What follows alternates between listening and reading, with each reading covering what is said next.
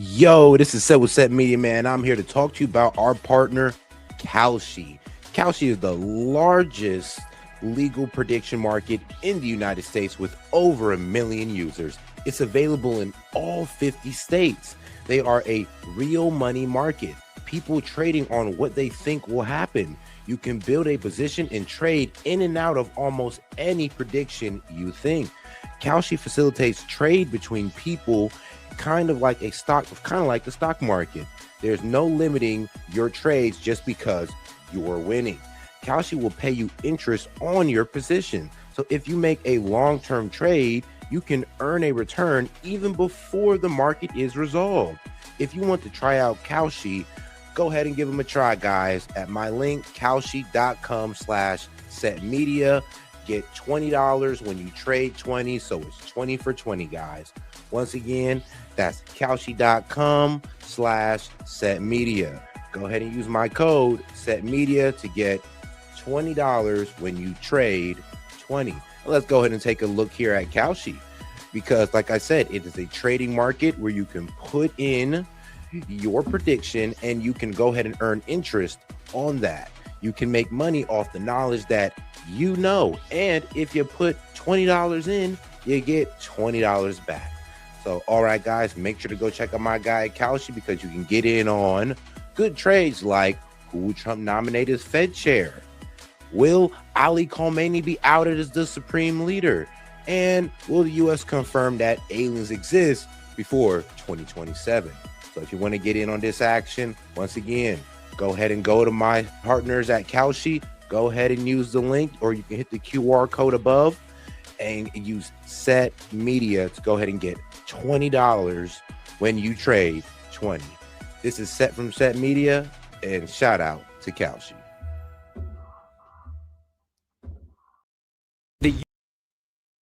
The US-Iran war is widening fast. What started as a conflict between 3 countries has now dragged a staggering 13 into the fallout. And today marked a major escalation because Iran struck UK military bases in Cyprus, meaning for the first time this war has now officially touched European territory. Now, in response, the UK has authorized the United States to use its military bases to help destroy Iran's missile systems, and a member of the European Parliament for Cyprus is already calling for action. Cyprus is an EU territory, and one attack on a member state should be considered as an attack to the entire European Union. We want and we expect a united response from the entire European Union. And that wasn't the only development today. Lebanon has now been dragged into this conflict as well after Hezbollah launched strikes on Israel in solidarity with Iran. Meanwhile, Qatar and Saudi Arabia were pulled in a pretty major way after a number of their energy facilities were hit. Qatar, which supplies around 20% of the world's liquefied natural gas, they were forced to suspend their operations. And the same goes for Saudi. Their largest oil refinery had to temporarily halt production after a large fire broke out. And then there's NATO. We got their comments for the first time after their Secretary General called Iran a threat to Europe, Israel, and the wider region, saying Europe is really stepping up after this weekend's operations. But when asked if NATO forces would get involved in this situation, he made it pretty clear. He said this is being led by the United States and Israel. So for now, NATO is staying out of it. But of course, as the situation develops, I'll keep you guys updated.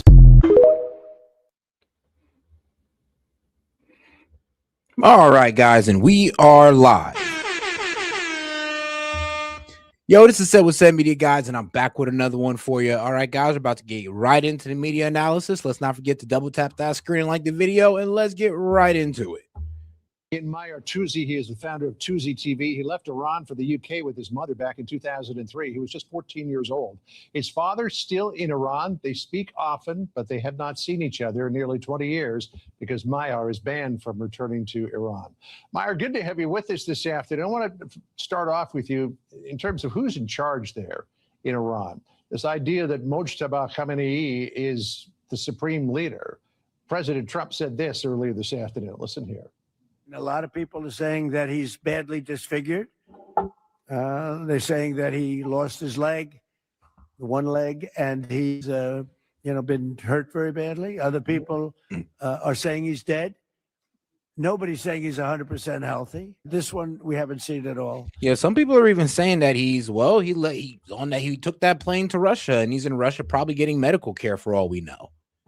So that could be for a lot of different reasons. We don't know, Peter, if he's dead or not. So what are you hearing, Maya, from inside Iran about the new Ayatollah? Yeah, well, thanks for having me on, John. Firstly, I've actually said this over the last few years that there will come a time when Khamenei Sr. will die. Either he will just die of age or he will be eliminated. And that's when things are going to kick off inside the regime, because a big chunk of the IRGC don't want Mustafa Khamenei. They never wanted him because it's just a Nepo leader. But the reality is that this was the perfect opportunity for the Islamic Revolutionary Guard Corps, who are a combination of militants, terrorists, but also still fundamentalist Islamists, to push out the clerics. So the Ayatollahs, as we know, the mullahs, were technically in charge. They are the umbrella of the Islamic Republic, but they were in charge of the political side, the cultural side, while the IRGC were the military side.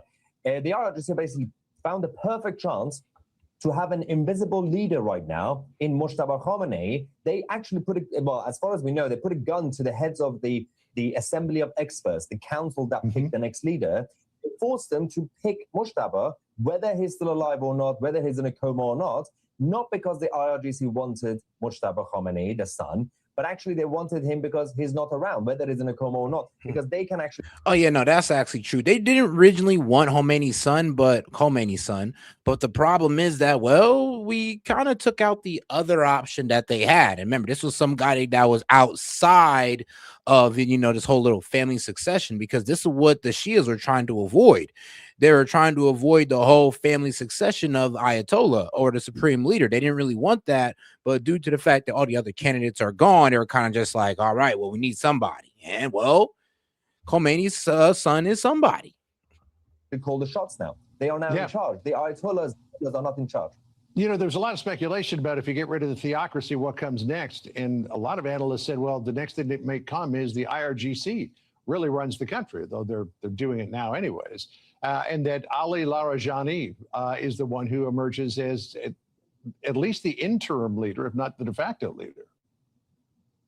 Yeah, but there's a big problem here, because the whole concept of the Islamic Republic since 1979 has been based on a cult of personality. First, it was Ruhollah Khomeini, and then Ali Khamenei, and basically the mullahs underneath them. So they were the rock stars of the Islamic Republic. The fundamentalists, their supporters, support the concept of the regime because of the clerics, and not necessarily because of some random IRGC generals. They don't really have a cult of personality. So the problem here is that the moment the base of the Islamic Republic, especially the younger ones, realize that there are no mullahs, there is no Mustafa Khamenei in charge, and Ali Larijani and his IRGC terrorist friends are in charge, they're just going to realize maybe it's time to give up. Yeah, well, let's hope that might be the case. Yeah. What's interesting is that the only information that's coming out of Iran now seems to be from Abbas Araghchi, Pezeshkian to some degree, maybe a couple of others, because rank and file Iranians, Iranians, they don't have access to the internet. And Araghchi was asked about that the other day. Listen to what he said. The Iranian people don't have open internet access, but you do. Why? Well, because I'm the voice of Iranians, and I have to defend their right. So this is why I have access, but internet is closed because of the security reasons. I am the voice of Iranians. Is that the case? It's like Tim Walz. Well, I mean, I would say this. He is the voice of the Ayatollah and everybody who is in support of the Iranian government. So we at least got to give him that, like it or not. And he's the voice of Minnesota. It's not true. Of course, it's not just not the voice of the Iranian people. He's also not the voice of the regime. Because for those who don't know, there's technically a difference between the government side, which is the foreign minister, and the president, who's a puppet. And No. See, I mean, bro, you kind of just double spoke. You said there are two separate sides, even though all the presidents and foreign ministers are appointed by the Ayatollah, or pretty much the regime. So you can't really say that, oh, well, he doesn't speak for the regime when he was appointed by said regime. And of course, the president is in support of said regime because he had to go through an approval process through the religious clerics and the supreme leader to even become a presidential candidate. So what are you talking about? the actual regime. These guys are under the control of the regime, but they don't have any power. They don't even represent the people. They were just there to just nod and say yes to Khamenei. Now he's gone, and his son is apparently a cardboard leader at this point. And their job is just to go on TV and talk nonsense. It's just complete pointless, and it's hilarious to watch. Well, we will see. Now that is true though. They put out like a cardboard cutout with his face on it, and they just start like, you know, cheering and all that good stuff. And I'm just like, okay, probably be a little bit more meaningful if you actually had the actual person out there. But I get it. He can't make too much public appearances. He ain't trying to get the whole scene bombed. So I can understand that. All right, guys, let's go ahead and get over to what's going down in Cuba, man. Maximum pressure, Trump's opportunity in Cuba revealed. As they're going now, well, they're pretty much having a statewide blackout. Well, not statewide, but countrywide blackout.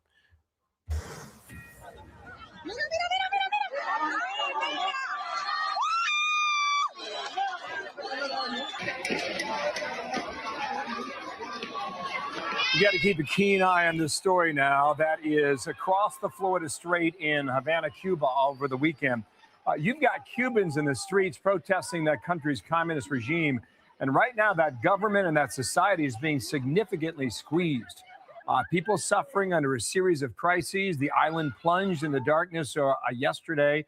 Had a nationwide blackout hitting 11 million people and prompting more unrest. So where does it go? How much help do they need? What will the U.S. do in turn? Jillian Turner's got some answers right now for today from the State Department. Jillian, good morning there. Good morning to you, Bill. Good to see you back. Cuba's national power grid has now completely collapsed. Oh, guys, do me a favor. Make sure to like the video, guys. Once again, we're under a shadow ban, so let's beat it by double tapping that screen and liking the video. Under pressure of a U.S. oil embargo that has prevented any shipments of oil from reaching the country's shores since back on January 9th. Right now, the entire country remains in blackout for the second day running. President Trump says it is time for Cuba's president, Miguel Diaz-Canel, to step down. Asked by Fox News yesterday, he says he's planning to make the island nation of 10 million people his own. Listen. Do you believe I'll be having the honor of taking Cuba? Huh? That'd be good. That's a big honor. Taking Cuba. Taking Cuba in some form, yeah. Taking Cuba. I mean, whether I free it, take it, I think I could do anything I want with it. Hey, yo. It's not. Hey, yo.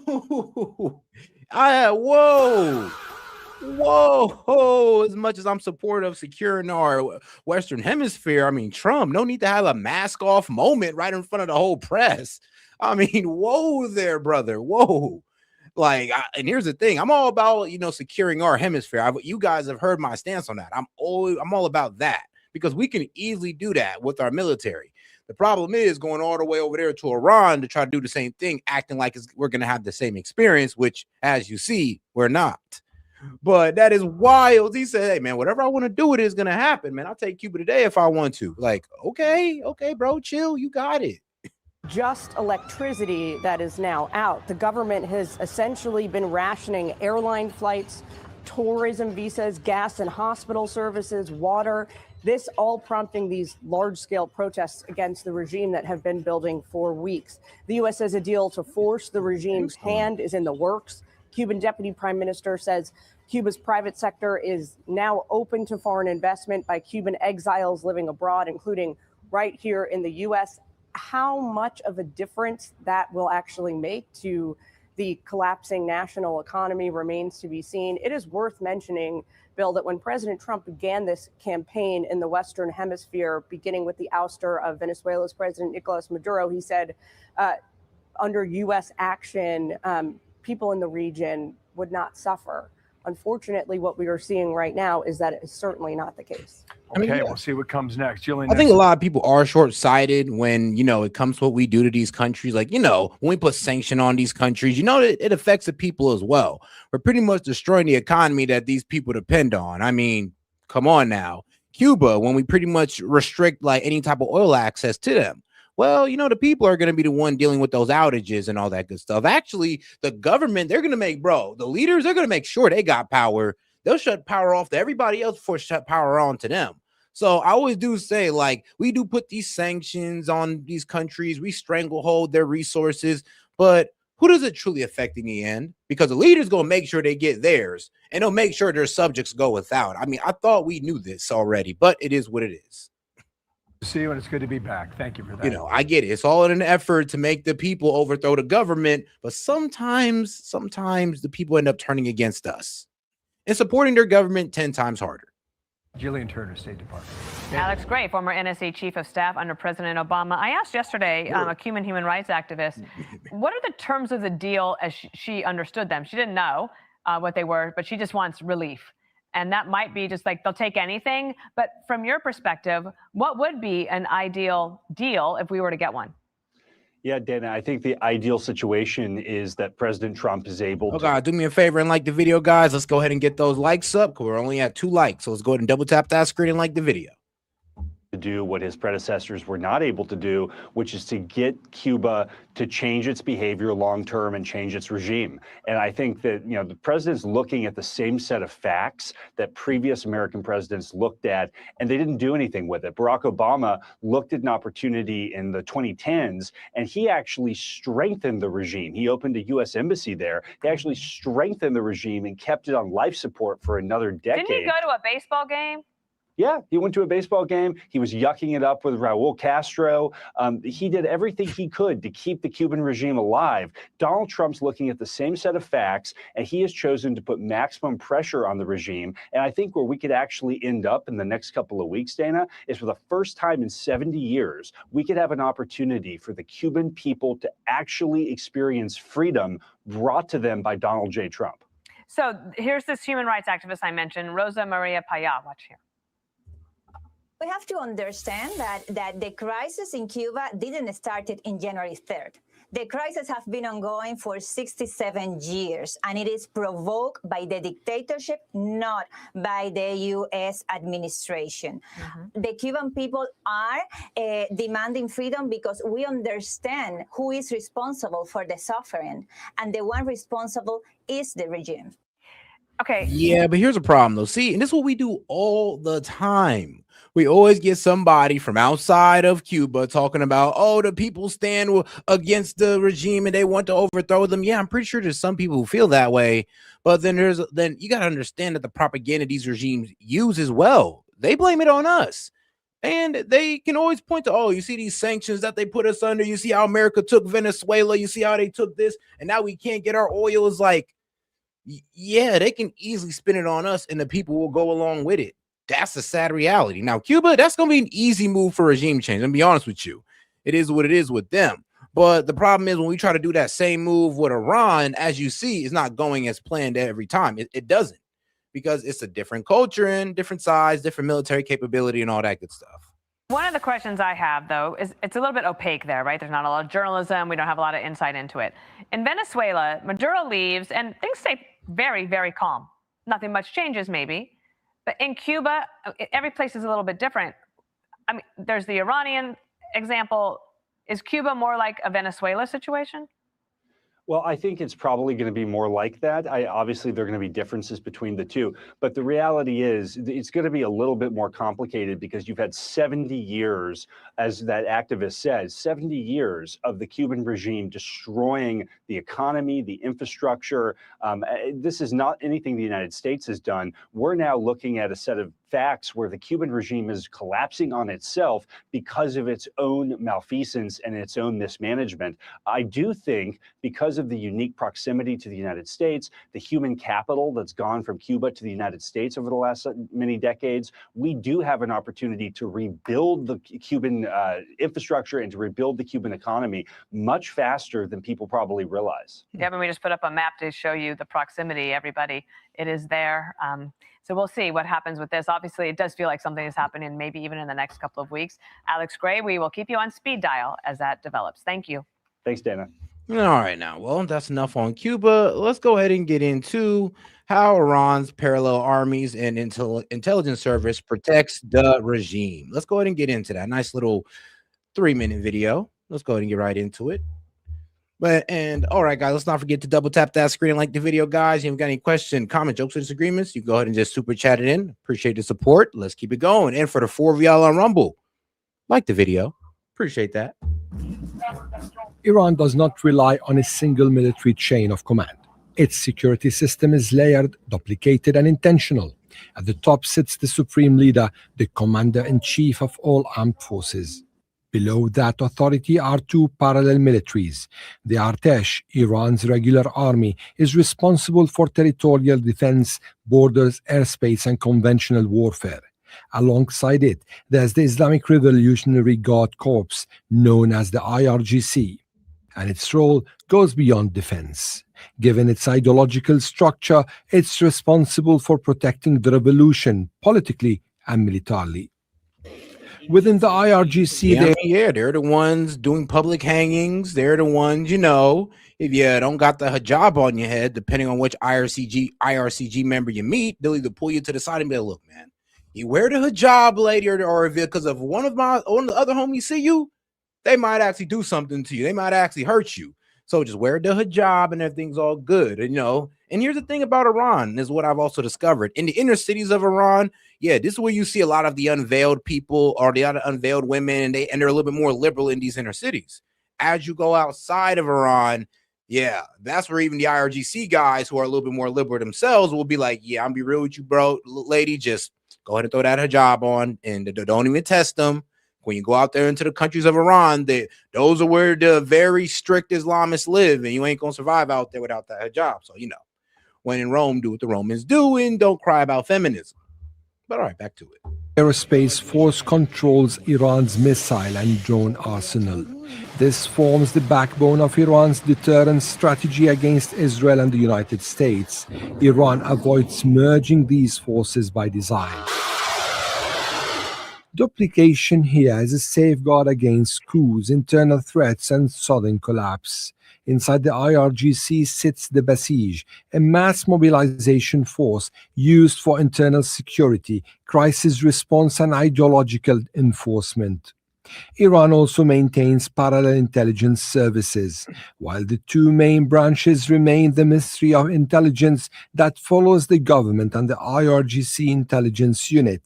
There are around 16 services that operate under the Council for Intelligence Coordination.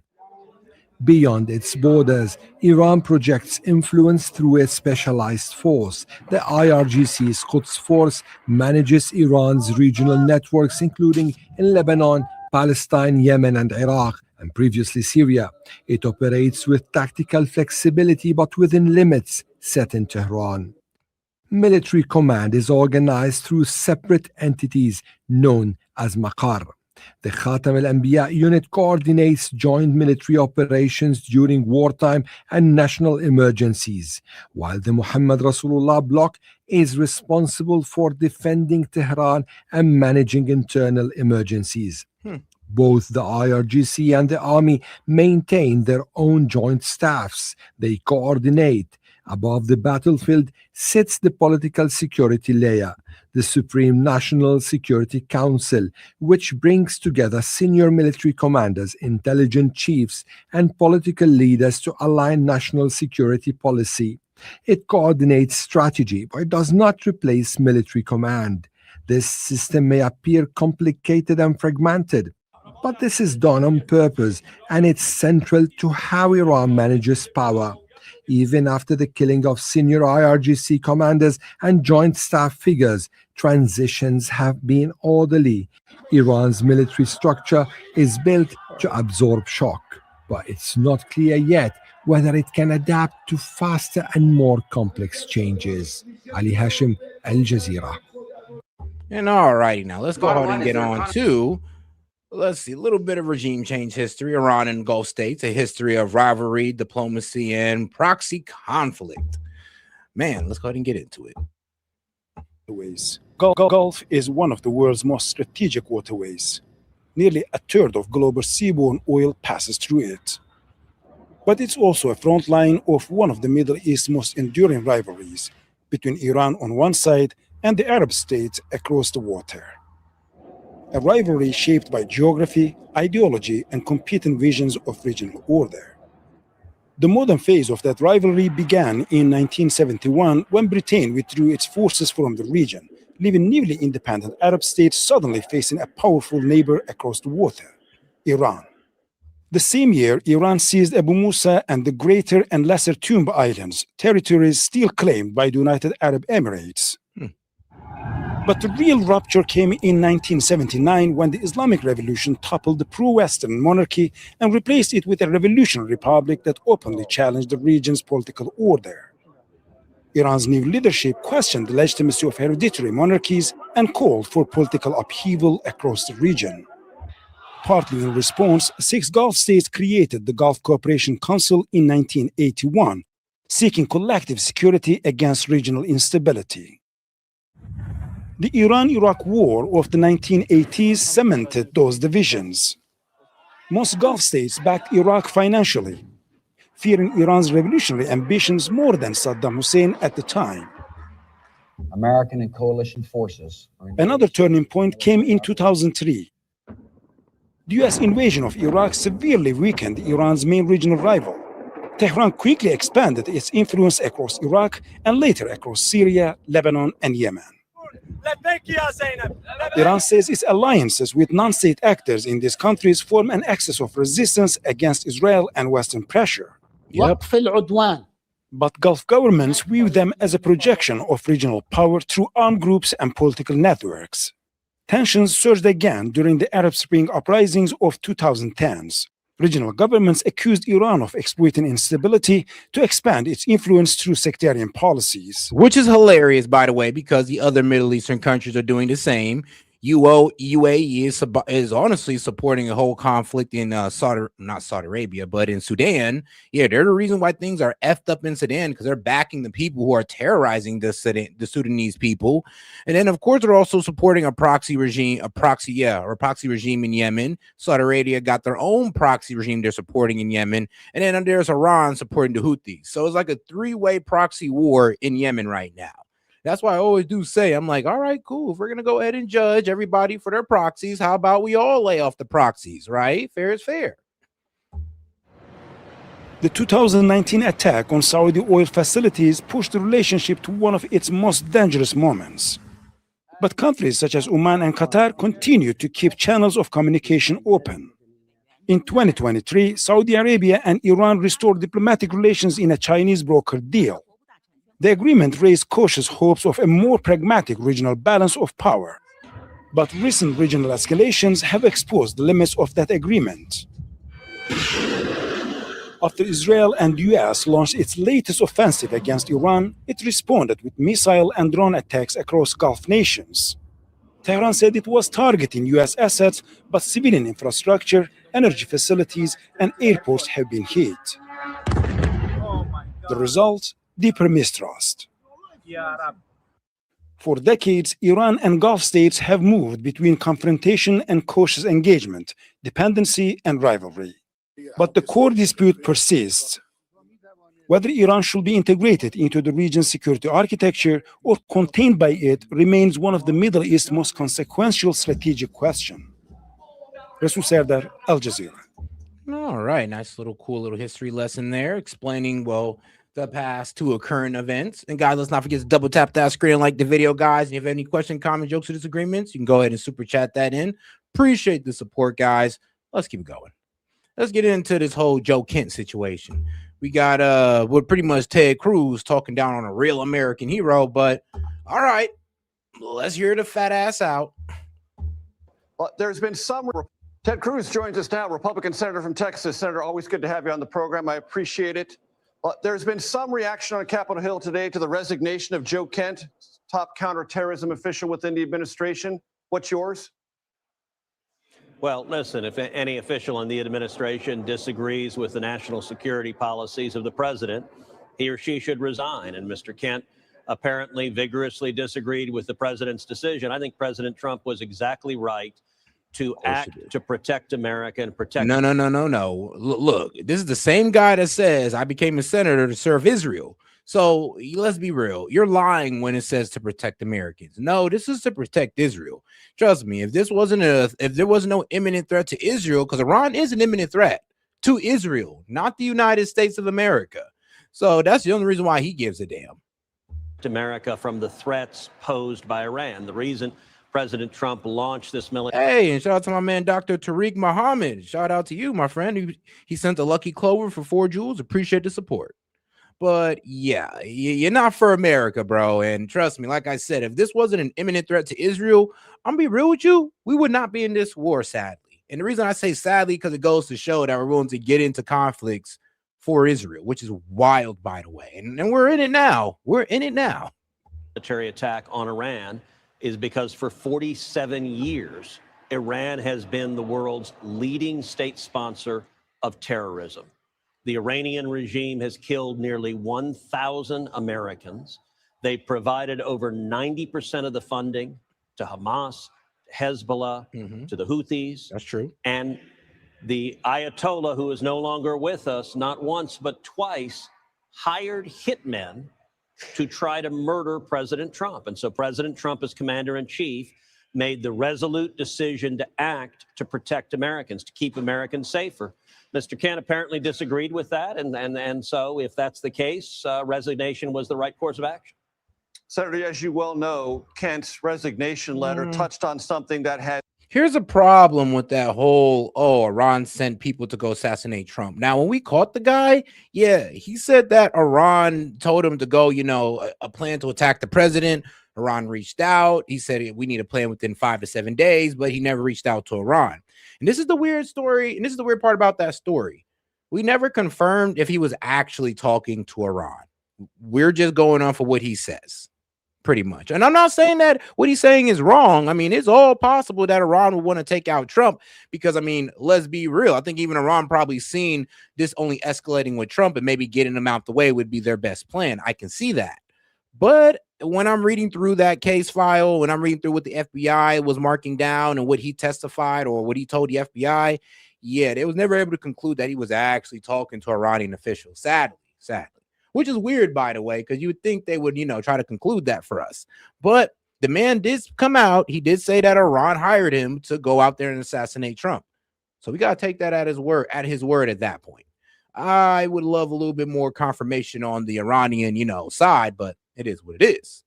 Has created some divisions within the MAGA or America First movement that Israel, in order. Oh, guys, man, let's go ahead and try to get the 10 likes, man. We got about 17 of y'all in here, so go ahead and double tap that screen and like the video, guys. Appreciate the support. Either pressured or talked the president into this conflict. I'd like you to evaluate that. So I actually think there are very few divisions. There are a few loudmouth commentators. There are people like Tucker Carlson, who has become the most rabidly anti-Israel commentator, ostensibly on the right. He also has become one of the leading. Bro, how is he anti? I'm gonna be real with you. How is any of us anti-Israel when we're asking Israel not to get into war over their own safety? Because guess what? The Israelis that don't want this war, that probably didn't even know Netanyahu was walking them into this, are getting bombed right now by Hezbollah and Iran. So I'm sorry, but shoot, I think I'm speaking more for the Israeli people than you are, because your language is putting them in danger. I'm saying maybe they should, tone it down, maybe get their leader up out of there, because we need a regime change in Israel, if anything, so they don't walk themselves into these wars that put their people in danger. I mean, I don't know. I think that's pretty pro-Israel, and people like to say I'm anti-Israel. Anti-Israel. Oh Lord. Or they'll say, oh, you have Israel derangement syndrome. Okay, just because I want innocent Israelis not to get caught up in a war that they really didn't really have too much of a say in. I'm the anti-Israel guy. Got you. Defenders of Iran. He has been a vocal defender of Islamists. He has defended Hamas, said he didn't think they were a terrorist organization. Tucker Carlson has suggested we should apologize to the family of Osama bin Laden. I think those are extreme positions. That is not where Republicans are. That is not where conservatives are. Republicans are overwhelmingly standing with President Trump. And just because Tucker Carlson and a handful of other mouthpieces online decide to embrace a radical isolationist view that is deeply anti-Israel and that is an apologist for radical Islamists, it doesn't mean that's where the voters are. I think the voters, and the polling shows this, at least on the Republican side of the aisle, are overwhelmingly, nearly 90%, standing with President Trump because he's acting boldly to keep America safe. Do you want to name check anyone else on that side in addition to Tucker Carlson? I guarantee you, if you ask everybody who voted for Trump in the election, I'm pretty sure a lot of guys who are just frustrated with Trump over this didn't want to get involved in that poll. And I've been running these polls for about what? I don't know. Before I got shadow banned and all this good stuff, I was getting polls in at like, let's see here. What was the last poll? It was like 1,400 people who voted on that poll asking, oh, do you support the war with Iran? And what was it like? Bro, most of y'all said no. Most of y'all said no. It was 67% no and 33% yes out of 1,400 votes. I mean, shoot, give me y'all numbers at this point, because man, y'all talking BS if you're really trying to say 90% of MAGA supports this, when trust me, like Candace Owens, Megyn Kelly, Tucker Carlson have huge followings, huge. That alone probably makes up for probably about, I don't know, at least maybe 30% of MAGA, at least 30. So y'all just saying that 90% support this is lunacy. Listen, there are plenty. Tucker, I think, has been the most vocal. He's been the most harmful. I said last week, I think Tucker Carlson is the most dangerous demagogue in America. And I do think the poison they're spreading, it is getting some purchase with young people, with teenagers and 20-somethings. And I think it is an obligation of all of us to stand up and speak out. Look, I've also been vocal that I'm concerned about efforts to divide faithful Catholics from evangelical Christians, Protestants. I think that Catholics and Protestants standing together has been really the foundation of the conservative movements for many decades. And those who are seeking to sow dissension are really, their ultimate end is to see the Democrats win, to see the conservative coalition fractured. That'd be tragic for America. I don't think it's going to happen. And I think those who are spending money. This is crazy type of gaslighting right here. This is A1 gas. Like I said, if you don't support this war, you hate Jews, you're anti-Israel. Oh, yes. And you're un-American and you support terrorists. It's like, what? That's how you know this is all propaganda. If you got to sit there and shame anybody, even people who fought actual wars, and try to call them un-American and try to slander their name when they know 10 times more than you on the subject. And this guy, Joe Kent, I'm gonna be real with you. When you look this guy up, guys, know what? Like, bro, look up this guy, Joe Kent, because I trust what he's saying more than honestly what most of these guys are saying. Honestly, shit, I'll tell you this. I know I trust him more than what Trump's saying, more than what Ted Cruz is saying. Why? Because the man got history. He do. And he got skin in the game. He's lost somebody due to these forever wars. He lost his wife in this shit. And we just want to disrespect that point of view. Because let me show you my boy Joe Kent. Because this is my guy now. This is my guy. I mean, me and Joe Kent, that's my N-word right there. But all right, check this out. Because I was bringing this up. The Intelligence Support Act. Like, bro, check this out. Let me big screen it for you guys. Look at this, guys. This is what he was a part of. This right here. So, of course, Army Special Forces Intelligence Support Activity, also known at various times as Mission Support, Office of Military Support, Field Operations Group, Studies and Analysis Activity, and Tactical Concept Activity, Tactical Support Team. These are the guys that game plan this shit. These are the guys that get the intelligence that's going down on Iran, get the political temperature on the ground, and report it back to the president and be like, yo, yeah, if you wanted to try regime change, this was going down, this will be our odds, and this is what most likely is going to happen. This guy has all the experience in the world, but now, oh my God, he hates Israel. He's anti-Jewish. Oh my goodness. It's like, man, shut the hell up. He got more experience than most of y'all. All of us, really. Bro, Special Activities Center is the center. Bro, check, is the center of the United States Central Intelligence Agency. This bro basically CIA. He's been working with intelligence and a good part of his military career. Well, probably outside of the military is when he did that. A good part of it. So to sit here and say, oh, you don't know what he's talking about. I mean, bro, this man will walk circles around you in that topic. Let's be honest here. He's actually been through this before. He lost a wife to this shit.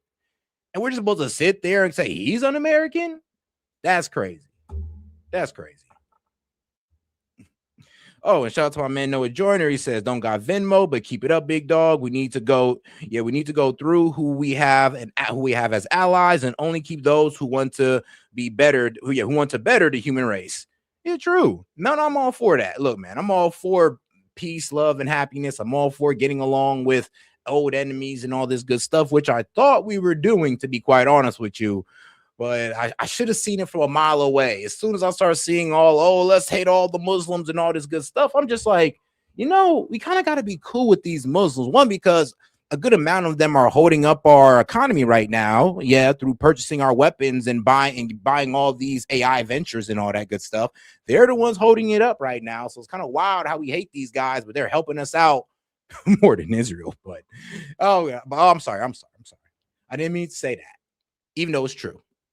But yeah, I really just don't get it. And I seen this coming because I'm just like, all right, so if we're over here want to have all the distrust in the world from Muslims and all this good stuff, then what makes you think that we're going to have the mindset to work things out with Iran?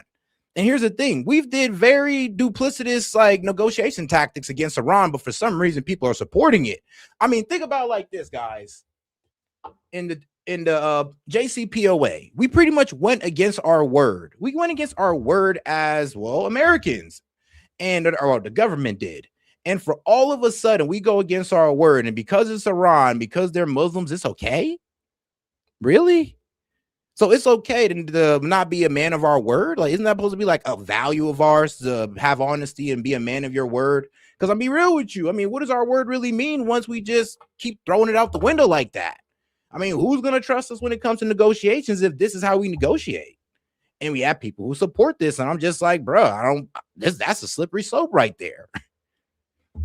Trying to make that happen are very likely enemies of the United States, are nations like Qatar and China and Russia and others, I think, that are spending real money trying to damage America. But I think America is a lot stronger than a bunch of bots online.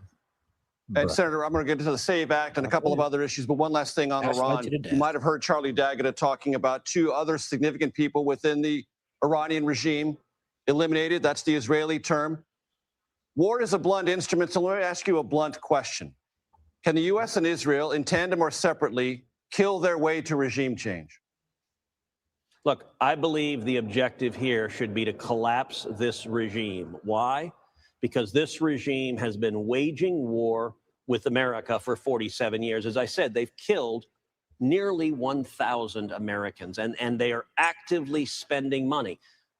The Biden administration flowed over $100 billion to the Ayatollah, who would lead mobs chanting death to America. That made no sense. President Trump is taking a very simple position, which is if you are killing Americans, if you continue trying to kill Americans, the commander-in-chief is going to act to stop you. Now, we are not going to see a scenario where we see hundreds of thousands of American troops on the ground for an extended period of time. Iran is not Iraq.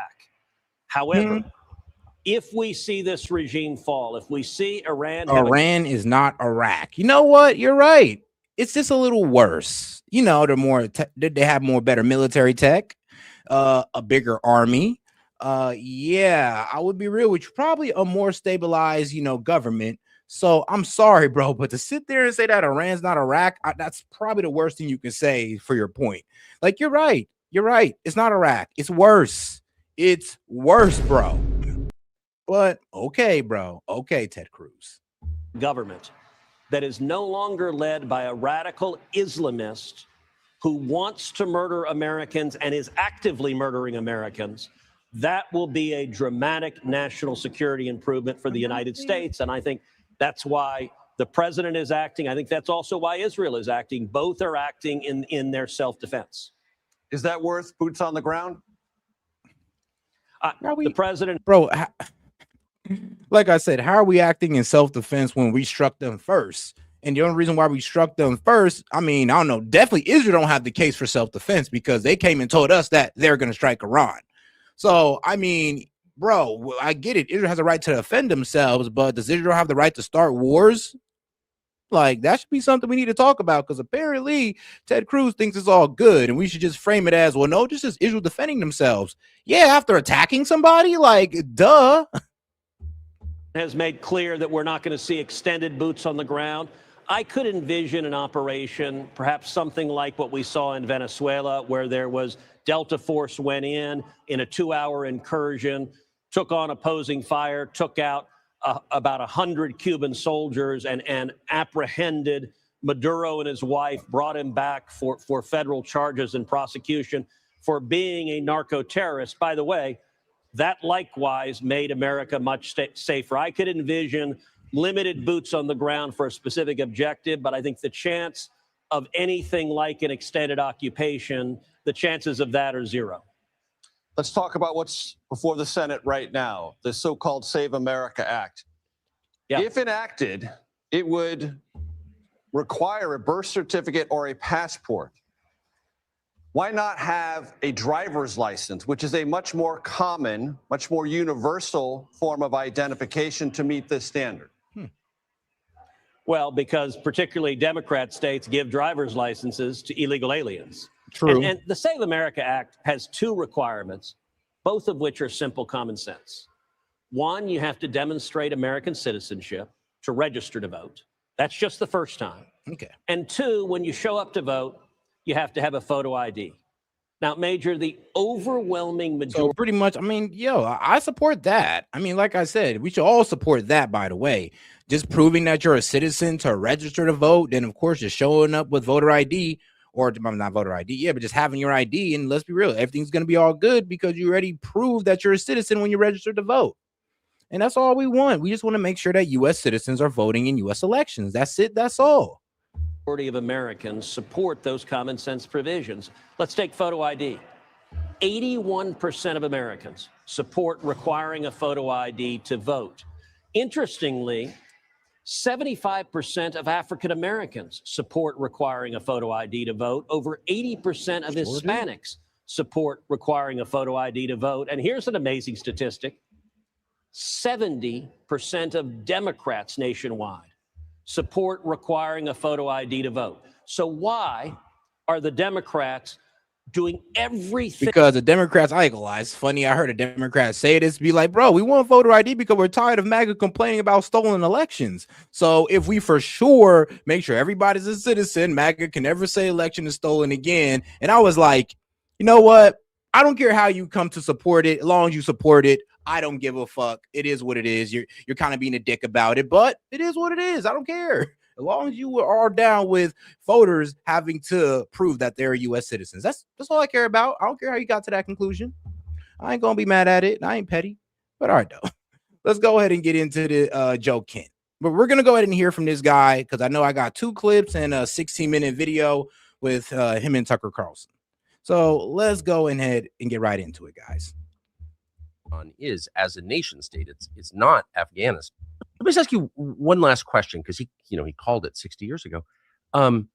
You referred to what a war with Iran would do to the United States, and I don't know that a lot of people in this country fully understand what Iran is as a nation state. It's not Afghanistan.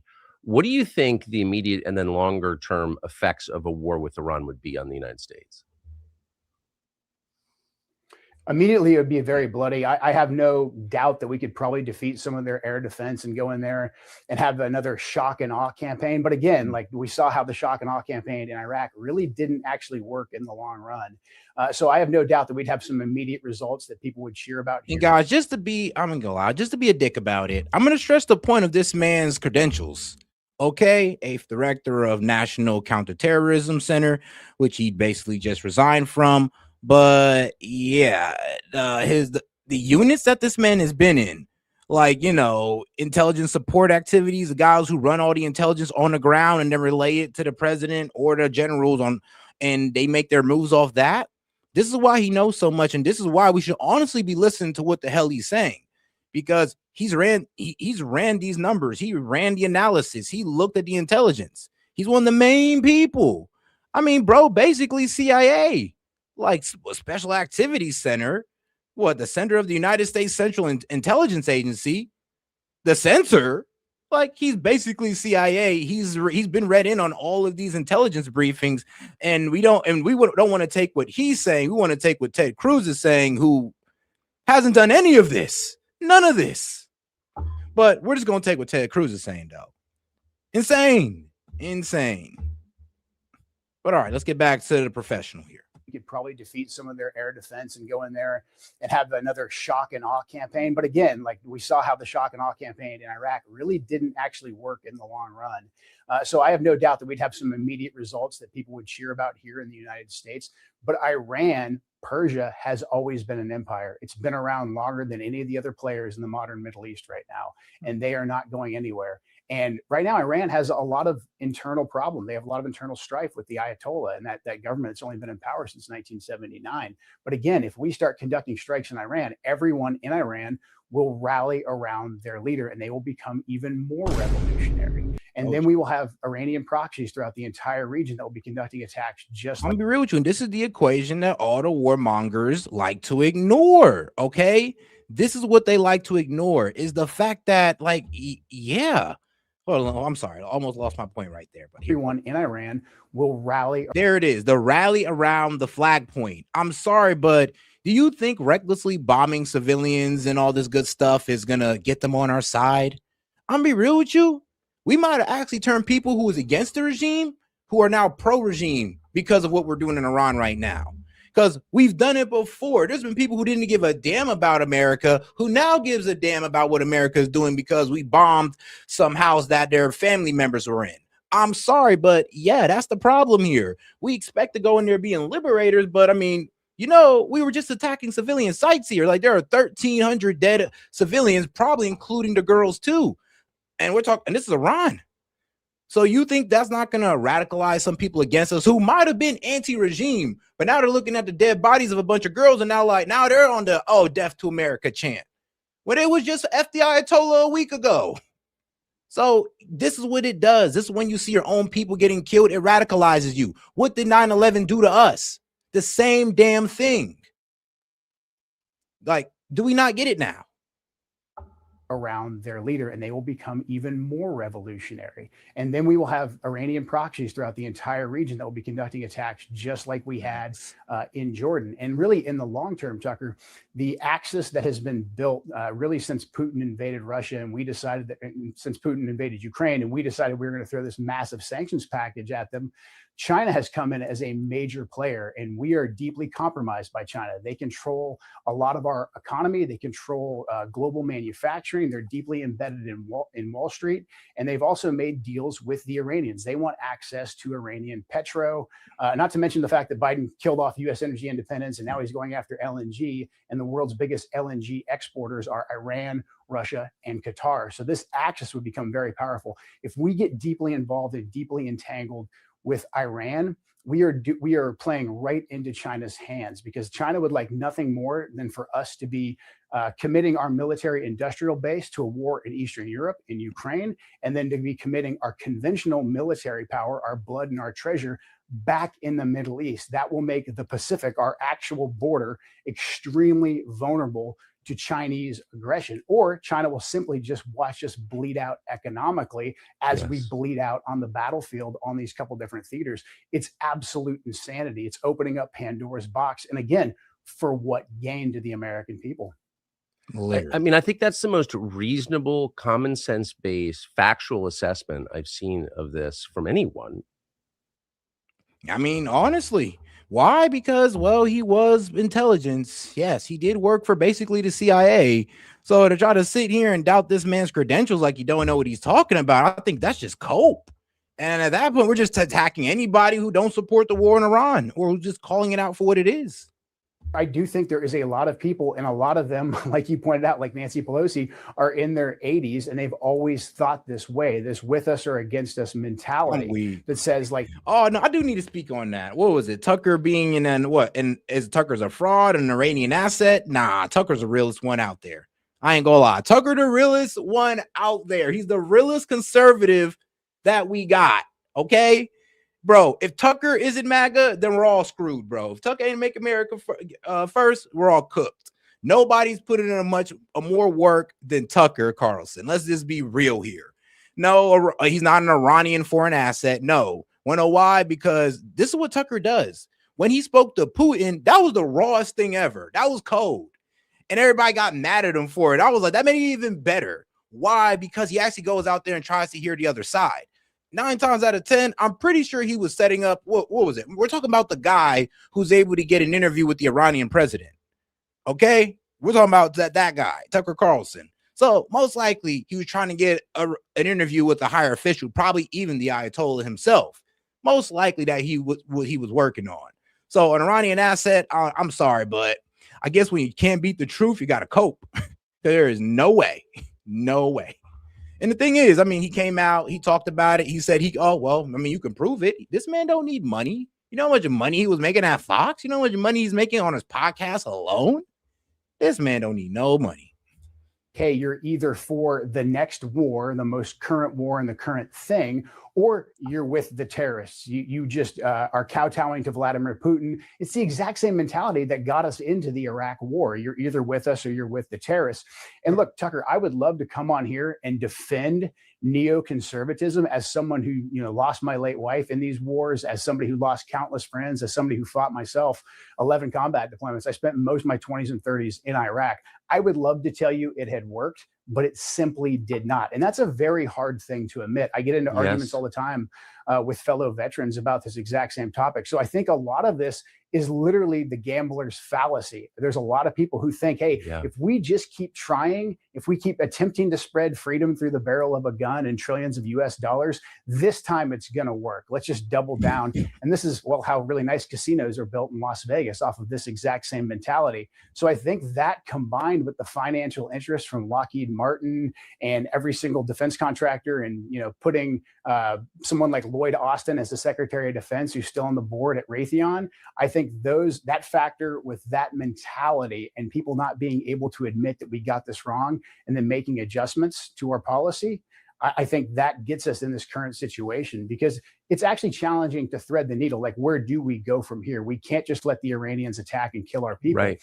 But at the same time, we know if we go to war with Iran, this is going to be a disaster. There's no data that says like, hey, maybe if we just go to a war with Iran this time, it's going to work out great. We've actually got to assess the past mistakes that we made, make adjustments, and then chart a more pragmatic way forward.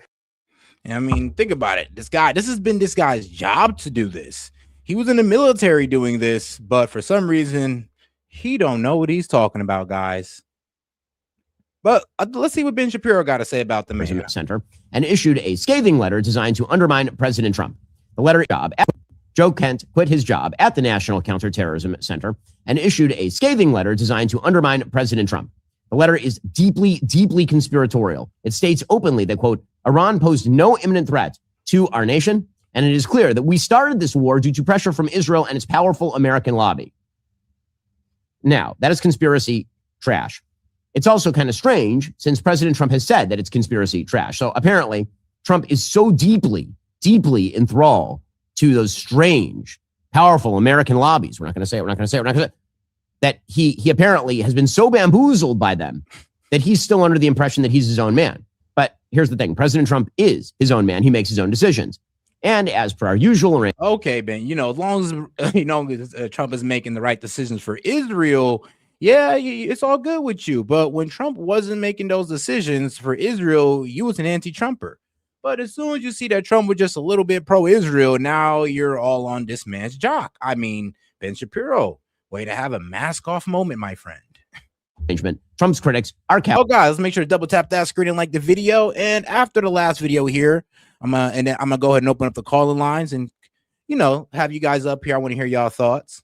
Cowards who are simply unwilling to acknowledge that Trump is the one making the call. But Joe Kent continued, quote, early in this administration, high-ranking Israeli officials and influential members of the American media deployed a misinformation campaign that wholly undermined your America First platform and sowed pre-war sentiments to encourage a war with Iran. This echo chamber was used to deceive you into believing that Iran posed an imminent threat to the United States and that should you strike now, there was a clear path to a swift victory. Yeah. This was a lie and is the same tactic the Israelis used to draw us into the disastrous Iraq war that cost our nation the lives of thousands of our best men and women. He's cooking.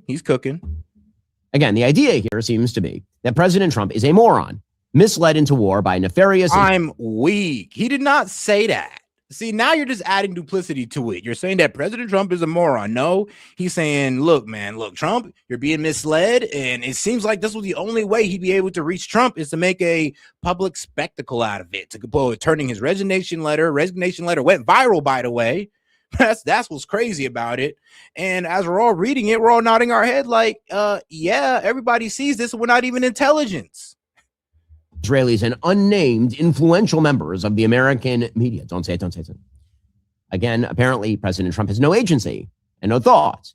Kent's letter is replete with this conspiratorial idiocy, including, as we just saw, the idea that it was Israel that forced the original Iraq war, an idea totally and utterly unsupportable by any evidence, given the fact that the actual prime minister of Israel at the time, Ariel Sharon, opposed the Iraq war. This stuff is brain rot. Now, listen, we should all be thankful for Joe Kent's long and honorable military service. We can also... Hold on, but it was Benjamin Netanyahu who was out here coming to America saying that if we take out Saddam, we'll have positive reverberations throughout the Middle East. So, yeah, my friend, I get what you're saying. That, yeah, well, one politician wasn't in support of it, but the one that was in front of our Congress talking to them, informing them on it, yeah, he was the guy supporting it. And yeah, that president, he wasn't standing in front of our Congress the way Bibi was talking about if we take out Saddam, get involved in Iraq, positive reverberations throughout the Middle East. Like, Ben, please stop talking to people like they dumb. So be glad that he's leaving, since his ideology is the same as that of Tucker Carlson, the guy who says that the war is disgusting and evil and who has been busy sexting with the mullahs. Tucker Carlson calls Kent a personal friend and, quote, the bravest man I know. Frankly, I think that it is a good thing that Kent is not in this position. We cannot have a director of counterterrorism who is somehow advocating preemptive surrender to the world's leading state sponsor of terrorism in the middle of a war. I'm sorry, he says sexting with mullahs. I'm sorry, that's funny. That is funny. You could tell you don't like Tucker Carlson, obviously. That was hilarious. Oh, man. It's almost as funny as when what was it? Pierce Morgan called Ben Shapiro what a punk bitch. I was like, damn, it's getting real out here in the political streets. I love it. But all right, guys, let's go ahead and get into this little clip right here, and then we're gonna go ahead and open up the call-in line. All righty, thought I did something stupid for a second there. All right, let's get back to it. We've seen it coming, Tucker. We left our... Yesterday, the Pentagon announced that 3 U.S. troops had been killed and dozens injured after a drone loaded with explosives struck them at a base in Jordan near the Syrian border. Now, none of that can be confirmed. The details, anyway, the location of the attack, and there's some question about whether that's true, but there is no question that American troops were killed yesterday. And the reaction to that, mixed with sadness, was highly political, in fact, even strategic. Within moments of this news breaking, Lindsey Graham, the Republican senator from South Carolina, called for blood. Quote, hit Iran now, hit them hard, he tweeted. Nikki Haley, of course, piled on. Here's what she posted to X. Quote, as a military spouse, my heart breaks for the families who lost loved ones. This shows the barbaric nature. And here's the thing, guys. Look, man, if we wanted a warmonger, we would have voted for Nikki Haley. I'm sorry, but Nikki Haley, there wasn't a war that she didn't want to get into. She was talking about going at Iran. She was talking about going at Russia. She was talking about going at everybody. So I'm just like, okay, yeah. Oh, and she's highly pro-Israel. I mean, honestly, she should have ran for the president of Israel the way her, the way that her preliminaries went, or in some of her speeches. But to be honest, if we wanted a warmonger, Nikki Haley was our candidate. This is why she didn't win. Nature of our enemies in Iran, and it shows that they would not be attacking our troops if Joe Biden weren't so weak in his treatment of Iran. We should retaliate with full force, the full force of American strength. It's the only way to prevent further war. If we do not, these attacks will continue. Interesting. All of this came immediately. They were joined by Wes Clark, the former presidential candidate and commander of NATO, and buffoons like John Cornyn, who apparently is a senator from Texas, etc., all saying the same thing. Let's go to war with Iran. They all said this in both sides. Here's Nancy Pelosi on CNN telling you yesterday that anyone who is not for this, who would like, say, a ceasefire between Israel and Hamas, is working for Vladimir Putin. For them to call for a ceasefire is Mr. Putin's message. Wow. Mr. Putin's message. Make no mistake. You see the war propaganda. And this is the thing, though. This is why I always says that, oh, well, do you regret voting for Trump? Well, I'm gonna be honest with you. Yeah, Kamala was talking about basically war with Russia. And basically, I guess you guys could say, oh, he said he's going to bomb the shit out of them. Well, I guess you could say that Donald Trump was talking war with Iran. And if you ask me, like, Set, well, if you either like no way out, A or B, would you rather go to war with Iran or Russia? I'm gonna pick Iran every goddamn time. Like, you are tripping. They got nukes. Bruh. Russia got nukes. You tripping? Okay. So that's the problem too. If it was about which war I wanted to pick, sadly, I would still have to choose Trump because for some reason, I'm be real with you, the Dems were bloodthirsty for war with Russia, which is insane, by the way. This is directly connected to what he would like to see. Same thing with Ukraine. It's about Putin's message. I think some of these protests. Now, let me go ahead and repeat exactly what Nancy Pelosi is doing, but the MAGA version. So, yeah, anybody who supports, having a deal with Iran and signing a deal and coming to peace, they're Ayatollah supporters. They're Islamists, those fucking mullahs. Like, how you going to trust somebody like that? So, yes, if anybody calls for the stopping of the war in Iran, if anybody calls for any type of peaceful negotiation with Iran, they're just Islamists. And you shouldn't listen to them. Like, bro, they support the mullahs. It's obvious, bro. They're supporting Iran. There you go. There's a MAGA version of what Nancy Pelosi said. Protesters are spontaneous and organic and sincere. Some, I think, are connected to Russia. And I say that having looked at this for a long time now. As you know, think some of these protests are Russian plants? I think they're plants. I think some financing should be investigated. And I want to ask the... Oh, God, do me a favor and double tap that screen and like the video, guys. Appreciate the support. And also you guys on Rumble, make sure you like the video as well. And let's get right back into it. If you got any question, comment, jokes, or disagreements, you could just super chat it in. After this video, I'm going to go ahead and open up the call-in link and get some of y'all on here. The FBI to investigate that. It's hard for most people to believe that a person in his or her 80s could be evil, but she is evil, and she's speaking lies. What you heard is totally dishonest. But there's a point to the dishonesty, and that is a war with Iran. And it's sad to see that MAGA's picking up the same tactics people in Washington have been agitating for more than 20 years. So are we going to war with Iran? Are we already in a war with Iran? And if so, what are the consequences? Most Americans have no idea. It's not even something they're thinking about, but they should be. Joe Kent is a former Green Beret. He's a combat veteran who lost his wife in one of these wars. He's running for Congress in Washington State in the 3rd Congressional District, and he has an interesting and highly informed perspective on this, and we're honored to have him join us now. Joe Kent, thank you so much for coming on today. So when you see all of this, and you hate to be cynical, but you really can't be too cynical when you're dealing with the war party in Washington. It did seem like a coordinated response very quickly, moments after the announcement of the tragic death of these American servicemen. Oh, sorry, guys. Just paused. Huh? Did it happen again? No, let me see here. No way. All right. What in God's name? All righty. I guess I can just find it on YouTube if that's the case. All right. Go ahead. Let's go ahead and check out this video right here real quick. Petroleum products, the Treasury Department says a 30-day measure will apply only to vessels that have already been loaded.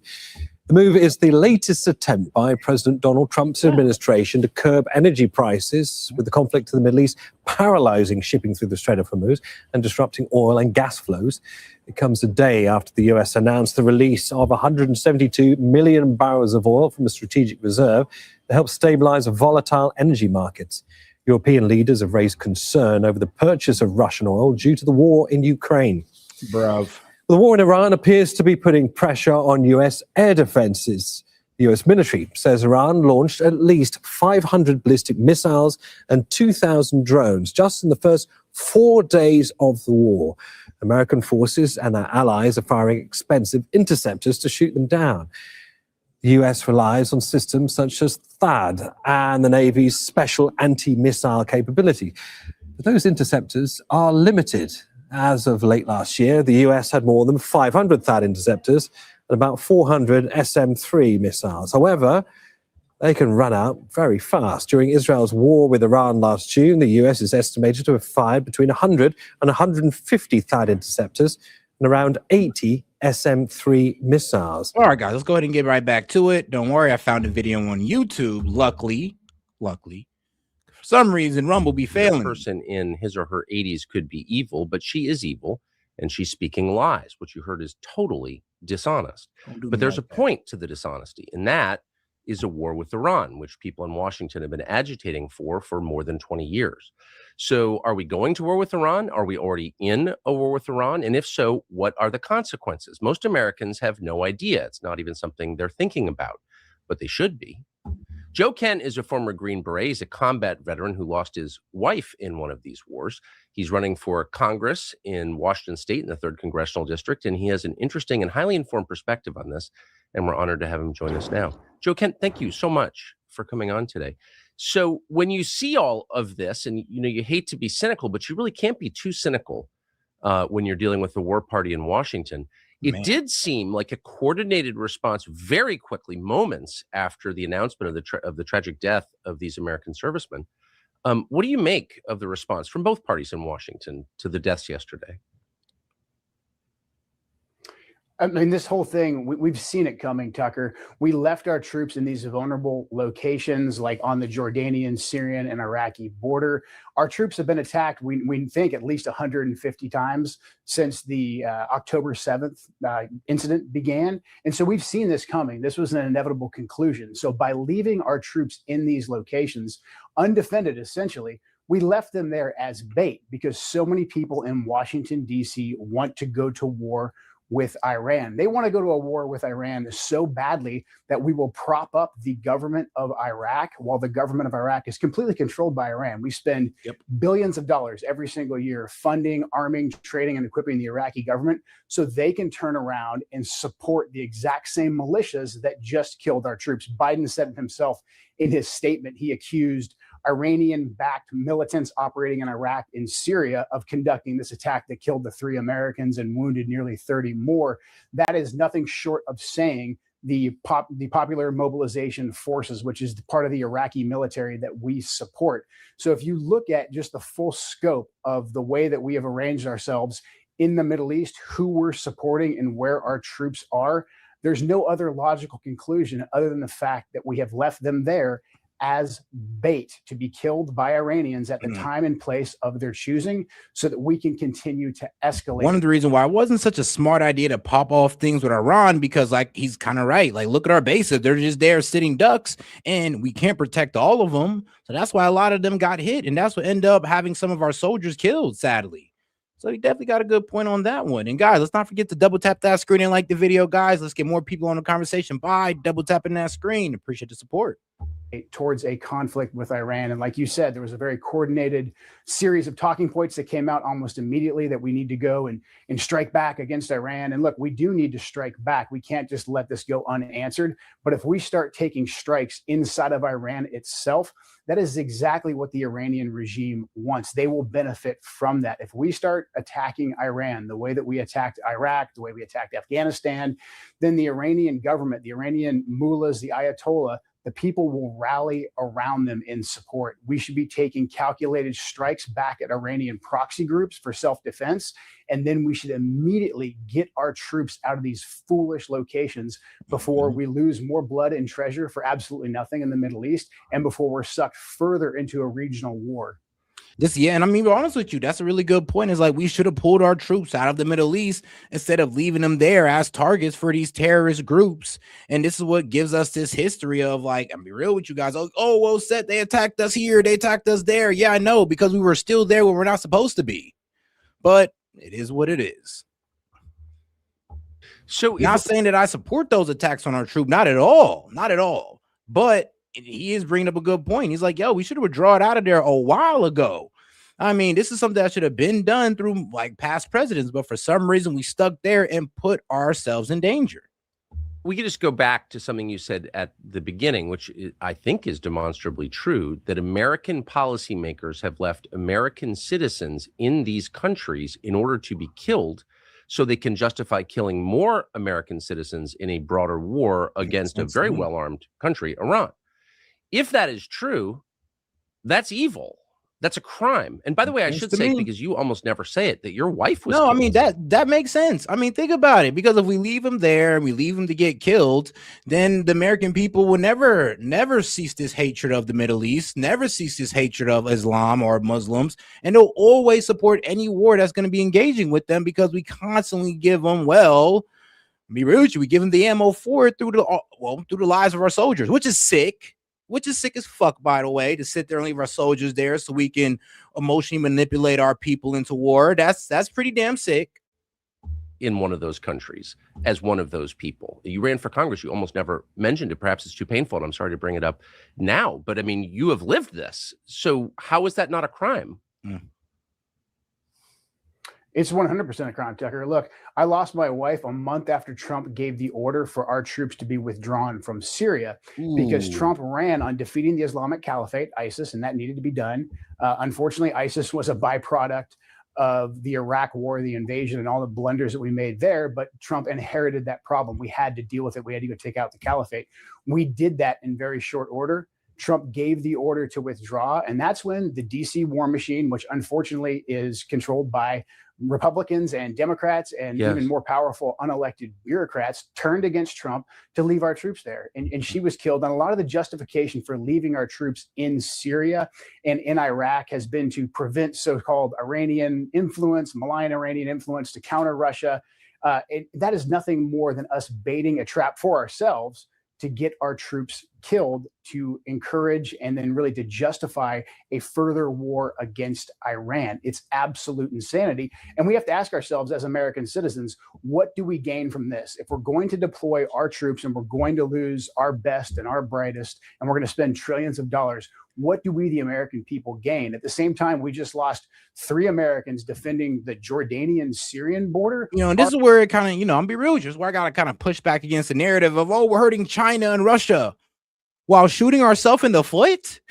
What? Like, think about it like this. Like, and I get it. I get the logic around this, but it does feel like a little bit of cope to me, only because, like, bro, so we're going to shoot ourselves in the foot, like put inflation on ourselves, pretty much cause a global oil crisis like on ourselves, and then we're gonna say, oh yeah, we're fighting Israel, like, oh, we're hurting Iran and not Iran, but we're hurting China and Russia, when Russia's been offered a 30-day permit to go sell their oil.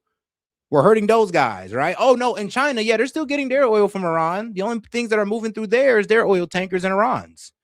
So how are we hurting our biggest enemies, our biggest economic opponents, while shooting ourselves in the foot economically? Like, please make that make sense. Our border is wide open. Fentanyl is killing over 118,000 of our citizens. 10 million illegal invaders have come into our country. So where are the priorities of our ruling class? And I think it's absolutely evil. I think it's completely and totally treasonous. And we need to get these people out of office as soon as possible.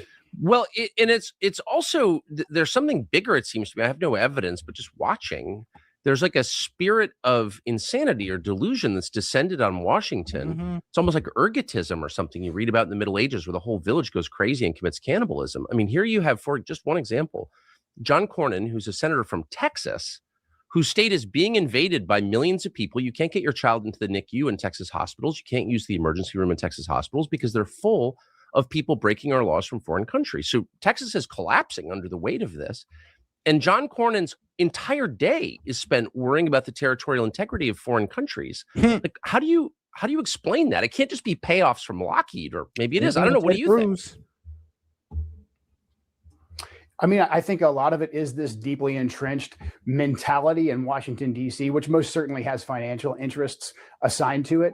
However, I do think there is a lot of people, and a lot of them, like you pointed out, like Nancy Pelosi, are in their 80s, and they've always thought this way, this with us or against us mentality that says, like, hey, you're either for the next war, the most current war and the current thing, or you're with the terrorists. You just are kowtowing to Vladimir Putin. It's the exact same mentality that got us into the Iraq war. You're either with us or you're with the terrorists. And look, Tucker, I would love to come on here and defend neoconservatism, as someone who, lost my late wife in these wars, as somebody who lost countless friends, as somebody who fought myself 11 combat deployments. I spent most of my 20s and 30s in Iraq. I would love to tell you it had worked, but it simply did not. And that's a very hard thing to admit. I get into arguments all the time with fellow veterans about this exact same topic. So I think a lot of this is literally the gambler's fallacy. There's a lot of people who think, hey, if we just keep trying, if we keep attempting to spread freedom through the barrel of a gun and trillions of US dollars, this time it's going to work. Let's just double down. And this is, well, how really nice. Yeah, it's wild. Like, use the exact same playbook, exact same propaganda, exact same shaming tactics, but think you're not going to get the exact same results. Oh, it's funny because we're in the exact same location, just a country over. I mean, insane.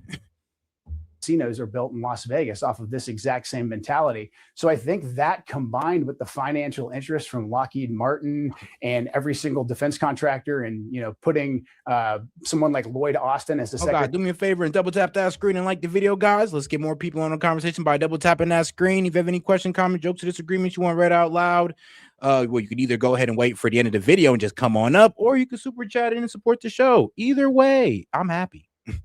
Of Defense, who's still on the board at Raytheon. I think that factor with that mentality and people not being able to admit that we got this wrong and then making adjustments to our policy, I think that gets us in this current situation, because it's actually challenging to thread the needle. Like, where do we go from here? We can't just let the Iranians attack and kill our people. Right. But at the same time, we know if we go to war with Iran, this is going to be. And this is the brink. I ain't gonna lie. This is like, excuse my language, but this is hood nigga shit. This is gang shit. This is how street violence happen. It's a constant flow of get back. I killed your homie, so you come kill me. Therefore, one of my homies come kill you because you killed me. And then now one of your homies gonna come kill my homie because you killed his homie. It's the endless cycle of violence that you see in the hood or with gangs every single day. Insane.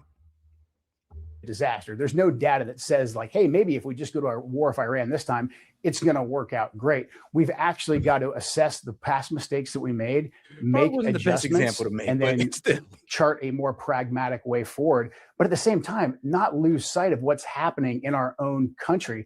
I don't go anywhere in my district in Washington State without someone telling me a personal story about how the fentanyl crisis has affected them, how the wide open southern border is literally killing members of their family. So we need to prioritize. This whole idea that we can be at war with the entire world is absolutely absurd, while at the same time not prioritizing our own nation. We've got to get our priorities in order. I've always wondered how someone like you must feel, who, as you just said, spent a good part of your life on 11 combat deployments and lost your own wife in these wars, when you're denounced as a tool of Vladimir Putin, or in the last race you ran, neocons subverted your message by claiming you were a CIA operative when you were arguing against the CIA's paramilitary involvement in these countries. I mean, the whole thing was so dishonest. But how does it make you feel? I don't think you need to prove your loyalty to this country. You already have, to be denounced in public as a traitor to your country. When it happens the first, somewhere around the first 10 to 100 times, it hurts and it makes you really mad. And then you get in this effort to prove why you're not what they say you are. I'm not a Nazi because, I'm not a Vladimir Putin puppet because. But then, you know what? Actually, or somewhere around the 101st they try to put you in that defensive position, like, oh, what do? You support Islamists? Oh, well, you're un-American now? And I'm just like, bro, really?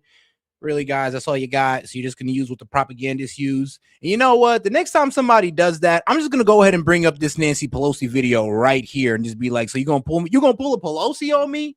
That's how you about to do your boy? You're just going to hit me with the Pelosi. So that's what you're going to do. If I disagree with your war, all of a sudden I'm sponsoring terrorism. I'm an Islamist. Oh, and what she said, you support Putin. You are now a Putin apologist. Like, come on now. This is crazy when we're using the same tactics as the left. Well, honestly, I'm gonna be real with you. Same tactics as all these neocons and neoliberals, because yeah, that's what they do. I mean, they try to shame you when you try to talk about their war. In the 1000th time, You can only laugh at it because it's so preposterous. The people that are arguing that we should forfeit our own territorial integrity for the territorial integrity of, I don't know, Ukraine or the Jordanian border, those are the people that will call us traitors, especially when the vast majority of them arguing for this have never had any skin in the game. As a matter of fact, I think the vast majority of them don't know anyone personally who went over and fought these wars. So there's something liberating in being called that repeatedly over and over again, because then you can truly see things for the way that they are, that this is literally just propaganda to attempt to intimidate people, to shut them up. And I'm glad that you're doing what you're doing, and you give us a platform where we can actually speak truth to power and show people what's actually happening in this country and how our foreign policy establishment is absolutely just really destroying the United States of America. They're attempting to make us sacrifice our republic for an empire that does nothing for the American people. Amen. So nicely put. And I would recommend, the famous Eisenhower speech at the end of his term, he cooked around 1960. Or 61, the military-industrial complex, which is worth watching. So let me just ask you one last question, because he called it 60 years ago. You referred to what a war with Iran would do to the United States, and I don't know that a lot of people in this country fully understand what Iran is as a nation state. It's not Afghanistan. What do you think the immediate and then longer-term effects of a war with Iran would be on the United States? Immediately, it would be very bloody. I have no doubt that we could probably defeat some of their air defense and go in there and have another shock and awe campaign. But again, like we saw how the shock and awe campaign in Iraq really didn't actually work in the long run. So I have no doubt that we'd have some immediate results that people would cheer about here in the United States. But Iran, Persia has always been an empire. It's been around longer than any of the other players in the modern Middle East right now, and they are not going anywhere. And right now, Iran has a lot of internal problem. They have a lot of internal strife with the Ayatollah and that government that's only been in power since 1979. But again, if we start conducting strikes in Iran, everyone in Iran will rally around their leader, and they will become even more revolutionary. And then we will have Iranian proxies throughout the entire region that will be conducting attacks just like we had in Jordan. And really, in the long term, Tucker, the axis that has been built really since Putin invaded Russia, and we decided that since Putin invaded Ukraine, and we decided we were going to throw this massive sanctions package at them, China has come in as a major player, and we are deeply compromised by China. They control a lot of our economy. They control global manufacturing. They're deeply embedded in Wall Street, and they've also made deals with the Iranians. They want access to Iranian petro, not to mention the fact that Biden killed off U.S. energy independence, and now he's going after LNG, and the world's biggest LNG exporters are Iran, Russia, and Qatar. So this axis would become very powerful. If we get deeply involved and deeply entangled with Iran, we are playing right into China's hands, because China would like nothing more than for us to be committing our military industrial base to a war in Eastern Europe, in Ukraine, and then to be committing our conventional military power, our blood and our treasure, back in the Middle East. That will make the Pacific, our actual border, extremely vulnerable to Chinese aggression, or China will simply just watch us bleed out economically as we bleed out on the battlefield on these couple different theaters. It's absolute insanity. It's opening up Pandora's box. And again, for what gain to the American people? I mean, I think that's the most reasonable, common sense based, factual assessment I've seen of this from anyone. And the fact that you're not in Congress tells you a lot about the forces you're up against. But Godspeed. Joe Kent, thank you for summing that up for us today. I appreciate it. And shout out to Joe Kent. Now, this interview is actually old, by the way. So this is an old interview. Let me see here. Yeah, it was 2 years ago. Yes, he said all this 2 years ago, guy. 2 years. So, and I believe, one of the main reasons he voted for Trump was no new wars, because he's seen the errors of, the old administration's ways and how these wars did not get us anything. But, lost lives, lost potential, and wasted money. It is what it is, guys. And that's what we just got to get down with. We can't let anybody try to shame us out of that reality. And that's the problem what's going on right now in, my side over here. And we got to fight that. We definitely do got to fight that. Oh, and shout out to my man, the Lunatic Libertarian. He says, government centralized systems are failed. And hey, man, the slogan, once again, stands true. It is what it is, guys. Well, all right, guys. Now we're going to go ahead and move into the next video with Pierce Morgan as I go ahead and post the call-in link so we can get some of you guys up here. But in the meantime, while I get that set up. MAGA is dead. It is deader than dead, and Americans are furious. I've been a loyal supporter of the president for almost 20 years. I consider him a dear friend, and I will tell you right now, I do not recognize our president. This is the riskiest thing Trump has ever done in politics, bar none. The only reason that I'm not freaking out now, I say I'm not freaking out until week 6. He said it would take 5 weeks. I'm going to freak out on week 6. For now, I say let him cook. I'm announcing right now on your platform another invitation for Ben Shapiro to debate me. You gave him space. You platformed his views. You gave him time. And all of that was not enough for him. Might be tempted for a bit of a transfer to the uncensored empire. Do you fancy joining us? Politics should not be the first concern when it comes to matters of war, but the potential consequences for President Trump are severe. The midterm elections were already looking pretty bleak before a single shot was fired. Now voters are glued to their screens, watching the US spend $1 billion per day on a war they mostly oppose at a time when the state of the economy is their foremost priority. A president who returned to the White House with such energy and optimism could well leave it as a lame duck, and he may well be impeached again. It's one of many reasons why some of Trump's most fervent supporters are so openly upset that he's supposedly reneged on his peace ticket pledge. And no matter where you stand on the conservative media food fight, the shifting balance of power is objectively remarkable. Senator Lindsey Graham and commentator Mark Levin, both former Never Trumpers who are currently declaring a holy war, are back in. Megyn Kelly, Marjorie Taylor Greene, and Tucker Carlson, among others, are frozen out. The president wrote a lengthy and passionate tribute to Levine this weekend after Megyn Kelly said that Levine's inflammatory rhetoric is the result of what she called his micro penis. Marjorie Taylor Greene has just responded by saying that MAGA has been destroyed by micro penis Mark Levin. And Tucker Carlson, who of course campaigned for Trump and was beloved by the administration, now suspects the same administration is trying to lock him up. So the other day I found out that the CIA is preparing some kind of criminal referral against me, a crime report to the Department of Justice on the basis of a supposed crime I committed. What's that crime? Well, talking to people in Iran before the war. They read my texts. So the crime under consideration apparently would be the Foreign Agent Act or something like that, acting as an agent of a foreign power. And I don't expect this to go anywhere. I'm not too worried about an actual criminal case against me for a bunch of reasons. One, I'm not an agent of a foreign power. Unlike a lot of people commenting on U.S. politics and global affairs, I have only one loyalty, and that's the United States, and have never acted against it. Well, this morning, an Axios reporter said that there is no CIA investigation into Tucker Carlson, but that hasn't stopped the court of social media convicting him of Now, treason. if he's saying the CIA, that's a bit concerning. And a lot of you are, bro, I'm sorry, but if you sat there and you try to call Tucker a CIA asset and all this good stuff, you fell for the propaganda.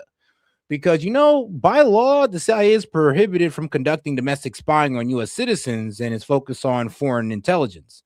So, yeah, like even if Tucker was texting somebody abroad, yeah, you shouldn't be spying on American citizens.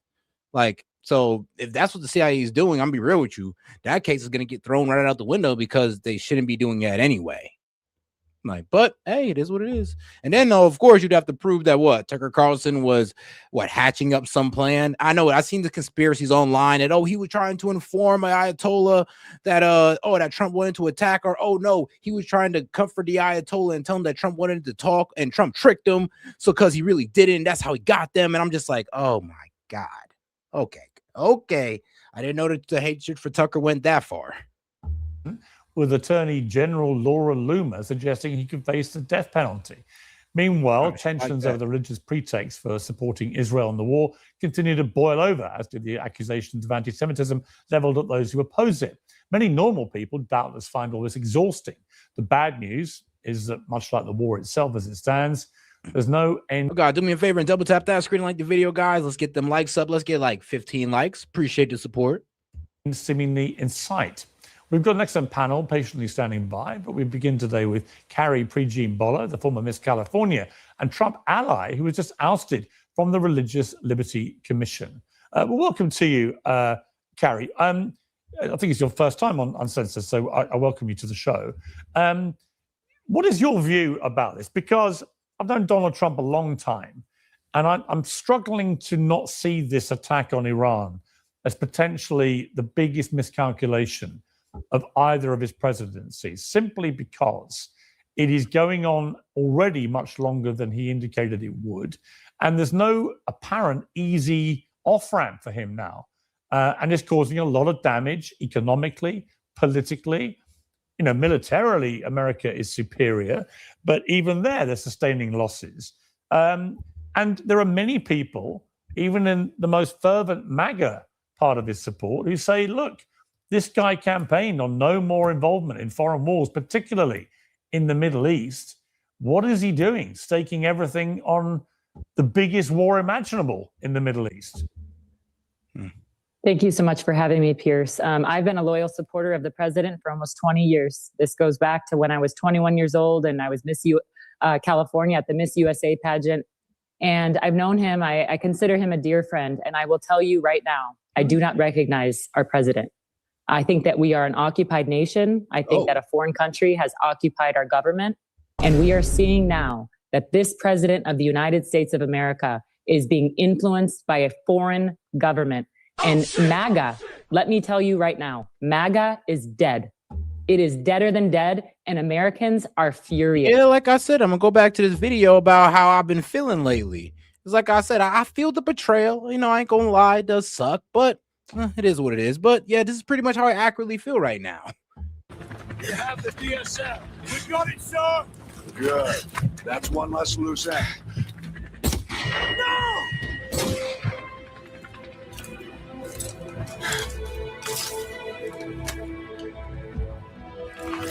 Area is sanitized. All targets destroyed. Solid copy. No movement detected. 2-6 going into holding pattern.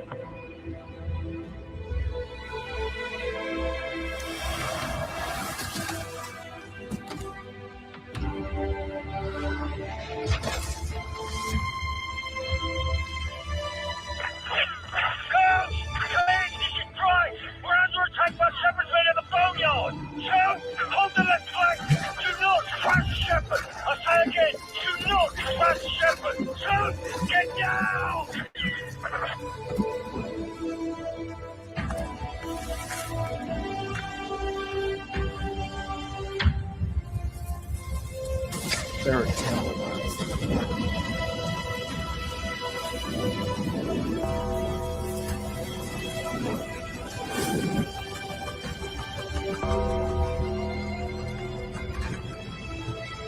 And that's pretty much how we feeling right now. But yo, Lunatic Libertarian, what's going on, bro?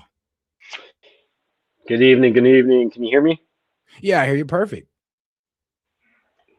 Yeah, I don't know what we do with this. I don't know what we do with that. This is complete insanity. It proves it in the previous video with the Tucker Carlson interview. This guy was saying this 2 years ago, and you can literally apply it to today in real time. That shit is wild. All right. Now I hear what you're saying, but and shout out to my man Monty. He did come in on Rumble. He says, "Are you going to post a new StreamYard link? You said you would keep it open earlier." Yeah, I just had to do a little bit of hour of, just me. And then I got you guys. So Monty, go ahead and come on up because I went ahead and posted it in the Rumble chat.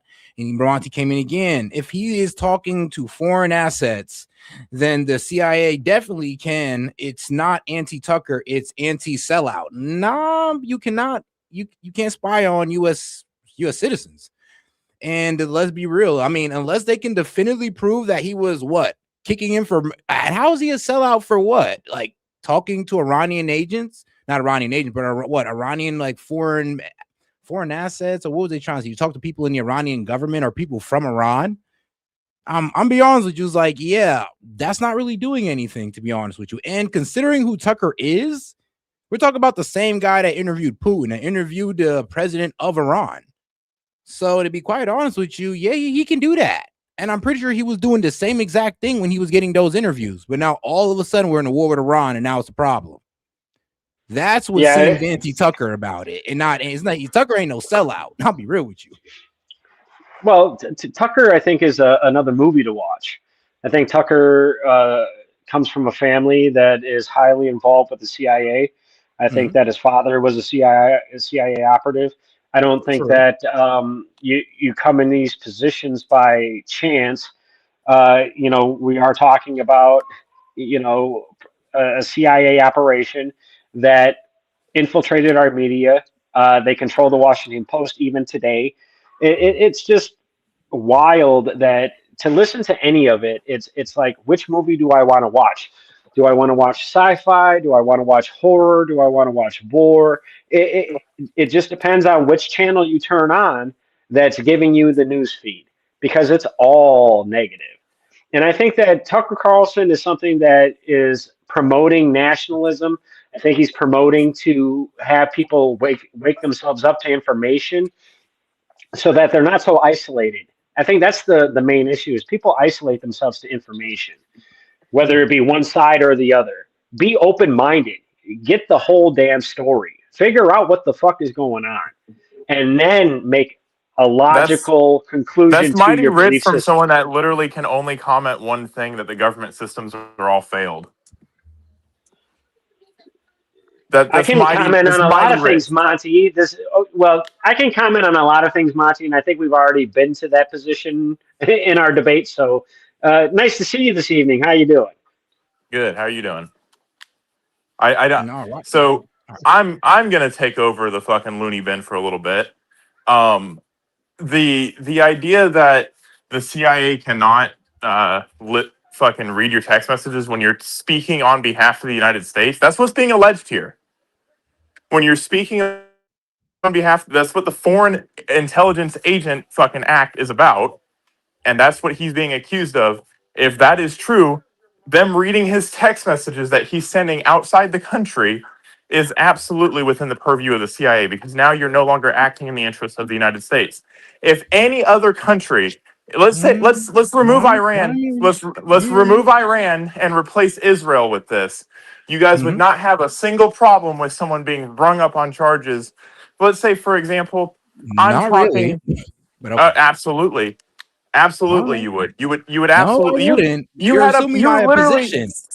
You were up here lambasting Lindsey Graham because he was talking to Israel, No, trying I to was. talk to Netanyahu. Yeah, because you're pretty much bringing his warmongering ideas that he also shares as well over here and trying to convince our president on that. I never said he should be arrested for treason, though. That's all in his own. Like, he can do that as an American citizen. If the CIA, no, you cannot do that. You cannot act in the interest of the United States and represent the United States as a diplomat. That is why we have diplomats. But that's what Lindsey Graham is doing, and what you pretty much just stated out. And Lindsey nobody's Graham is a investigating him. senator. If anything, Lindsey Graham is a senator. He's absolutely allowed to talk to foreign leaders. And Mike Huckabee is also an ambassador. And allowed to be on the side of these foreign. Okay, go ahead. No, he's not allowed to be on the side. You have to work in what's considered America's best interest. Now, just because you disagree that it's America's best interest does not mean that it's not America's best interest, especially when the president is aligning himself that wasn't the argument. with an ally. He's allowed to do it. He's allowed to do so. Yeah, Tucker is not. Tucker is not allowed to go say, "Hey, this is what we're doing." Blah blah blah blah blah blah blah. That's what's being alleged. That's what's being alleged. So you tell me that, and this is what they're alleging, that Tucker Carlson was leaking secrets to Iran. Not leaking secrets, but specifically talking to Iran and leaking information and trying to downplay our that is undermining us in a leaking fucking information. Like I don't know. I don't think he has information to leak. It's not about leaking information. It's about the fact. Remember when the Iranian protests were going on, and we were like, "Fucking Tucker is a fucking shill for Here's the Iran." thing, though. We already have people to investigate people domestically. It should have been the FBI, not the CIA. The FBI, the CIA gives it to the DOJ, which is going to investigate with the FBI. It's called a passive information. Hey, we know Tucker Carlson is fucking emailing or texting or calling these people. Why? Because we're spying on them, and his name popped up across. Hey, DOJ, do your thing, which you're legally allowed to do in the United States. and that'd be against the law because It's not against the law, prohibited Seth. from It's spying you're on American citizens you're not or spying on American conducting citizens. domestic. And if he is a U.S. citizen, they would be conducting a domestic investigation, which is illegal. That if I am talking to a foreign power, the foreign power can be investigated. If the information works two ways. If I talk to a foreign power and the CIA is like, why the fuck is this American talking to this fucking guy that we're investigating or we have intel on? You have to pass that along to domestic agencies, which they're doing, i.e. the DOJ. That is completely legal and that is actually how it's supposed to work. If the CIA were going and saying, "Oh, we're going," what are you laughing at? What is so funny? I just think that the kowtowing to The mass kowtowing. surveillance, right? Mass surveillance is okay. You have no right to privacy. It doesn't matter what your You don't have label a is right as to far as your privately sell out the United States. That's called treason. Who's he? Well, that's the alleged. So he's already guilty, Yes. right? He's already guilty. He's No, I already didn't say he's guilty. already guilty. Notice how I've said alleged over and over Yeah. again. That is not mass surveillance. Like, what the hell is? What the fuck? What kind of half-baked fucking ideology did you have? What are you talking about? I can't stand the Patriot Act. You can shove It's that not the right up your Patriot Act. ass. This is fucking an act older than the Patriot Act. The Foreign Oh, it Intelligence Agent is. Act came from the fucking Oh, it is. Okay. 1920s. Okay. Sure. But now, hold on now. Okay. Hold on now, Monty. I do got to give you this point though. He said, now if an American is in contact with a foreign target, their communications may be captured and stored in databases accessible to CIA analysts.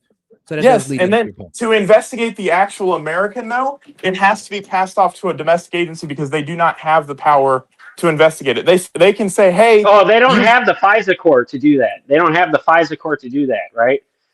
Oh my God, no! It's like you cannot investigate an American. You have to pass it off to somebody on the DOJ side, which does have the constitutional authority and the constitutional mandate under the laws that are written right now to investigate him. Like, just because you don't like that he's investigating Tucker Carlson because you want to fucking hear what Tucker Carlson has to say, doesn't mean Tucker Carlson is right. Maybe this shit. idea that we've been lied to is applicable both directions. Maybe the people that we listen to. Monty, what did I say at the beginning of when I said something? I said, which movie am I watching? I said, am I watching, just like Piers Morgan is a movie. Which narrative do I want to watch? Do I want to watch the good versus the bad? Do I want to watch the ugly versus the pretty? It's all a theater, all of it. So what, like, is your point just to have half-baked arguments that don't make any sense? What's a half-baked about that argument? You're watching. Which movie am I watching? It's called Life, dude. Right. This is a media reacts, right? So you believe everything the mainstream media says now? Now that it's in favor of Trump against these people that are supposedly against Trump because they don't like the war in Iran? What are you talking about? I've criticized the media repeatedly over and over again. The media is not for Trump. Are you, dude? Did you get off your meds again? Who's on medication? Like that doesn't make any sense. Like when have I said, "Oh, the media's fucking what"?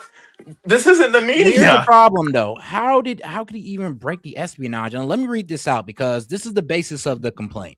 Tucker Carlson stated that the CIA interpreted his private messages and is using his communications with Iranian officials to build a case under the Foreign Agent Registration Act, FARA.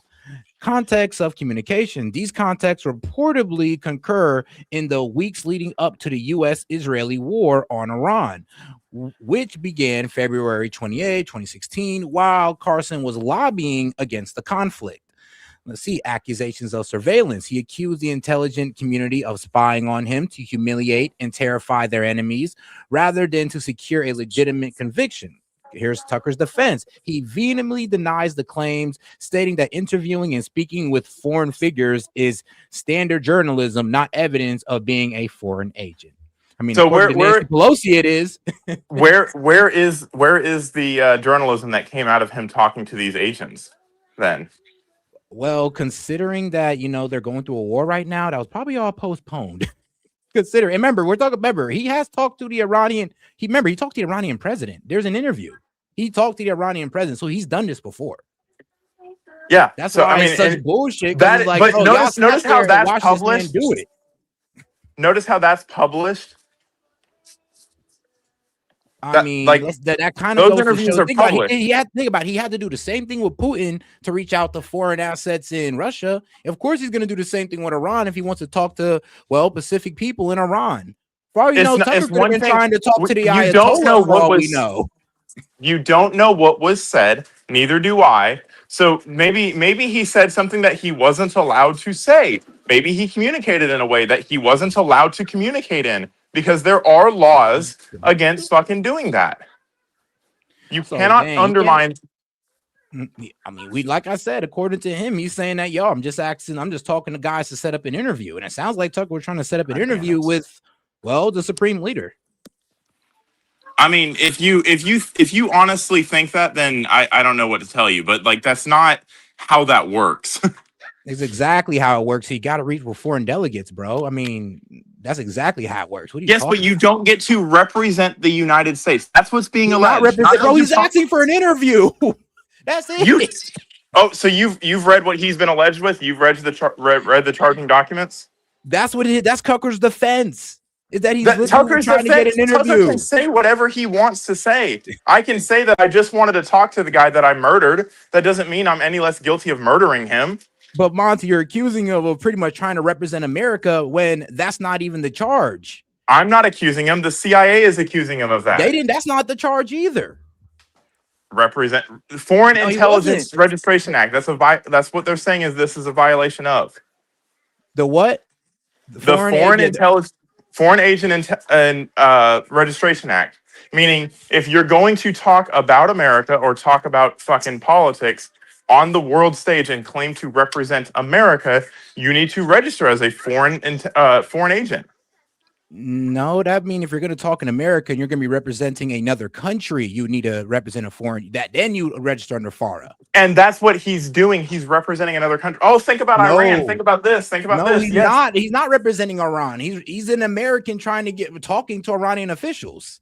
He's not representing Iran. I find it very funny that while they shut the internet down, that's who they were playing. I mean, they're also playing Hassan Parker too, bro. Let's be real. I mean, they were playing. Oh, he can get the smoke too. Tucker. He can get the smoke too. Oh, I'm an equal opportunist. Fucking freezing hanger. You're acting like Nancy Pelosi.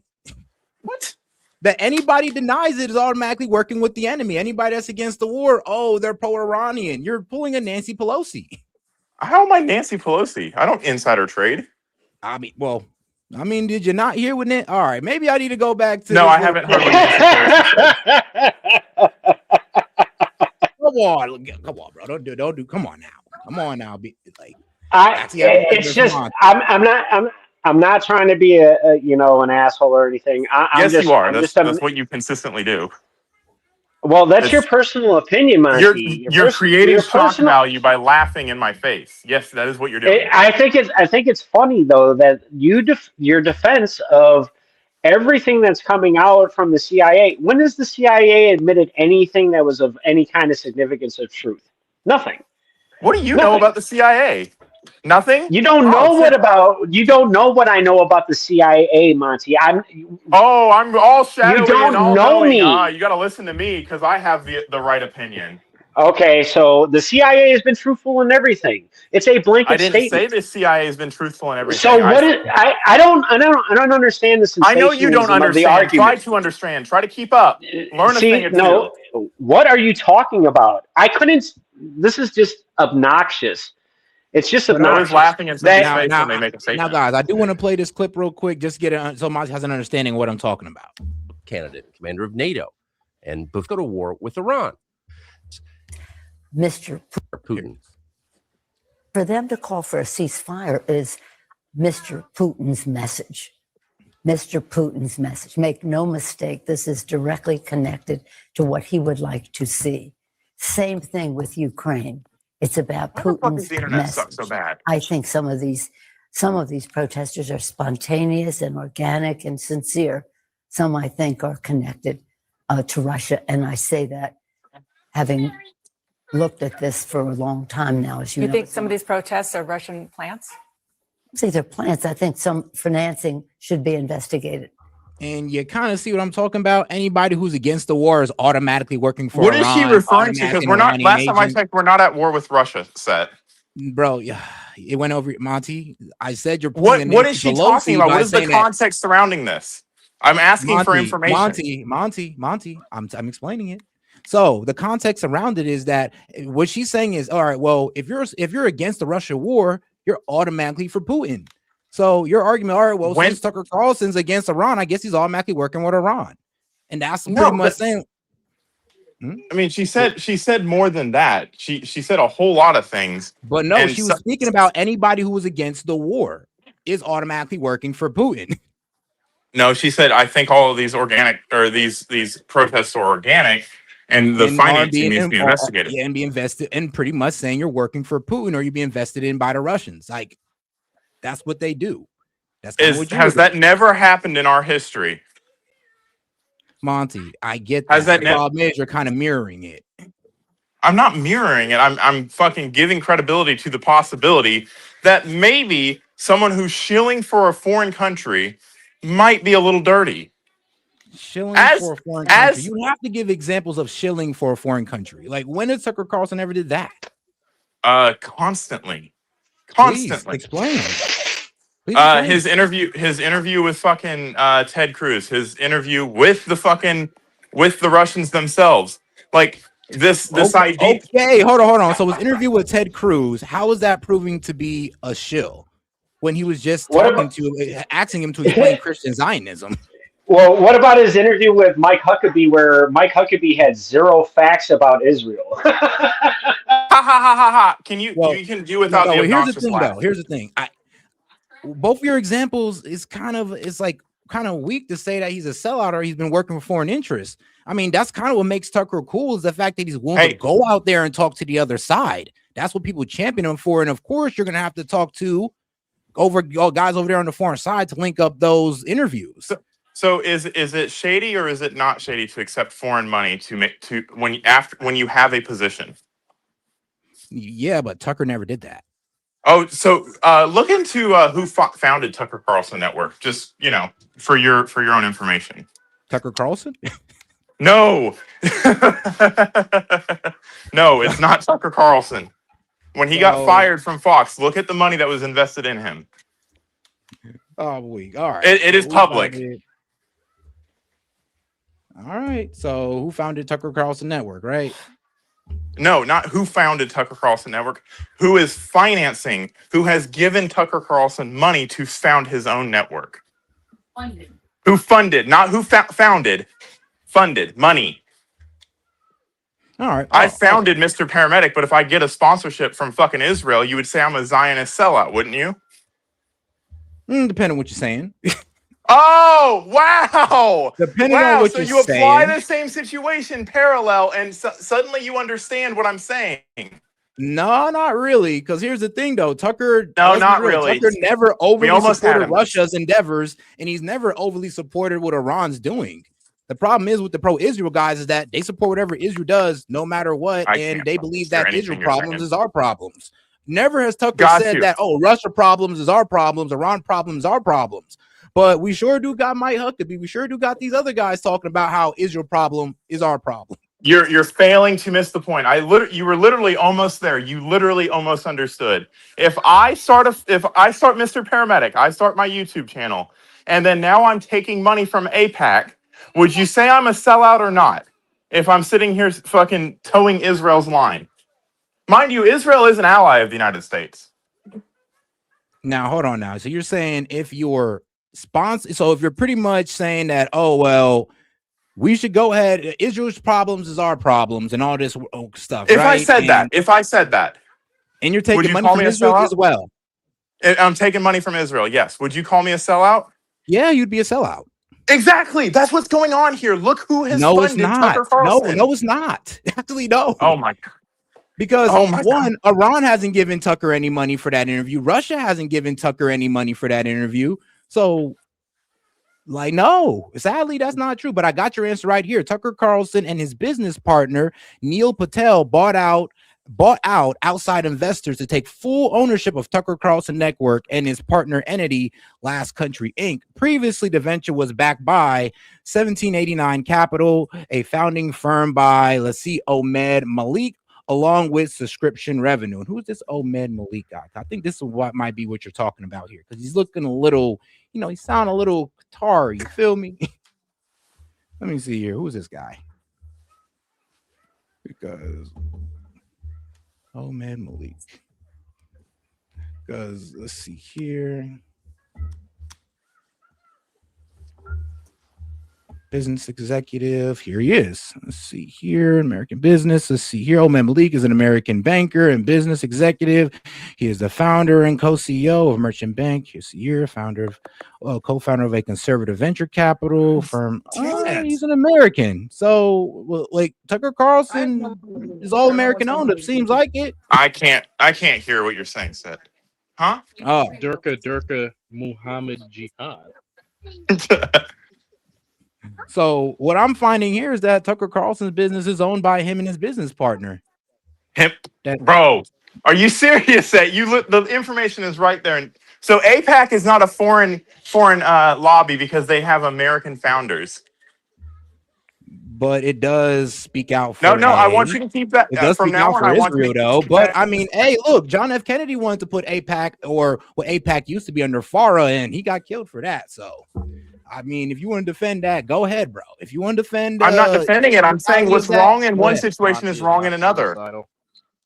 So What's Tucker wrong? Carlson, his What's business wrong? partner, Neil Patel, bought out outside investors take full control of Tucker Carlson Network. So as of now, it's owned all by Tucker Carlson and this guy, Neil Patel, which is probably an Indian guy. Yeah, So, last name Patel. So the seed money itself, like I said, came from where? Foreign fucking sources. None of this says foreign. The guy they bought it from, Ahmed Malik, he's an American business owner. That's not foreign. And there's fucking Chinese people that are Chinese nationals that are American business owners. That doesn't mean they're not foreign. Ahmed Malik, no, the guy they bought it from, no, he's not a foreigner. He's an American businessman. Is he an American That's citizen? who they bought it from. That's who used to be funding Tucker Carlson Network until they bought it from that guy. So where's the foreign money here? Exactly. So Tucker Carlson didn't do the same thing as these guys. Like, what you mean? Look. Tucker Carlson's in the green as far as I'm concerned. That's why I'm a bit confused. Everybody trying to call him a sellout, and I'm just like, nah. Tucker's always been doing that. Oh, Tucker is always reached out to foreign governments and try to talk to their leaders. Oh, he happens to have what? An Iranian mother. Ahmed Malik? Mm-hmm. He was born here, but he does have ties straight back to Iran. So he's an American. Oh, god damn, Set. So hold on. So anybody with an Iranian background, we're just gonna throw under the bus, even if they're an American? Like, what are we doing now? Muhammad. That's assuming duplicity. Like, bro, So just because they're an Iranian. So the politics work like this, if I understand you correctly. AIPAC bad, but the same person that does the same thing in the United States for another country good. That's not the same thing at all. You just said, No, it's just not as well the guy that funded. he bought the business from has an Iranian mother, so that approved duplicitous actions, even though he was born in America. Shit, can you say the same thing about PBD too? Yeah, you can say the same thing about PBD. You do say Bro, the same come thing. on, that He's don't not in make sense. Iran. That don't even make sense. I'm set. Like, your point, like, you were trying to prove that he came from foreign backers, and that has not been proven. He did. No, he didn't. Ahmed Malik is an American businessman from America with an Iranian mother, but still born an American and American citizen. That is wrong. Oh, okay. The point is going over your head. I understand you don't want to see it, but it is going over your head. Okay, Monty, I'll take that. Why not? I'm gonna leave it at that. But I want you to look at it through that lens. Monty, bro, I mean, anything, dog. I think you're the one that's tripping, but you think I'm tripping. So it is what it is. I know. That's why I don't want to fucking bash you over it. But I think there's a lot of parallels that can be driven, and a lot of suspicious fucking points that have shifted on Tucker's part, because you can go look at old Tucker when he was being funded by Fox, and he's saying one thing, and now he's saying another Yeah, thing. because he Maybe you changed can his say he got ways more and he learned. informed. Hold on, bro. Have you even watched? Tucker has been talked about his time at Fox. He's been talked about, yo, I was wrong on a lot of my positions when he was at Fox. Because And the then money he has changed. apologized for it. So this is why I say Tucker Carlson's the realest in my book, because he admitted that Because he he was wrong, changed his which a lot of opinion these based off the guys money don't he was do. getting. And then he went and then he chose the right position. And you're still trying to say He you're chose the supported right by position because you agree with foreigners, it. but you haven't been able to prove that. I have. Because he can be bought. No, you He's didn't. real because he can be bought. You didn't. You just brought up. We brought up an American businessman, and then you had to reach by bringing up an Iranian mother. But doesn't he's still an American? Okay. That's baffling to me. And I this want you to capital keep and the that. venture capital that he owns is still an American business, registered as an American business. So yeah, you're wrong on that note. Babies here flying flags from Mexico. Jesus Christ. That is true. She does have a point on that. Well, I mean, look, like I said, I think you're kind of jumping the gun here with the whole, oh, well, it's the same thing. I No, don't it's trust not. him. When people's opinions shift You don't so have a reason broadly, to trust him. I mean, when people's opinions shift so drastically, and the only common denominator is that they're being paid by somebody different, I think you should take that with a grain of salt.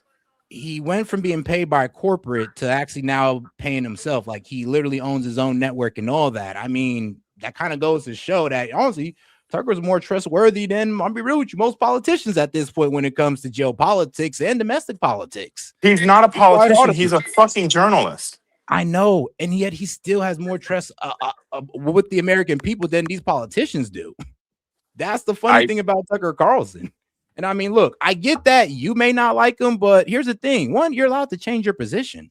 And two, let's be real. He was around the circle jerk of Fox News in corporate media. Once he got out of that, he was able to now start doing new segments, able to start interviewing different people. That's the blessing. So either he was a liar then, either he was a liar and a sellout then. Whoa. Now you're just saying because I changed my opinion, I'm a liar, or he's a liar? No. Now you're being unreasonable. No. People don't fucking have drastic changes of opinion from one extreme to another. That does not happen in fucking today's society. First of all.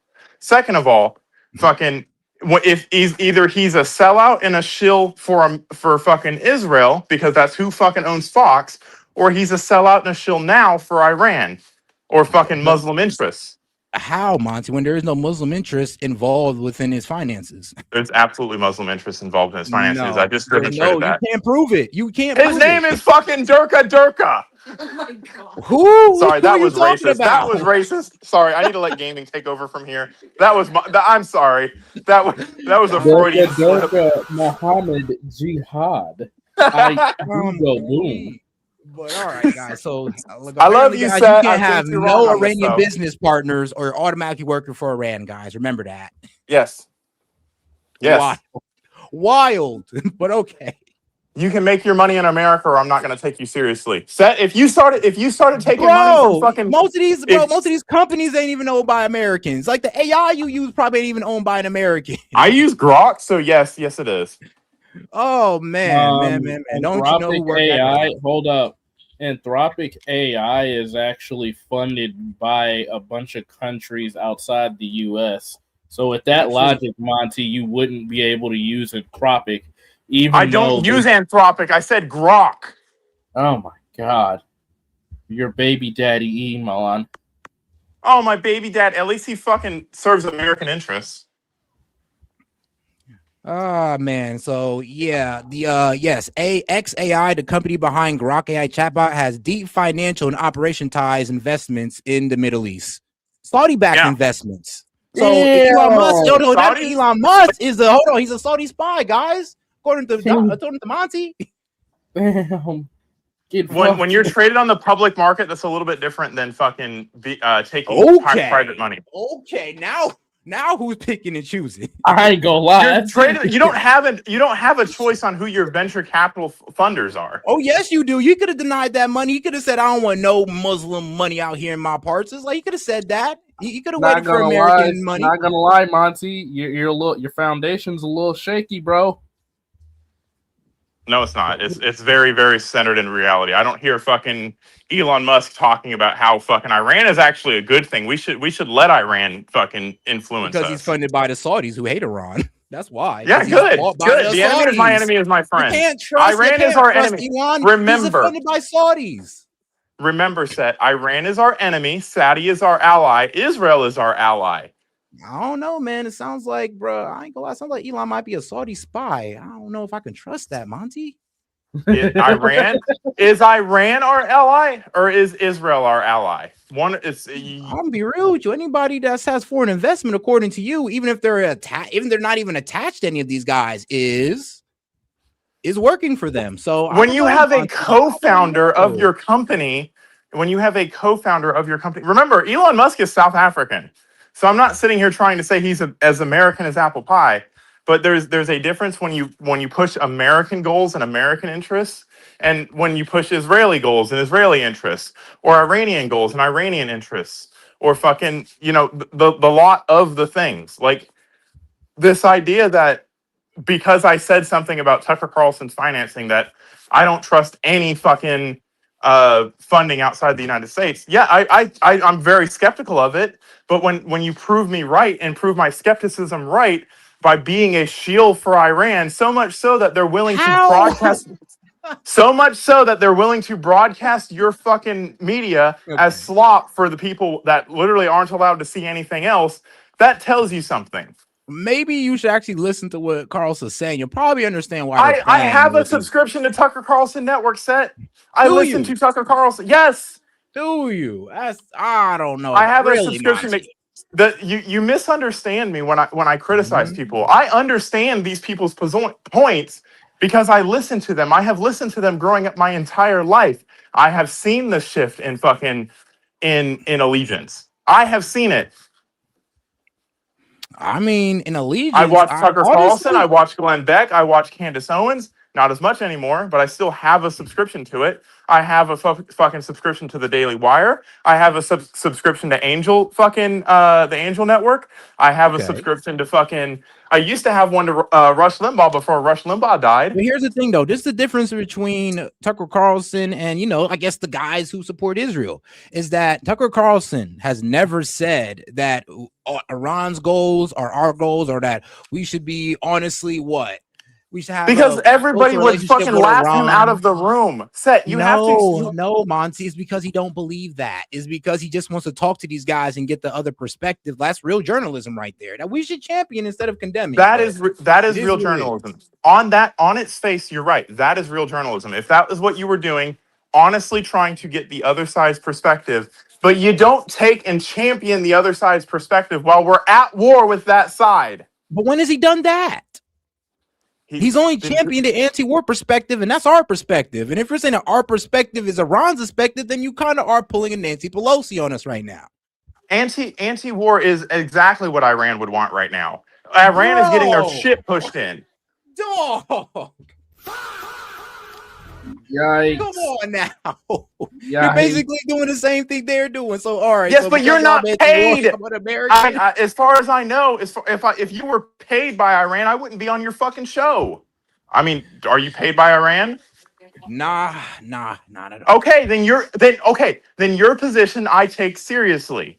That is what I'm trying. That's why I'm arguing with you and not Tucker Carlson. But Tucker Carlson's not paid by Iran, though. Okay. Like we proved that. But I'll tell you, is paid by some people in the Middle East. All right, I'll stop. But all right. Out behind the camera. I'm not stroking out. Do you not understand my motives? If you were paid, if you had fucking Al Jazeera sponsoring your fucking channel, I wouldn't fucking listen to you anymore. I would say no, he's fucking selling out to fucking the Muslim Brotherhood. But you have Kalshi, which is an American business. It's inside of America. It has some funding, but I see your motives as true and intentions. I see Tucker's as paid for. Well, you can hold the same position. You can hold the same. You can hold the same. Well, I need to go retract my application from Al Jazeera real quick, but whoa, I'm just no. That's you giving them money. That's a little bit different than Okay. them giving you money and then you having opinions sporadically right after they give you money. Okay, that's selling now. That's high. You see what I mean? And that's how I see this. And I don't say because you agree with Tucker Carlson that you're a sellout. I say no, you have your own opinions that are fucking based off of your own fucking interests, which I believe are American interests. I see it as duplicitous for Tucker to market to that type of person, i.e. you, and say the things that confirm what you're already thinking because it gives you more ammunition, it gives you more credibility off of a premise that is a lie, in my opinion. Okay. All right. Well, shoot. I know it's convoluted and complicated, but it makes sense if you literally draw the fucking murder board out. No, I hear what you're saying. Now, honestly, I do hear what you're saying on that note. Like, I get what you're saying, that you do have a bit of a distrust for Tucker Carlson right now because, well, I guess of his radical position change. It's not. I don't have anybody that makes a radical position change. You could make a radical position change right now and become fucking anti-Trump to the fucking max. As long as you're not being paid by fucking MSNBC, and obviously MSNBC is a bad example because they are a news outlet. But you see what I mean? If you shifted your position suddenly after getting new funding, I would be like, I wonder what those terms and conditions and non-disclosures say. Good point. Good point. I'll give you that one. That's fair. All right, guys, we'll go ahead and get right back into it. This Pierce Morgan. Sorry, that was a whole bunch. Shut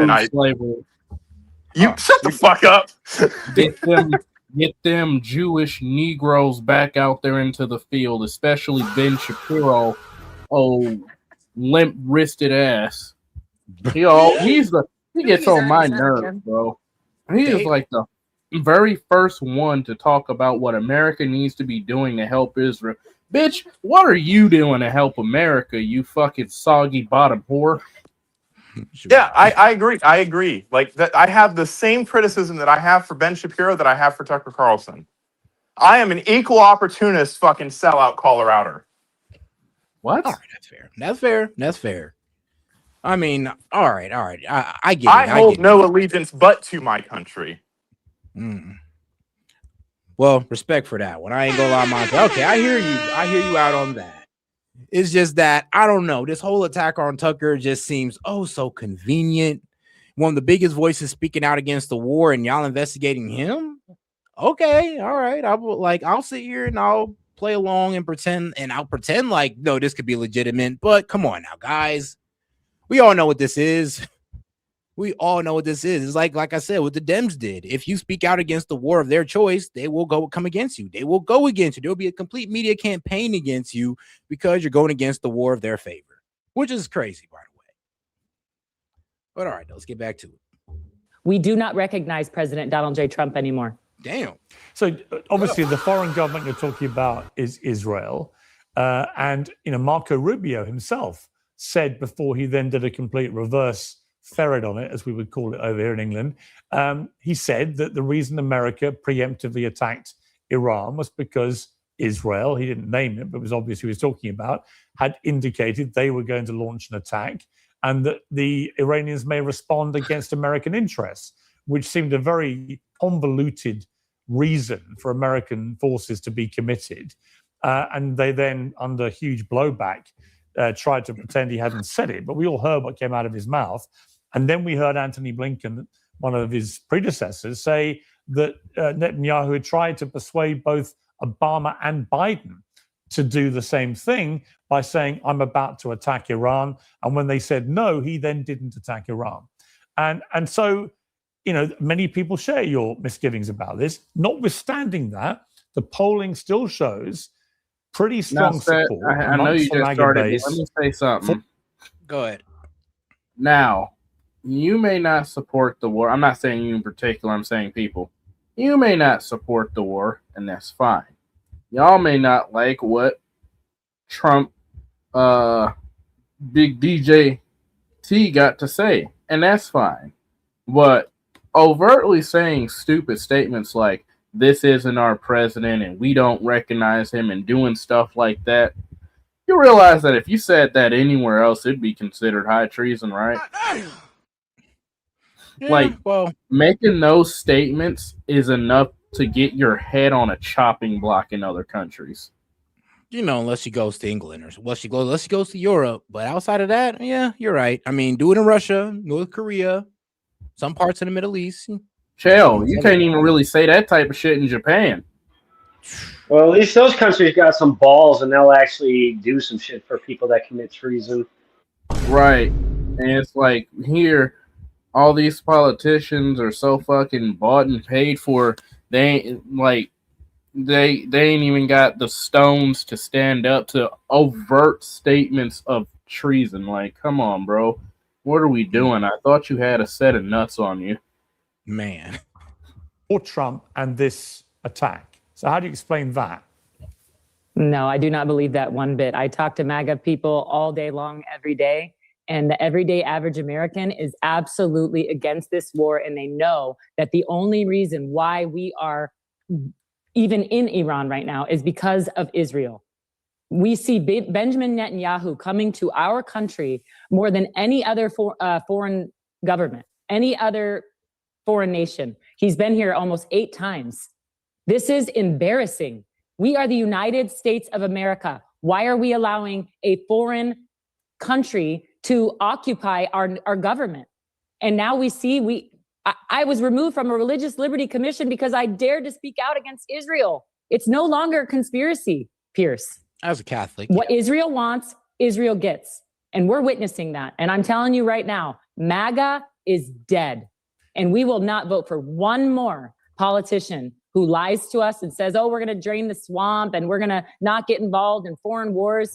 Trump has betrayed our country and he has betrayed MAGA. And people are livid.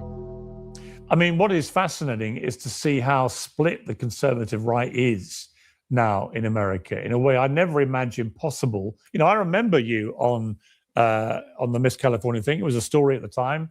And I remember all that going. And I was actually, at the time, I was a judge on America's Got Talent. I'd just been competing on Donald Trump's inaugural Celebrity Apprentice show. I won it. That's when I got to know him. So, I remember all that period. And what is fascinating, if you go back to 2008-9, the idea that people like Megyn Kelly, Marjorie Taylor Greene, Tucker Carlson, you and others would be so against what Trump, a Republican president, is doing, would have been unthinkable. How do you think it's come to this? Well, we witnessed what happened from the very beginning. We saw that Marjorie Taylor Greene was called a traitor by the president. We're seeing never Trumpers, Pierce, never Trumpers like Lindsey Graham and Ted Cruz and Mark Levin. I mean, these are never Trumpers who were not by his side back in 2016. And now he's siding with these people and calling true MAGA supporters traitors. He's, but what you realize is that the most real with you, yeah. Mark Levin wasn't. This is gonna sound wild, but trust me, this is true. Mark Levin did not start effing with Trump until he ripped up the JCPOA. Because let's be real, that Israel wanted us to do that one. Because then that is when all the anti-Trump rhetoric stopped, and everybody, and now all the pro-Israel guys, Ben Shapiro, Mark Levin, Ted Cruz, and the rest of them all hopped on the bandwagon when Trump got out of the JCPOA. Because that's what they wanted, because they knew that was the gateway to war with Iran. Yep.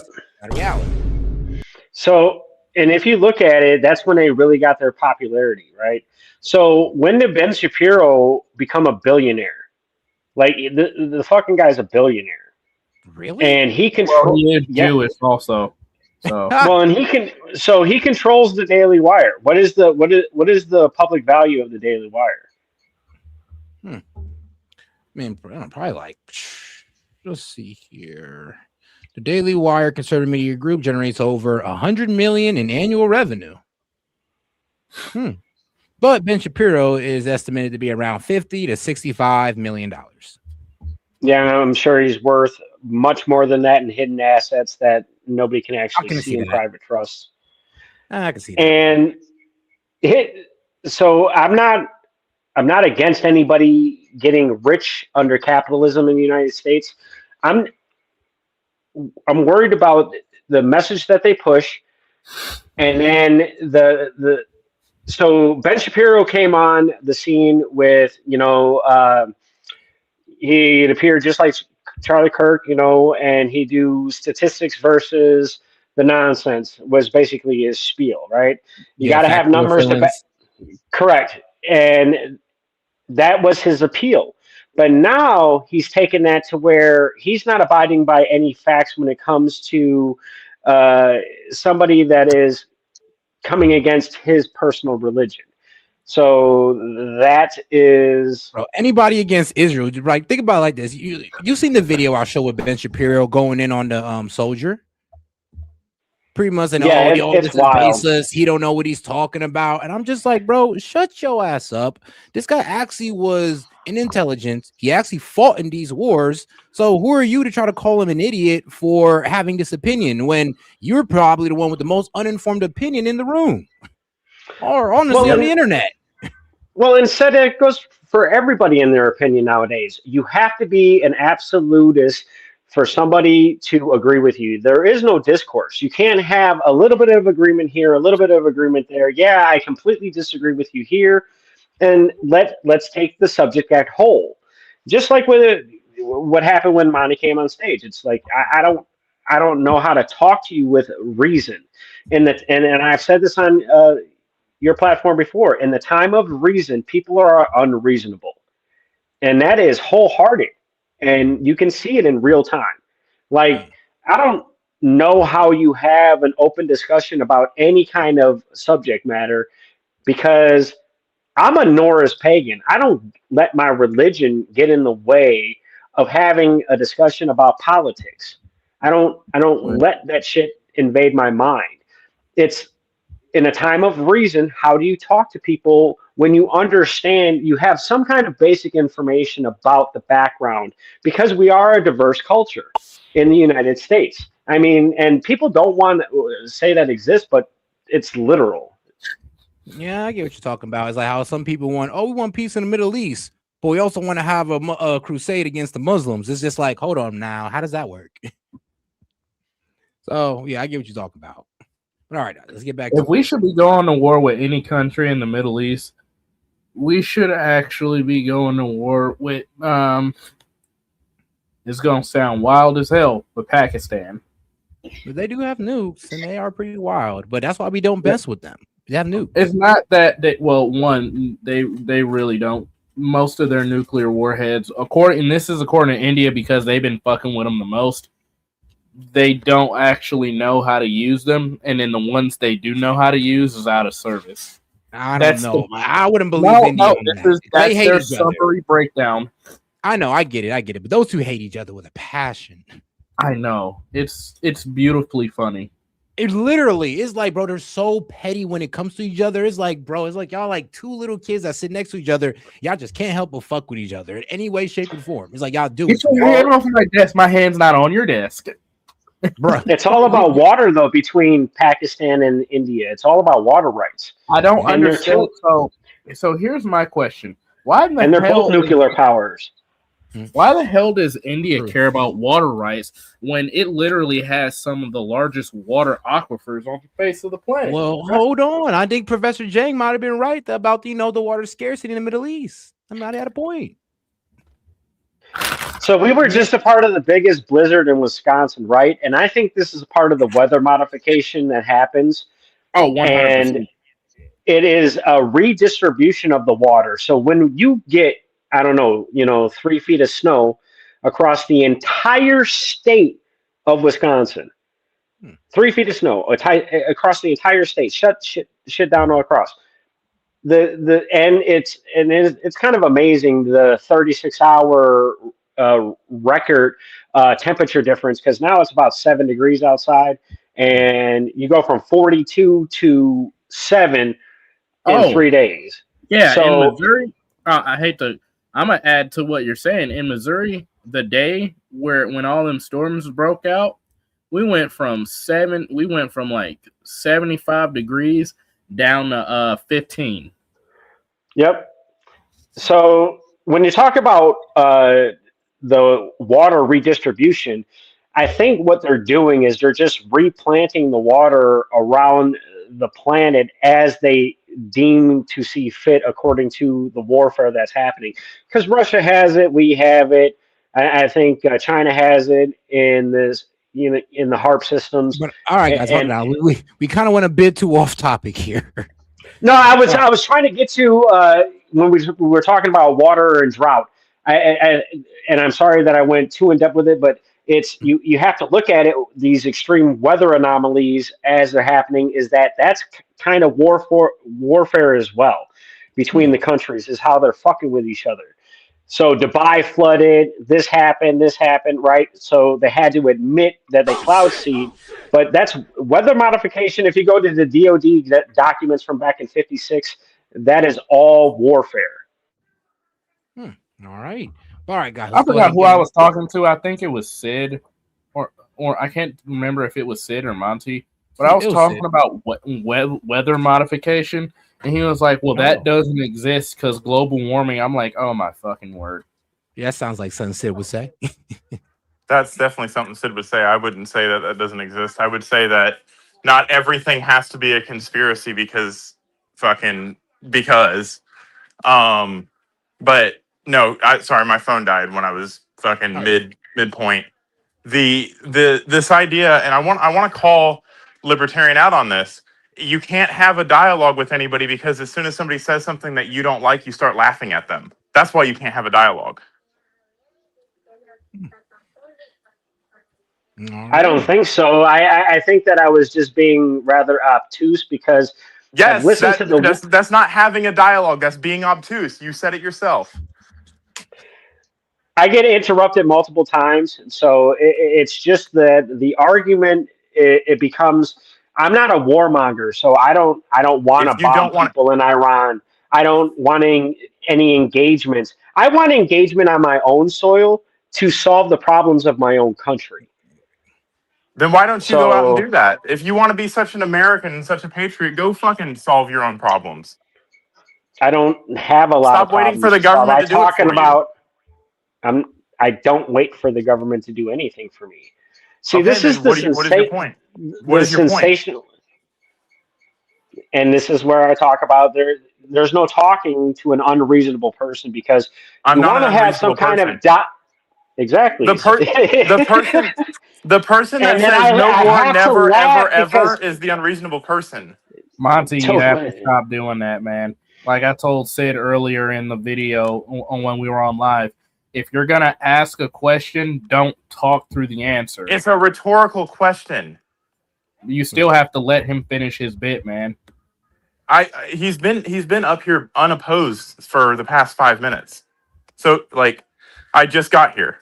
What did I say? I think somebody got in their feelings. You said a lot of things. Can I address any of them without you taking offense to it? Bro. Or are we having reasonable conversation?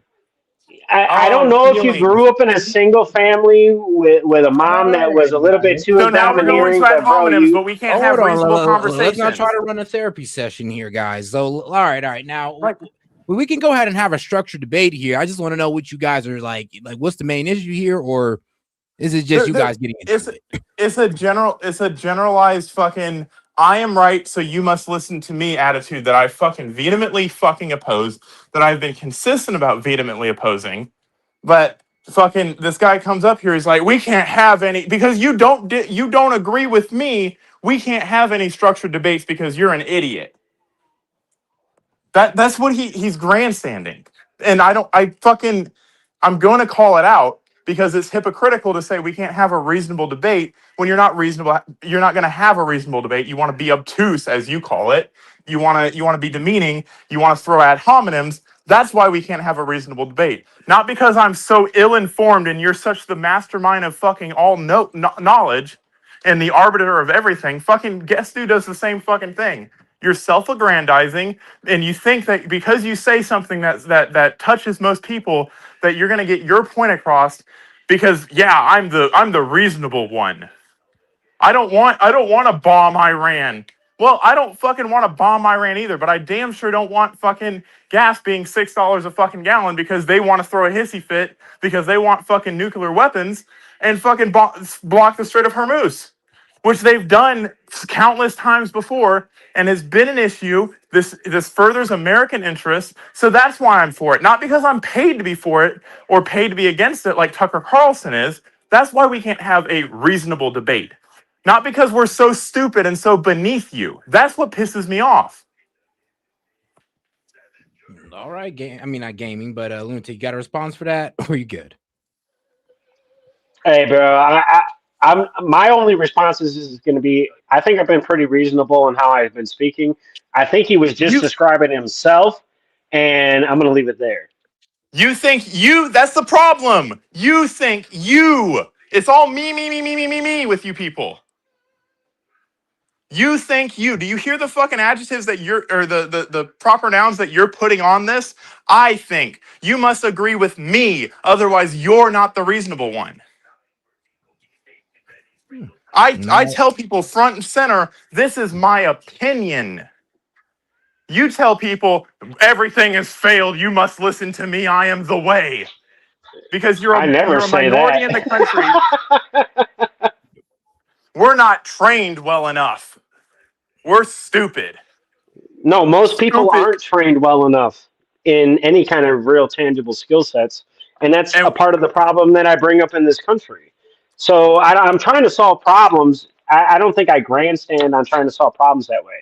I think that you over talking people is kind of grandstanding. I think that when a person can articulate a statement, that's kind of grandstanding. You won't let the opposing argument come out of the other person's mouth. But yet again, I'm the one grandstanding You as I have stay run on mute. unopposed. I wasn't even up here and you were saying your things. That's me letting it fucking run. I don't understand. Because I disagree with something, that means I'm not letting the other person speak. Like, you do the same thing. I start talking and you just start fucking laughing. What when you live in a glass house, it's fucking kind of hard to throw stones. All right. But all righty, guys, we're gonna go ahead and get on to the next video. Shout out to Steph. She says, putting this here, let's not overrun Set's show. And all right, shout out Steph. Appreciate that one. Now, guys, let's go ahead and get into the next one right here. It may be that Netanyahu has taken America into something where he is quite comfortable about this going on for a long period of time, but it won't suit the American national interest. What we see after 17 days of war is the regime is now more powerful than it was. In fact, Iran has just achieved control of the Straits of Hormuz. This is a catastrophic failure. The United States has substantially reduced Iranian military capability. This has been the consistent action of Israel because they don't target, they destroy. Some of us might think if you care that much about what's happening on the streets in Tehran, you might want to go and do the same thing to the people of Tehran on the streets you do here. Oh, Seth. It's okay. I've been talking for like a couple minutes and I didn't even realize I was muted. Go. All right. What you want to say? So I think, don't call me a conspiracy theorist, but there is some validity to this. Mm-hmm. So you know how they're trying to roll out CBDC, they're trying to roll out microchipping people and making it mandatory. And they're trying to get every country on board with digital dollars and stuff like that, right? Yeah. You know, the main problem that they have when trying to convert the world's current monetary system over to a digital one? What's the biggest problem? Biggest problem is outstanding debt and untraceable funds. Right now, Iran is technically has some of the largest debt within the monetary system. Yeah. In terms of what it owes to the system, not what it actively holds and trades with, like the United States or China. This is what it owes to the system. And hold on now. What system? Mean the creditors of China and Russia? Because I don't think they're a part of our world. The bank system meaning the global economic stature. Yeah. Okay. So like if we're gonna talk about this, you have to define it clearly. What he's talking about is the world. Imagine you're a country, I'm a country, Brittany's a country, my daughter's a country, blah blah blah blah blah. And right now we're just going to say Britney owes everybody money, but they don't actually have the assets to back it up. That's what he's saying. Because of digital currency and untraceable funds.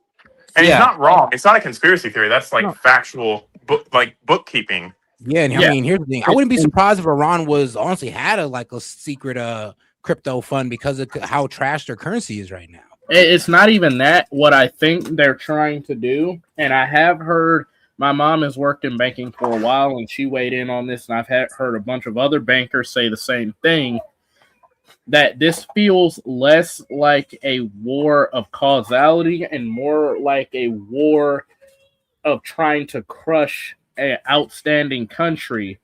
Not because they have opposing ideas, but because in order to rein in a purely digital society, you have to completely get rid of any country that has large reserves of possibly untraceable money or outstanding debt owed to the system. Yeah, and when we're speaking on the world stage and in terms of world stage, that system was not created because America wanted to fucking reign supreme. That system was created through other means of fucking trading, such as BRICS, such as what China's done with their currency. They're following that model. And that model was designed to overthrow our power on the world stage because our power was stronger than that. So how do you fight with power that's stronger than yours? You just, and because money is what we say it is, right? So you just say your money's worth this, and now you get enough people to say your money's worth this, and now you're gonna cement that your money's worth that on a digital stage. He's not wrong about what he's saying, but the conspiracy is not us. It's literally everybody conspiring against us, because when you have power and you have status, like a country like the United States does, everybody is envious of that, and everybody is going to try to undercut that. Not because they have to survive, but because they don't want to get crushed. Like looking at that. This is where I diverge. So think about it like this. S.E.T, I encourage you right now, as I say it, look this up. 13 U.S. states have made it mandatory. That 13 U.S. states have made it have voted laws on the books to ban mandatory microchipping of employees. Okay, they are already. I think in June or July of this year, they're going to start having Fed now, which is the U.S. digital currency, be the middleman in between everybody's banking transactions. All right, I got it right. I've heard of that actually. Can I broaden that a little bit in theoretical terms, not real terms? Okay. So, Fed now basically is trying to act as a currency conversion and trying to be the authority on the matter. So, let's say I'm going to trade with Mexico. Mexico is going to use their dollar. They're going to say, "Oh, we're going to get this." Fed now will be the baseline, because it's a fiat currency to support another fiat currency, because that's what happens when you try to create currencies. Eventually, people inflate them because it's not tied to real value. That's why we should have never gotten off the gold standard. But fucking whatever. What do I know?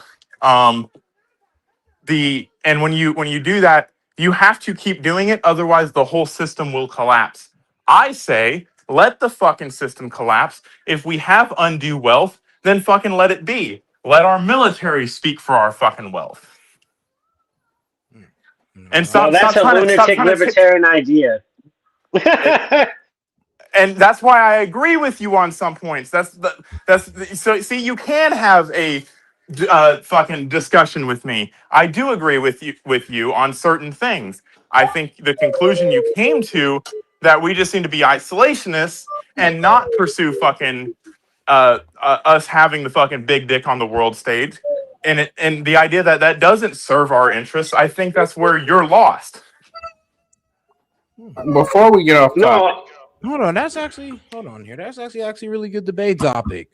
Like the interventionist first, the pro-intervention first, the anti or the isolation stance. Honestly, so the reason why I wanted to say this and draw attention to it, and I've been screaming this from the rooftops.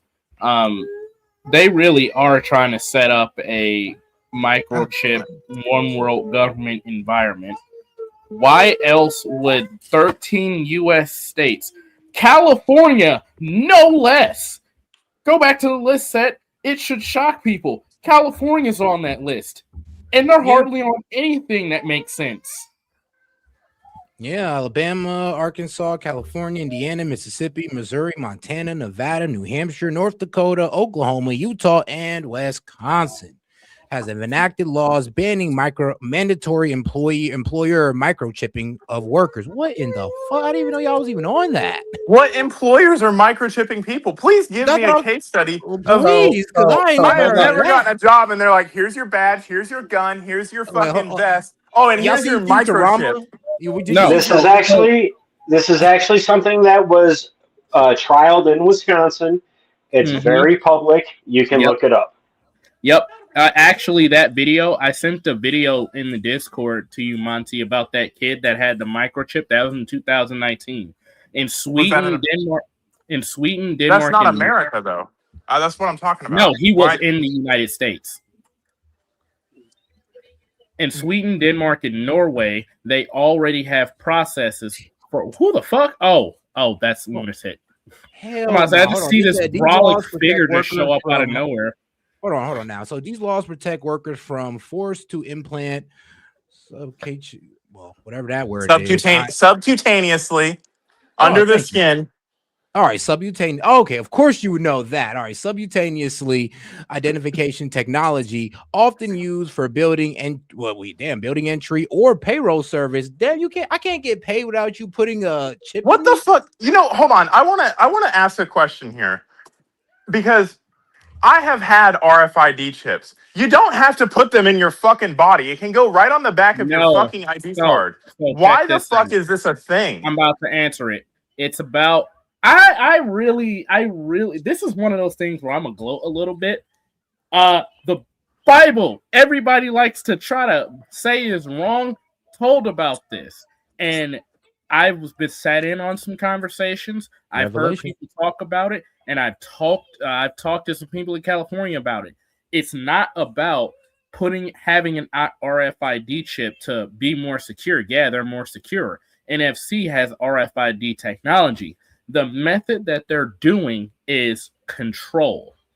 Why else would China, Russia, the United States, India, Japan, the UK, and a bunch of other countries spend all the way from 2016 to 2020 sending up LEO satellites, which stands for Low Earth Orbit? It ain't got nothing to do with security. They're going to say it's for employment and payroll, but then they're going to go a little bit farther. Then they're going to say, oh, it's to leave a digital footprint. Why do you think they're passing these different online acting laws where they need your ID? They need a picture of you. They're building a dossier on you. So if you get this, they have everything that makes you. Well, and remember how they created the smart card chip. So when I joined the Navy in 2001, we had the chip that's actually in our ID. You go to the next, you go anywhere, it's the same chip that's in every credit card, every single debit card, every single card that's swiped. No, this is a different one. It's different. Matter of fact, no. I'm saying the one. I'm not talking about the RFID that's being implanted. I'm talking about the one that's actually in the debit cards. That was a pilot program back in 2001 in the United States Navy, and it was in our smart. They call them smart cards. Now, if you know DARPA, what does SMART mean? Because it's it's surveillance. Something. But if you go on the DARPA patents, you can find it. Now, since we're in conspiracy hour, I wanna send this video to the disc to you and private message set so you can play it.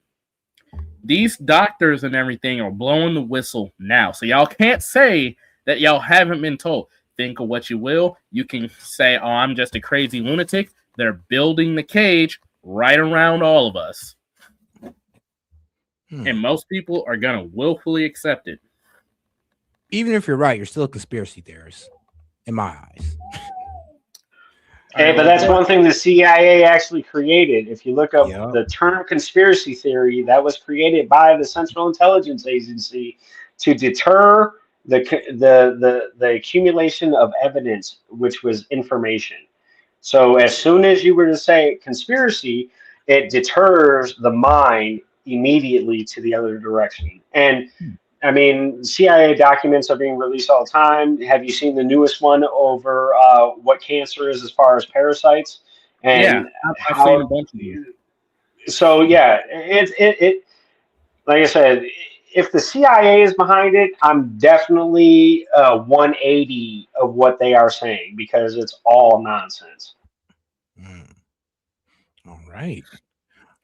All right. Now, wait, hold on now. Game, you said you sent me a video. Yeah, I'm gonna send you one. But it covers the whole how they're gonna implant everything into people. They're gonna say it's for a vaccine, but it's a implant. It's a subdermal implant that you can't remove, and it has SD or SB fluorescence. Some of that. And I tried to go look it up and actually researched it. All of it is classified. Like it's under lock and key. What in the fuck? Hold on, man. I gotta see this here. Hold on, guys. Check this out. Many are talking about a company that has decided to be the first in. Whoops. Wow. All the way to the end. Okay. Many are talking about a company that has decided to be the first in the country to offer microchip implants to its employees. Making some wonder if this is a step towards the future or an invasion of privacy. Jay Wallace joins us live from our newsroom this morning to explain how all this works. Hi, Jay. Hey, Brian. Well, this is about the size of the microchip, a grain of rice, and it can be implanted between the thumb and forefinger within seconds. And the purpose of this radio frequency ID would be to allow employees to scan into the building or buy food at work. And the company is 3 Square Market from Wisconsin, which has about 50 employees. It is a business that offers technology for break rooms or micro markets, which are a form of self-checkout stores like vending machines. And the chips use radio frequency identification technology, which would let employees more quickly get into work and access other things as well. And the company's CEO says the collected information is both encrypted and secure. So if I'm one of your employees and I've got this chip in my hand, you won't know, hey, Josh is slacking off. I can tell because I'm reading this chip. No, there's no GPS tracking at all. It's the next thing that's inevitably going to happen, and we want to be a part of it. Now, getting this device implanted would be up to the employee. It's important to say that. The CEO says if any of the employees do decide to get the chip and then later change This was their 8 mind, years ago. all they have to Yes. What? I wasn't lying to you, Seth. I wasn't lying to you. I'm not a conspiracy theorist. This is all truth. Yeah, this is what I was trying to say about how, people. Whenever I said, people make fun of the Bible, but every one of those prophecies are coming true. Yeah, this is one of them. 8 years ago. I'm going to send you another video of a kid actually getting one. This is a video that was taken in 2019. But it's kind of funny that was the pilot program, and they were pushing it in Wisconsin, and it's banned here. It's banned here. And it happened recently. So what do you think like is going to happen? for this shit. So question. Yeah. What do you think is going to happen that is so bad that even California had to step up and say, this is the red line? I don't know, man. But putting these microchips in here probably does more than just help you open doors. Oh, it's a tracking mechanism.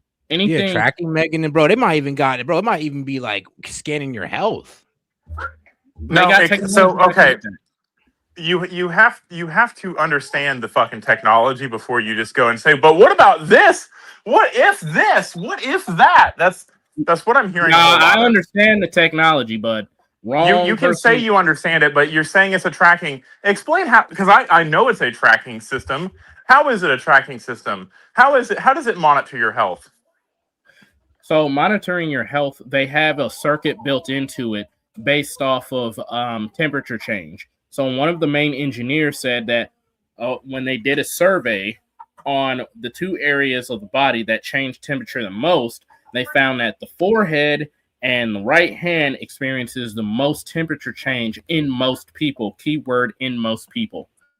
So they built a charging circuit. Yeah, they built my a bad. charging circuit based off of the human neurological system. On top of that charging circuit, it's also chemical based. So whenever your body is fighting an infection or is undergoing certain processes, these chemical circuits that are embedded in this board can actually send signals that if you have the right technology, say So for it has. business. So it's not just an RFID chip. It has a receiver, it has a battery, and it has circuitry. Is that what you're trying to tell me? Because I know you. At this point, you're reaching. You're theorizing about what could I'm be. not theorizing, bro. You got to stop Hold doing on that. now. You are Hold not on the now. I only think I smart got it one in right the room. here. Implantable health tracking microchips, often referred to as RFID or Boom! NFC Literally what I was saying. technology, So can I get are my apology, Monty? Oh, because subliminal someone found devices. something that they Google searched? No, you're not going to get your apology. It's not an apology. You literally do not understand what you're even talking about. You can't determine someone's health based off of their temperature. That is one of 10 different vital signs that Hey, come together. Broski, did you hear anything else I said, No. or did you pick and choose? Because I also said we can't hear you, lunatic. You're muted. Biohacking and chip implants in human hand. Really? It's good. It's right here. According to, let's see here, PubMed Central, got it right here. Biohacking and chip implants in the human hand.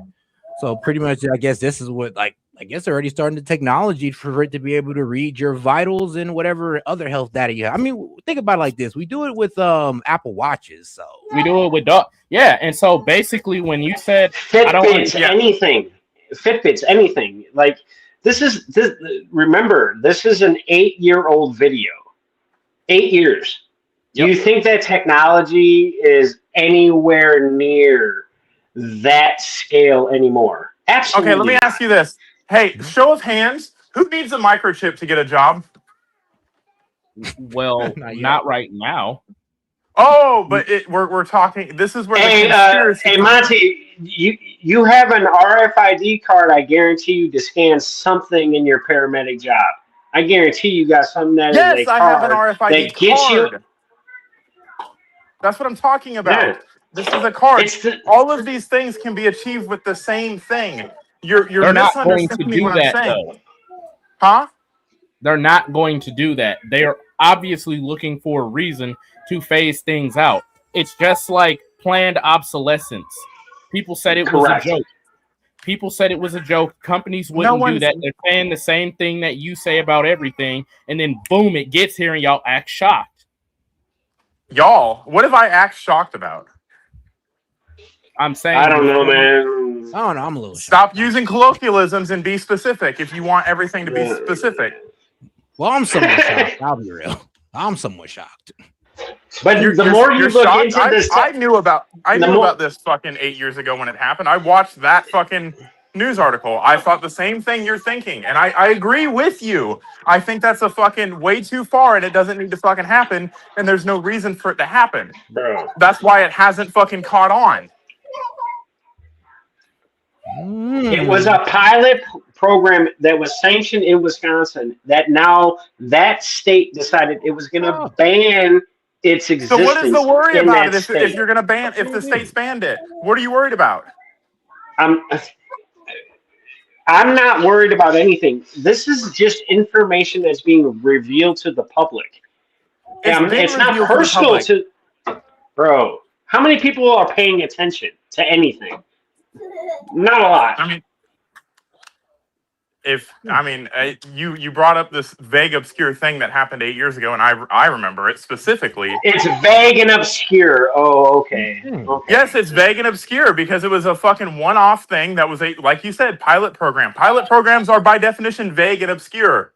Okay, Monty, if it's something that people don't really need to worry about, why did 13 states feel the need that they had to preemptively ban it? Why? What?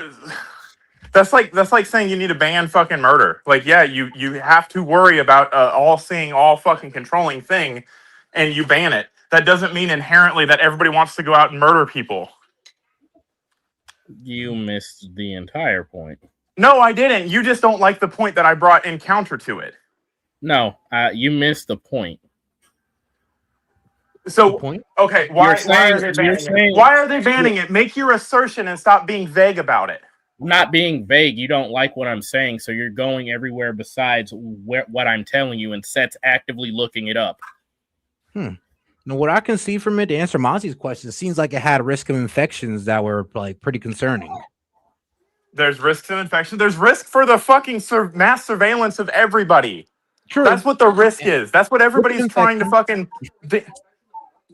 There's a risk of infection in birth control implants. That doesn't stop us from doing that because it's actually beneficial for society. This is not beneficial for society. This is marking people, and people don't want to be marked.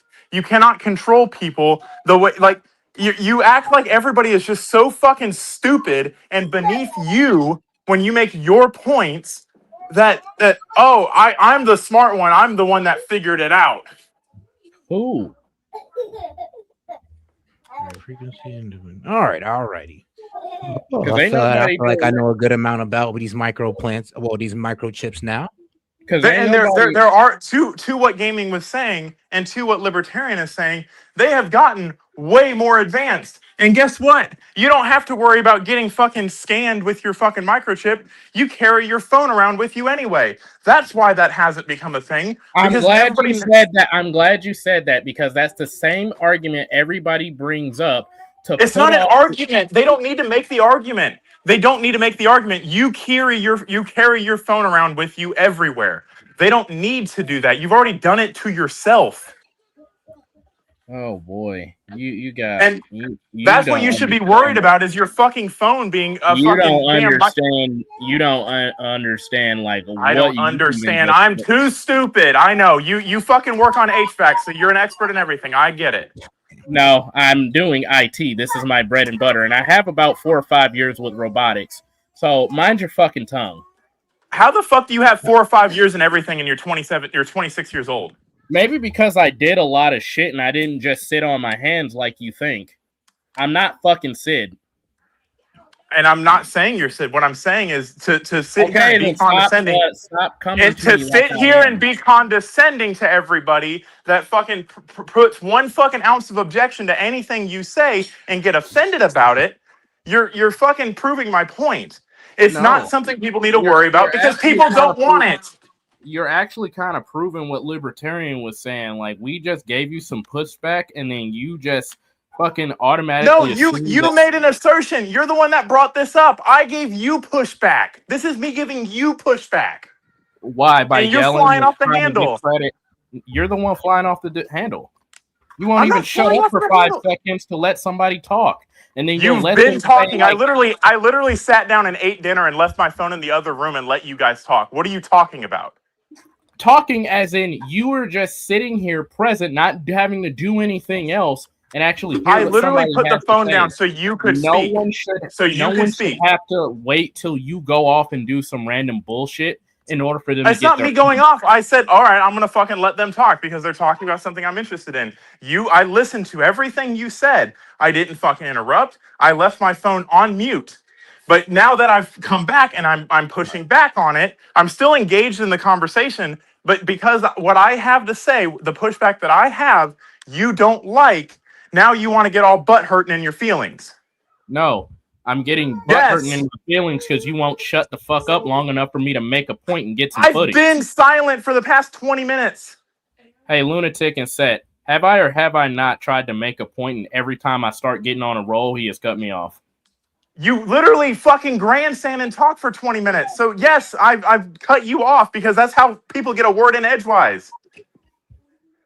You have been grandstanding this whole time, bro. How have I been grandstanding? What video did I send S.E.T and say, hey, we got to go cover this since it's conspiracy hour and let's talk about this and 13 states and this and that and everything else. What did I do? What aspect of that? Or have I responded to what you've been talking about? Have you asked me a question about how does it work? You're trying to talk down to somebody who's been around this shit for a while about how they work. So you're being condescending to the wrong fucking person. I started explaining all the circuitry stuff. And before I could even get on to the secondary circuitry and the microchip, you said, so let me get this straight. They have a circuit and a battery and blah, blah, blah. Is that what Yes, you're that's saying? me. That's me getting fucking. That's being a dick.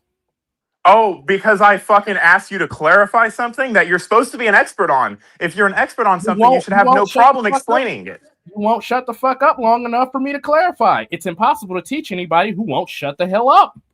I'm not. I've literally asked you a question. You got offended because I asked you a question. No, I didn't. I got offended because you keep fucking interrupting me while I'm trying to explain the very fucking question. You're not explaining anything. You're being vague and fucking. You're talking about temperatures and vitals and blah blah blah blah blah. It's a part of the explanation. If you would pay attention and keep Can up, you explain something in less than 30 minutes? Can you shut the hell up so I can condense it down? I have been quiet this entire time. Still and talking. You still. No, yes, I get to engage in conversation. I don't have to just shut up and let you fuck.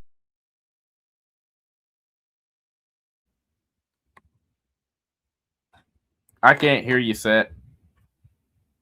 All right there, gentlemen. Let's remember we do got a show to run here, so we're going to go ahead and move on with this one. And we're going to leave that topic alone. All right, guys, let's go ahead and get right back into it. You find my question offensive, and I find your support for the Iranian regime equally offensive, if not more so. So we're both going to have to end this interview offended. One of the single biggest arguments against war, besides the cost in dollars and in lives, is the chaos of unintended consequences. Big changes happen fast, and sometimes things are never the same again.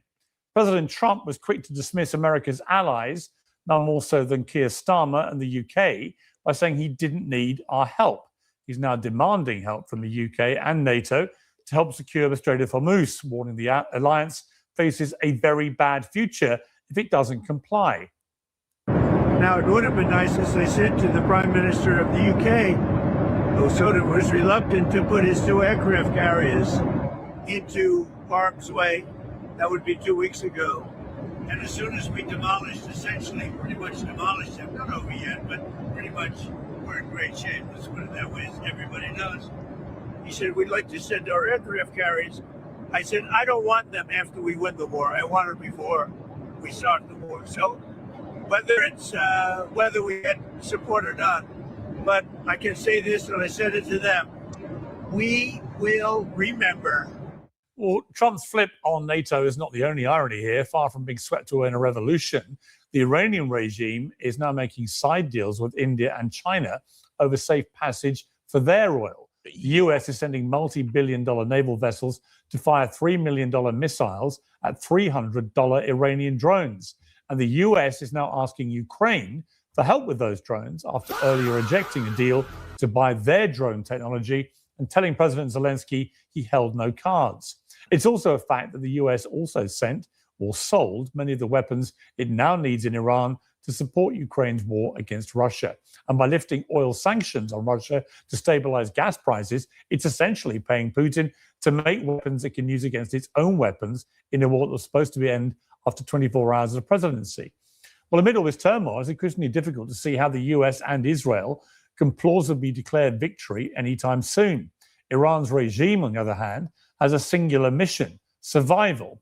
By that measure, whether we like it or not, it may be that Iran is currently doing the winning.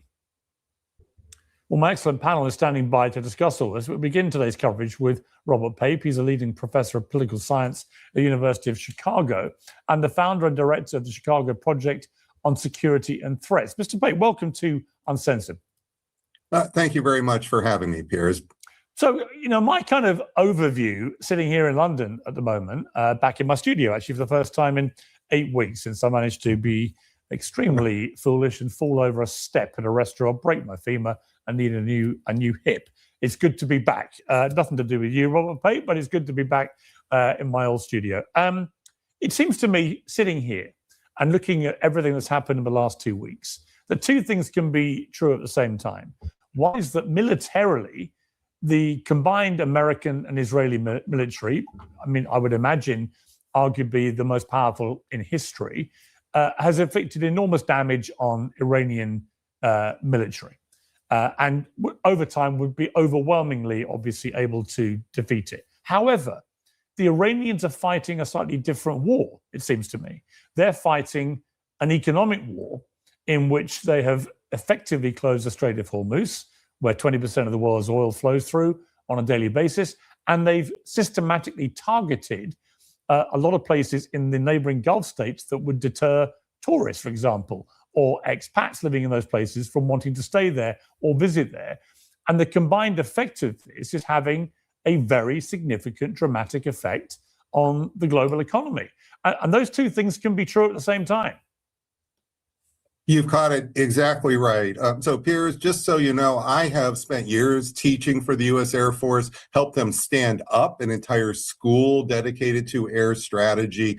Just a week before the bombing started, I was giving a presentation at the U.S. Army War College. I spend my years, I have military officers coming getting their PhD under me. So I spend a lot of time here with the U.S. military. We are, as a military, performing superbly at the tactical level. And I want to just emphasize that. And you see, in the smart bomb age, it's especially true that bombs will hit their targets within about 5 meters 90+% of the time, which means you will destroy the missile launchers, which means you will kill the leaders. But that does not guarantee strategic success. And in this case, the goal was to take down the regime, not just simply kill leaders. The goal was to weaken Iran, its power. And what we see after 17 days of war is the regime is resilient and more dangerous than ever than it was before the bombing. And Iran is now more powerful than it was. In fact, Iran has just achieved what we have spent 50 years in the US military in America trying to prevent, which is control of the Straits of Hormuz. That was the #1 goal of American grand strategy in the Middle East, not Israel. This was the #1 goal. And this is a catastrophic failure. And it is what I call the escalation trap, Piers. It's completely, I've seen this for decades with the Clinton administration. This is not unique to President Trump, but he has fallen into being mesmerized by the power, the exquisite power of our military into thinking it's omnipotent, that it can achieve any strategic objective. The fact of the matter is we have failed strategically and we're getting deeper into the trap, which is why none of those allies you just pointed out, perhaps maybe the UK, we'll see, want to go down the tubes with us here. This is a very, very, very serious problem. And I don't say this with any glee. If I could just say one more thing, this is one of the worst regimes we had in history. So I have no way supporting this regime in Iran. In fact, I've been offered many trips to go to Iran. I refuse to go. So this is not coming from some, sort of dovish support or something. I support many, many uses of force. My book's called Bombing to Win. I titled the Substack The Escalation Trap. And now, guys, I do want to ask y'all opinion on this. I gave my opinion. I think it is a bit reckless to sit here and ask these European countries, the same ones that we had to strong arm into a fair trade deal for military support in the Strait of Hormuz. And I get it. Well, it affects them too, but let's be real. Nobody still wants to get dragged into a conflict or possibly, this conflict/war. Look at this guy. Do you see this gentleman that's talking about bombing to win? Look at this gentleman's physique. I think he's got like 17 fucking chins here. God damn. This fucking guy is not fighting for anybody, not even against his diabetes, okay? This guy is not fighting for anybody, okay? This guy is just an idiot. Hold on, lunatic. That's supposed to be my take. Damn, he said not even fighting against his diabetes. God damn. Bro, you're such a fucking wild card. Who is this dude fighting with him? So can I take the torch from here? Because you just stole my whole fucking mantra. Yeah, no. He is establishing credibility because he teaches military generals. Maybe Maybe the 50 years of foreign policy when he's been a teacher is why we're in this position. I'm just saying, maybe doing the things we've done for the past 50 years has put us in this position where we have no choice but to fuck them up because we've given them this idea that they are our equal on the world stage. Fuck them. Fuck their goat fucking country. I don't care. Yeah, you're right. I like Yeah, he's a political scientist, professor, author. Now, notable credits, like he was saying, Bombing to Win, Dying to Win, and Cutting the Fuse. Those are his 2 books. Well, 3 books. So he's a sensationalist, and literally when his mantra is put into effect, it doesn't work. So maybe we shouldn't listen to him. I don't know about that because he's kind of been right. Let's be real. The way he was explaining the passwords, he's kind of been right about that. He's literally explaining things in hindsight and saying, yeah, I'm an expert because I teach all these things. I look in hindsight and I armchair quarterback. He's very good at that. You're right. He is very good at pointing out weaknesses. Who cares? Our strengths overweigh our weaknesses. And if you think that because we didn't win strategically, what has been the definition of war? What has been the grounds for success in war? Like fucking I go and I fuck your house up and I live in your house for 20 years and then when I leave you say, yeah, you better run. Like what? But think about it though. It's kind of then what do we do it all for? You thought we just did all that investment just to leave? No, we didn't get kicked out. They didn't kick us out. We just left. Yeah, we left on our own accord. And I'm not saying we should have spent 20 years in Afghanistan, but the idea that's been perpetrated recently because of this Iran war is somehow that we lost Afghanistan. No, we fucking achieved our mission. We were like, we're not what everybody in Iraq doesn't have a fucking 401k, so we lost?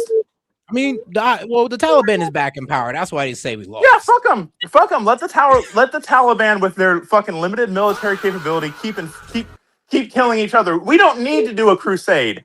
These fucking Middle Eastern fucking third world fucks will put themselves out of existence. Well, damn. All right, anybody got any responses? But in the meantime, I don't want to be beholden to a third world fucking Middle Eastern fucking Shiite Muslim. I don't care. All right. A lot of people think we lost because of the abysmal way we pulled out of Afghanistan. That was quite literally. It made us look weak. It's dependent on the goal. If our goal was to take out the Taliban and they're back in power, then that would be considered a loss. But if our goal was to just go in there and fuck shit up and leave, then okay, we won. And that's what we should do. We're fucking America. We go and fuck shit up and we leave. This idea, the past 50 years. What did we do, Monty? What did we do? We fought for 20 years. We left over 10. We didn't Hold fight on. for 20 years. Sorry. Just give me a second. We fought there. We were occupying their space for 20 years. The previous 20 years, we funded them and gave them all the money that we could and all the bombing material we could, all the high definition weapon we had at the time. And we funded Osama bin Laden. And then now what's happening in Afghanistan? Right. Hold on 10 seconds. Pakistan is actively engaged in war with Afghanistan. Now Afghanistan has all this might that America left there to fight Pakistan after Donald Trump created the deal between Pakistan and India. It's just political theater, in my opinion, but holy shit, the whole fucking world is at war. Again, this idea that we fucking lost is based off of like he said, he's right about what he said. It's based off of the past 50 years. And Libertarian just fucking explained what the past 50 years was. We spent 20 years fucking around funding Osama bin Laden. Then we spent 20 years fucking fighting Osama bin Laden, fucking ISIS, Al-Qaeda, and the fucking Taliban. No, we didn't fucking lose. We just fucking walked around with our dick in our hands looking like idiots. Language, bro. Every other word, cuss word. All right. All right, guys, let's go ahead and get back to it. I swear to God, did Gaming just say something about cuss words when he's literally his first fucking 3 words are fucking some sort of racial slur? every time he comes on. Racial slur, not cuss word. A racial slur is a cuss word. No, it's not. Yes, it is. Go say it in a school. Go say it in the school and teach you write ups not for cussing. I have. And you got written up for cussing, didn't you? No, I got wrote up because quote unquote it's offensive to certain people. All right. Let's get out of the fences and let's get right back to. But sorry, get back to my point. Don't discredit me because I say a couple cuss words you don't like. Listen to what I'm saying, and you understand. You have a brain. Your IQ's above. Every other word has been a cuss word. And that's just how I talk. That's how. Let's not get into another one, guys. All righty, let's go ahead and get right back into it. A tragic trap, and I'm trying to be clear so that we can stop making mistake after mistake after mistake. Now, let me paint another scenario to you of how this may have played out. And I base it almost exclusively on what the Secretary of State Marco Rubio said before he was probably rudely corrected by the administration, maybe his own boss, into reversing his position dramatically in 24 hours. But he was caught on camera saying that the reason the Americans had preemptively attacked Iran was because they got information that another country, clearly Israel, was about to attack Iran, and that Iran's response to that would be very likely to attack American interests, the bases in the Gulf states, whatever it may be. And therefore, because of that knowledge of the Israeli attack, the Americans would have to preemptively go in to protect themselves from whatever retaliation came back, which seemed a very convoluted excuse for that. Again, I like Pierce. I guess he broke his hip, so I'm not going to make fun of him. But he's like 17 days behind the ball on this one. Like, that has been addressed, and if he literally didn't do anything other than pick up the media's garbage, he would have listened to the entire thing when Marco Rubio literally said this had to happen anyway. So the only thing you can accuse Marco Rubio of saying is that it happened a couple of days earlier because Israel was going to start. I mean, it was going to happen. It was going to happen. Like, let's. So pretty much, Marco Rubio is saying that we were going to attack him anyway, but because Israel attacked him, we just had to speed things up. We sped things up. Like, we attacked Maduro without Israel. Is everything like, if you have to be consistent in your analysis? If everything is because of Israel, why wasn't Israel helping us in Venezuela? Why wasn't Israel forcing our hand in Venezuela? Because Venezuela is not an imminent threat to Israel like Iran is. No, they're just an imminent threat to everybody in the region, and they destabilize the region the same way Iran is doing. This is not I don't know about people. that, man. I ain't gonna lie. Like, I would say Israel's did a pretty good provide- job of destabilizing the region over there. Yeah, I'm not. Oh my gosh. I'm not. Iran is more destabilizing by funding proxies than Israel is by fucking attacking people that killed them on October 7th. Like, well, no, you can. because did the Lebanese attack them? Because they're attacking Lebanon. The Lebanese have attacked Israel. Nah, they started that one. They started that war with Lebanon. I'm not even gonna be silent about this anymore. The Greater Israel Project is what's happening. This is 40 years in the making. This is not Trump's presidency. This is not Obama. This is not Bush. This is not Clinton. This is not Bush Sr. And this isn't Reagan. This shit's been happening for 40 fucking years. I am sorry. All policies, if you follow the timeline, 40 fucking years. Benjamin Netanyahu's been testifying before Congress more than people that should be testifying before Congress for accountability to encourage us to create the Greater Israel Project. And we are funding it. And so we give the Israel government this much money. Then AIPAC, through the Israel government, says we're going to give this money to politicians. And then they say, hey, we're going to give Israel more money. And then AIPAC says we're going to funnel it right back to them. And now, I don't like being ass-fisted. I don't know any real man that would enjoy ass-fisting. I am not being sarcastic. I am being absolutely serious. A real man would not enjoy being ass fisted. I am not. Why are we talking about? I agreed to go to war. Signed the documentation. Gave myself to the government. Participated in all their bullshit. I'm not doing it again. I would much rather take the government and give them the ass fisting. All right. So one thing I do kind of want to say and point out is this sounds awfully familiar to when a lot of people accused or said that Putin wanted to recreate the empire that Catherine the Great started. So just as a, it sounds very very similar to that from back then. Just wanting to point that out there. I'm not saying they're both the same, but just wanted to want to throw that out there because it, like I said, it sounds very very.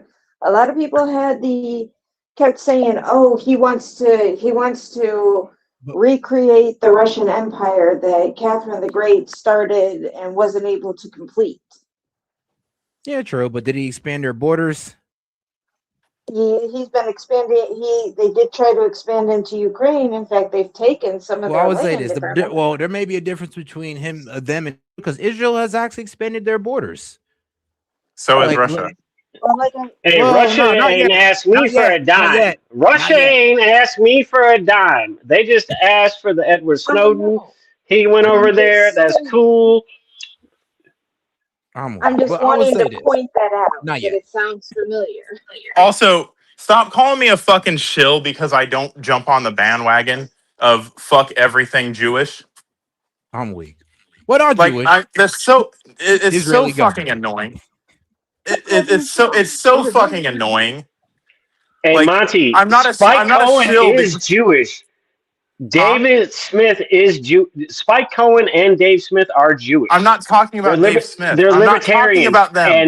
and they are talking all kinds of shit against Israel. They're Jews. And I talk They're the same libertarians. shit against Israel. Dude, if you stick around for more than 5 minutes, you'd fucking hear what I have to say. I talk shit about Israel all the time. I'm talking about fucking Astronaut in the fucking chat calling me a fucking shill, who is a moderator on this channel. I'm allowed to fucking respond to that. All right. Oh, I didn't know you were responding to the chat. I didn't know that's what I know you you didn't know that. That's why I said that. And that's why I also further clarified my point. I have said fuck Israel and fuck the Zionists as many times as I fucking possibly can. But still, because I don't jump on the fucking Ayatollah's dick and say that we're such horrible people for bombing terrorists, then somehow I'm a shill.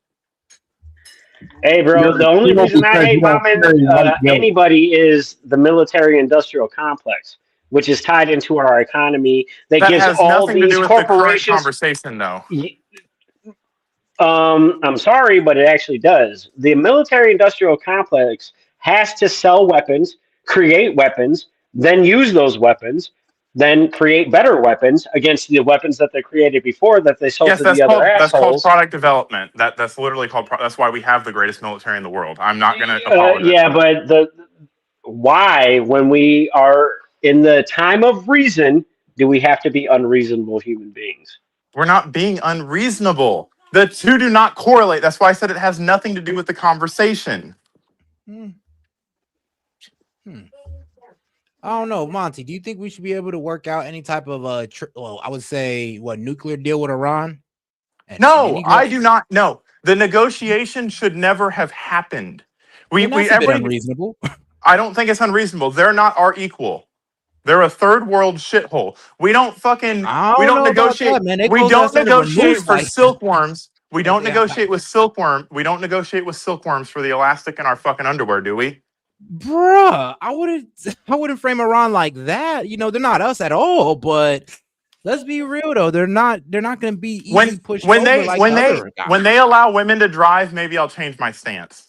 I'm crying. all right. Well, I get that one. I thought women were the highest educated of all of the modern world in Iran. It's like 62%. No, that's when true. they when they allow women to drive, when they recognize that, and they fucking give women fucking rights and actually treat them like human beings, then Bro, they're architects, they're consider. engineers, they're doctors, they're the highest paid individuals in Iran. So you say that I interrupt you and you don't like it. So why would you fucking interrupt me? Why would you do it? If you're so reasonable, why would you do it? Okay. It's an unreasonable thing right now, right? It's an So in a unreasonable time thing. of reason, why are we unreasonable human beings? We're not unreasonable. They do not qualify for shit on the world stage. They should be treated the same way. If they want to act like fucking civilized human beings, then we can have the conversation about reasonableness with people that want to kill us. Wow. Thank you very much, don't know about Monty. all I'm that. going on mute. Like I need to finish my point. Like Go this ahead. is so fucking annoying when people bitch and complain that I interrupt them and then interrupt me. If you don't want it done to you, don't do it. When I fucking talk about Iran, I'm not trying to put them under my boot. But what I'm saying is that Iran does not function like the rest of the world. Iran, people that live in barbarous fucking conditions and murder women do not get to have the same voice at the table as the country that's literally fucking rioting over a woman that tried to run over an ICE officer's fucking death. Like, we're not the fucking same. Stop treating them like they get a modicum of respect on the world stage. Stop treating Israel the same way. They don't get that. They haven't earned that, in my fucking opinion. And I have the fucking bigger stick right now, so I'm gonna fucking impose my will. That's the American government fucking right now. All right. I mean, as has been history for the entire time we have existed as humans. Nothing is new about this. And all right, of course, Sid wants to come and poke the bear, but shout out Sid. He says Monty is my favorite feminist. I mean, that's all right. So I'm at least I'm consistent. I believe in human rights. I don't see human rights as a fucking reason to go to war. Rights. Women rights and human rights. I don't see that as a reason to go to war, but I do see that when someone wants to sit here and grandstand Iran as suddenly they're supposed to have all this sovereignty and respect. You can earn that respect and fucking not be barbarians, and then maybe I'd fucking entertain that idea. But that's where the conversation about women's rights ends. Until then, we're gonna treat them like the way they act. Well, Monty, Cuba under sanctions become one of the best innovators in modern medicine.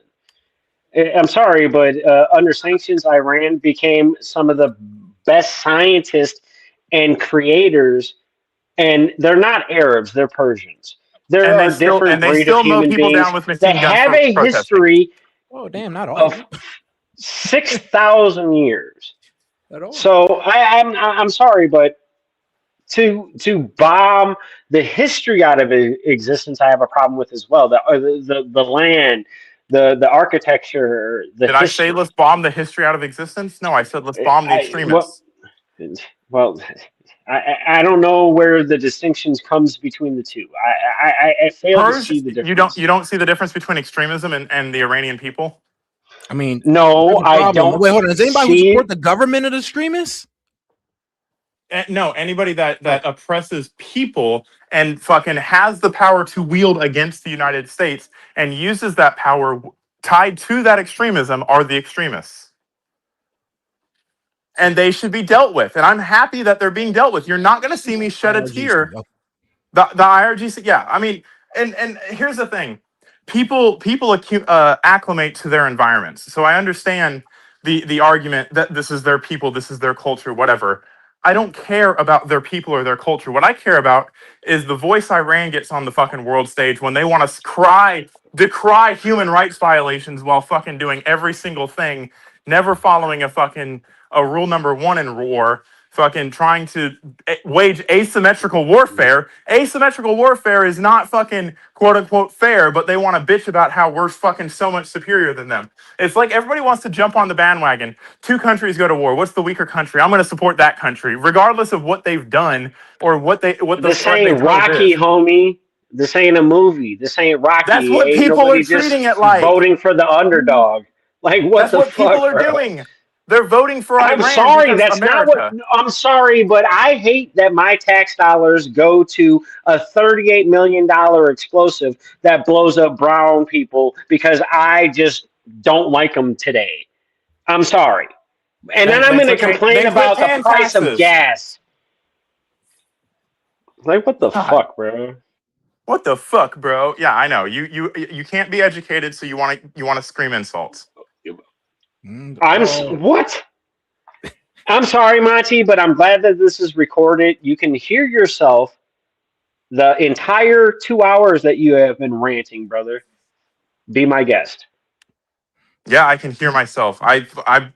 Me hearing myself is not going to change my opinion. What do you? And It's obvious. But all right, guys, let's go ahead and get right back to it. A preemptive strike. But if that is what happened here, and we know from the former Secretary of State, Antony Blinken, that Netanyahu had tried to persuade both Obama and Biden to do the same, saying, I'm about to go in. And then when they said no, he didn't go in, that potentially and possibly Donald Trump got played by Netanyahu here in the same way he tried to play Biden and Obama. And that the reason why Israel might be more relaxed about how this all plays out is that really what they want is a bit different to what America needs out of this. Israel just wants to cause maximum damage to Iran, to its regime. They'd be quite happy with chaos as they were when it happened in Syria. Whereas chaos in Iran, if it involves closing the Straits of Hormuz or attacking the Gulf states next to them or whatever, that does not suit America. So it may be, and I don't know the answer. What does a fucking Brit have to do with what suits America? Coming out of Marco Rubio's mouth. If that was why the Americans joined this, then it may be that Netanyahu has taken America into something where he is quite comfortable about this going on for a long period of time, but it won't suit the American national interest. Yeah, I agree with that. I mean, unless Israel's okay with dragging on a war with Iran and Lebanon at the same time, I mean, sure. No, Israel. Let's call it out. Israel is absolutely okay with that. I think we should fucking divest from that ideology and stop trying to hitch our wagon to Israel. This isn't about fucking Israel. Like, it's not. And here's the thing. Well, maybe there are greater implications to what's going on in Iran right now on the world stage that Israel has nothing to fucking do with, cannot control. So what? They want to be a fucking regional power. Cool, good on them. Are you sure about that, Monty? I don't know about that. I would want Israel. Pretty sure about that. I'm not speaking Hebrew. I mean, all right, guys. No, because you're goyim. I'm goyim. See, this is fucking hilarious to me. Last time I checked, I don't have to worry about bombs coming over my head. No, but I guarantee you got to worry about bullets. No, I don't. What bullets am I worried about? I've never been shot at or had a gun pointed at me in my life. You're not a paramedic. You ain't worried about bullets? No, I'm not worried about bullets. Because I have a little bit of fucking training and education and I can fucking deal with bullets. Now, if it's my time to go, then it's my time to go. Oh! Now, I just asked you about your actual awareness of your surroundings versus your training. And then it went to your training. I didn't ask you about your training. I just said, are you worried about bullets? No, training. In your urban area, no matter where you are in the country, are you worried about bullets? No, I'm not worried about bullets. I don't live my life in fear. Oh, you're not worried about. See, now fear usually instills into a person the understanding of their surroundings, right? So you have to be afraid. No, you don't. You can be aware. You can be aware Yes. without being afraid. You can have a respect for something without being afraid of it. Usually, there is no courage without fear, brother. And I'm sorry, but if you believe that other shit, I think that maybe your situationals have not afforded you the understanding in which I understand. But yet again, I didn't walk in your shoes. And yet again, I appreciate S.E.T. I'm out of here. I got a wife. I got 3 children. I'm finna dip. Y'all enjoy this. Monty, bro, I would just say, dude, take a step back, listen to what other people got to say, and don't try to react all the time. Just absorb the information, I take could say 20 the same. seconds, and then respond. Hey, brother, it's all recorded, homie. Thank you, Seth. I appreciate you. All right, man. No problem. Have a good night. All right, guys. Go ahead and get right It's back. it's funny. It's funny when people want to be listened to. That's the fucking mantra they spill. But when they want to say exactly what they're saying, they don't worry about what other people are thinking. They don't worry about fucking not reacting to what other people are saying. Like, don't be a hypocrite. I can acknowledge that I fucking respond and react to what people are saying. That's how the conversation moves. You say something, I say something. You say something, I say something. All right, let's get back to it. Is now that this is becoming a strategic disaster, Piers, the blame game is already in full throttle here. So you're going to see that. And I don't do politics, okay? So but nonetheless, second point, which is, let's assume you're right here. That's not a good enough excuse Hey, Seth, for launching a disastrous campaign. Yeah, I can hear the video. I can't hear the video. I can hear you, but I can't hear the video. Really? Hold on, man. Let me see. Here's the video muted. Not all right. Anybody else can hear it? Everybody else can hear it? Yeah, I can hear it. I can. I can hear All just fine. All right. All right. Oh, and hey, Steph. All right. I said. So what that means, what that tells me is we really thought we had escalation dominance. We really thought they couldn't do anything, even when apparently General Kane warned President Trump they would take the Strait of Hormuz, even though that was our number one planning scenario for 50 years here, 45 years here. He dismissed that. And yes, maybe Netanyahu's on the phone, but let me point out last fall, President Trump came down hard on Netanyahu's plan to cleanse Gaza of hundreds of thousands of people. So if President Trump wants to, he can stand up to Israel.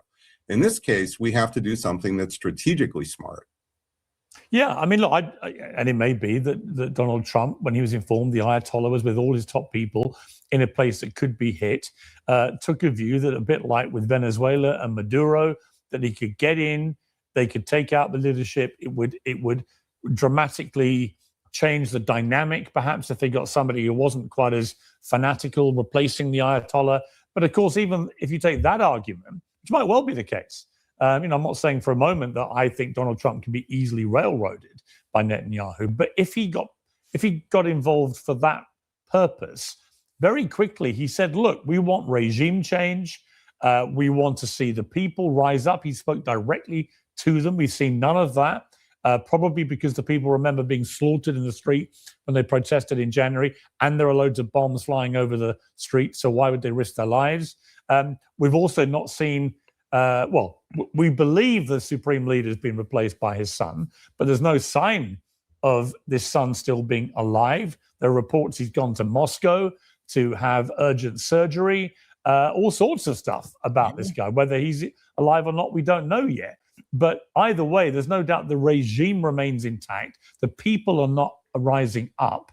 And so you're left with looking back at what Donald Trump said in the immediate aftermath of launching the attacks, and none of that is manifesting itself. So I just think if I was advising Donald Trump, I'd be like, look, you've got to do something quickly here, because your original mission statements simply aren't happening and are probably unlikely to happen. So it's important to know, Piers, that I've studied every air campaign since World War I. I've modeled the bombing of Iran for 20 years, so I know quite a bit about all these details. And it's important to know that in over 100 years, air power alone has never, and I'm choosing my words carefully here, never toppled a government.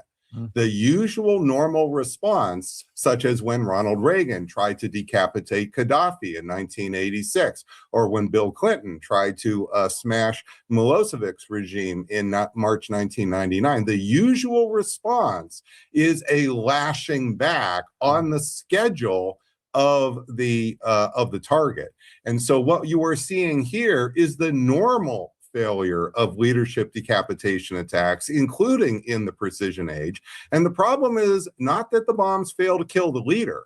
The problem is the replacements become much more aggressive, because that's how they get legitimacy inside their inner circles, Piers. So just imagine You're fighting for the next rung up, right? I mean, yeah, here's the problem. Yeah, the regime has doubled down. They're starting to take the houses of guys who are anti the regime.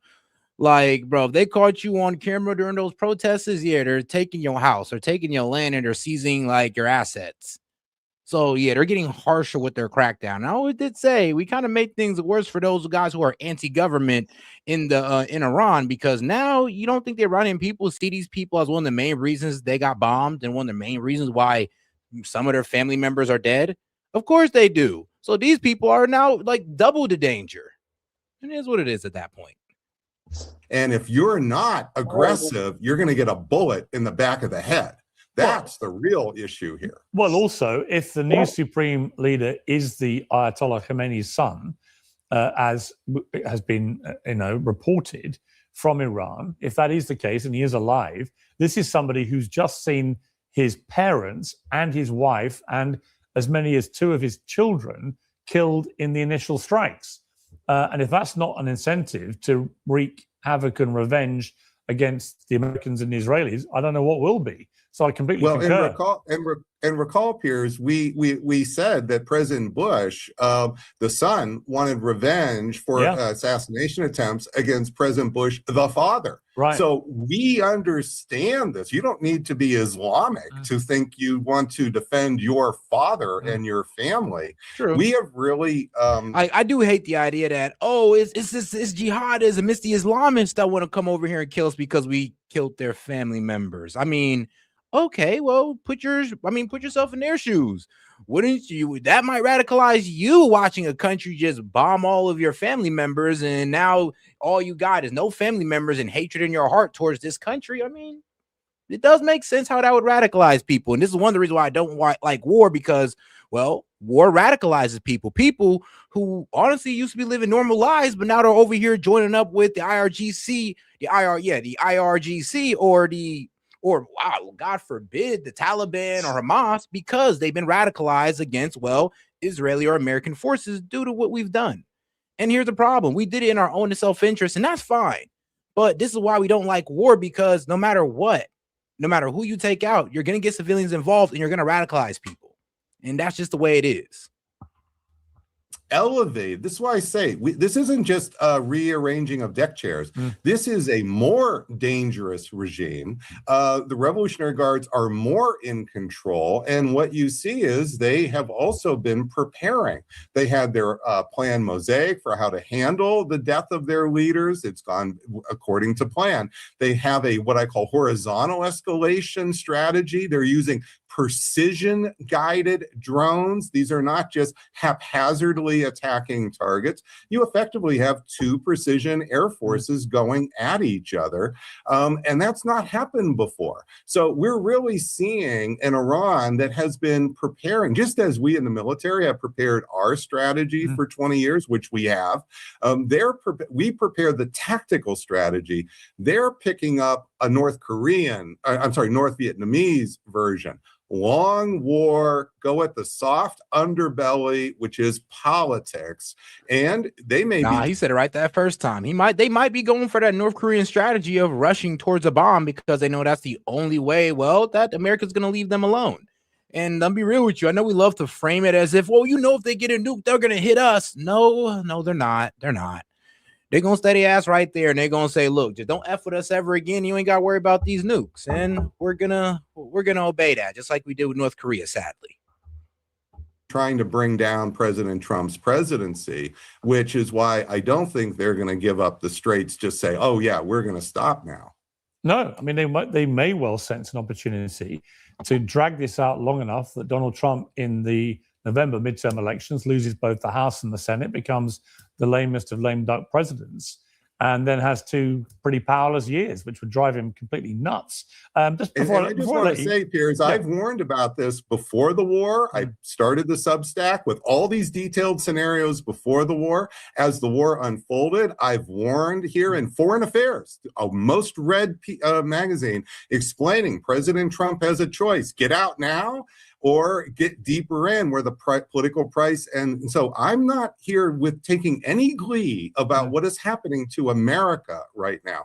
More the opposite. I want us to do better, but we're not going to do better with victory narrative, because victory narrative is meeting escalation reality. And we've got to push aside these victory narratives because we need to be much, much more serious about what we're up against. 100%. I just want to just finally mention that there's some interesting kickback coming now from within.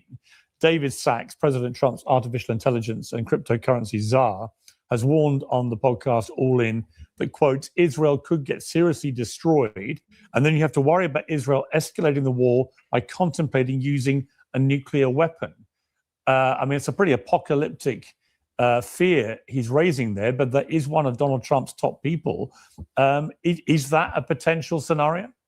So I laid out on my Substack a 30-minute video focusing on the uranium, enriched uranium, that may well be dispersing inside of Iran.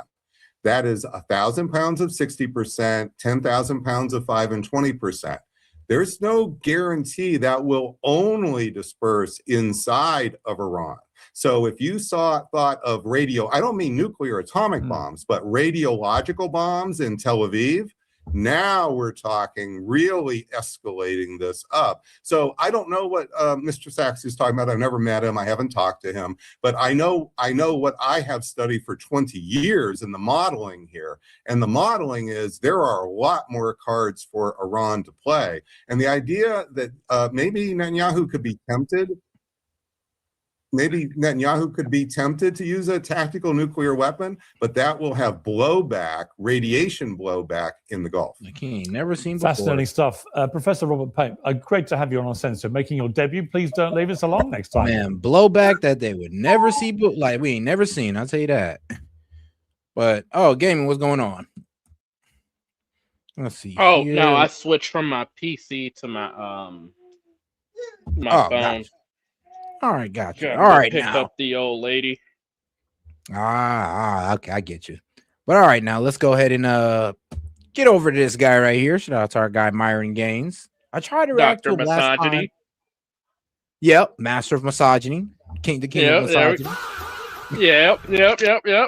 Bro, if you think he's bad now, dude, you should have heard some of the stuff he was saying back when. Because I was following him. Bro, when he was just doing Fresh and Fit alone, oh my God. Bro was unhinged sometimes. Sometimes I had to be like, are you sure that's how it works? Are you sure you want to do that? Are you sure that's the game you want to play, bro, with these girls? He's like, nah, F it. Now we got to go full throttle. I'm like, all right, bro. I ain't doing that, but I'll leave him to it. Hey, it's like, I'll be real. He gave some solid dating advice. I'll be real, but with Myron, there's some things you take and some things you got to leave. Like, yeah, like his view on women, with like some of the stuff he was saying. I'm like, bro, I'm surprised you ain't got shot with some of the stuff you done said. I mean, bro, we needed to repeal the 19th Amendment, bro. I was like, damn. It was like the very first 5 minutes, repeal the 19th Amendment. Like, whoa. That was funny though. I ain't gonna lie. When I first heard those arguments, I was like, y'all are on demon time right now. Talk about we need to repeal the 19th Amendment. We need to stop women from voting. I'm like, whoa, guys, chill out. I think it'd be better if we just try to convince them to vote our way instead of just taking away their voting rights. I mean, there are some women, and I'm saying this as a woman, there are some women that regardless of which, you're never going to convince them. But that's true. Yeah, y'all girls can't be hard-headed, I'll tell you that. Some that just do not even need to be near a political discussion. But all right, guys, let's go ahead and get into the Myron real quick. The only people that are promoting and encouraging this war are one of three people. And magatards, aka boomers. Those are the only three people really promoting this war. Anyone who have a brain understands that this war doesn't benefit America whatsoever. Never. We get zero strategic benefit from this conflict. Oh, and did you guys also hear that now they're talking about anyone that wants to pass the Strait of Hormuz has to pay Chinese yuan? If the Iranians say, look, you could come through the Strait of Hormuz, but you have to do all your transactions in yuan, guess what that does? That weakens the power of the US dollar. So here's the thing, right? Like, it's easy to sit there and say, oh yeah, we had 6 soldiers die, right, from the KC-135. But what they never show you is that this was actually a real person, right? Rest in peace to Alex Klinner. And this is why I'm anti-war, guys. Because we sit here, from the comfort of our own homes, talking about this conflict, talking about this war, and we forget that there's real people on the other side fighting said war. So my thing is, I look at war as the absolute last resort that is needed from a defensive posture. That is the only time we should be engaging in war in 2026. Okay? It's absolutely to continue to wage war the way that we do for preemptive reasons. They were going to attack. No, they weren't. No, they weren't. The Iranians were not going to attack because they know that if they attack first, they forfeit all leverage. Yep. Okay? And we know that their second... Go ahead. I've been wanting to say this for a while.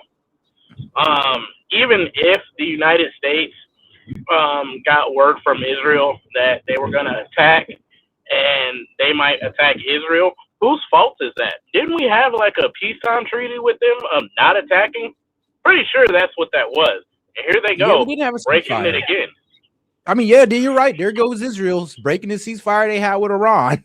And it's all And then we codified it by jumping in, which is retarded on our part. Because so yeah, I can see the other side of it 100%. Yeah, especially since we were working so hard to get this ceasefire done in the first place, just for Israel to be like, hey, you know that ceasefire you helped me out with? Yeah, I'm about to go break that and go bomb Iran, but you might want to follow me up because you don't want to leave yourself naked. But good luck, bro. It's like, what? Like, every single time, like, I find it kind of retarded that Israel was like, oh, well, they would have attacked America bases. Bro, y'all been trading blows for like years, and Iran ain't never struck an American base unless we attacked them first. Thank you. I'm like, bro, Iran was so vicious towards us when Israel attacked during that 12-day war, then why didn't they just attack the bases then?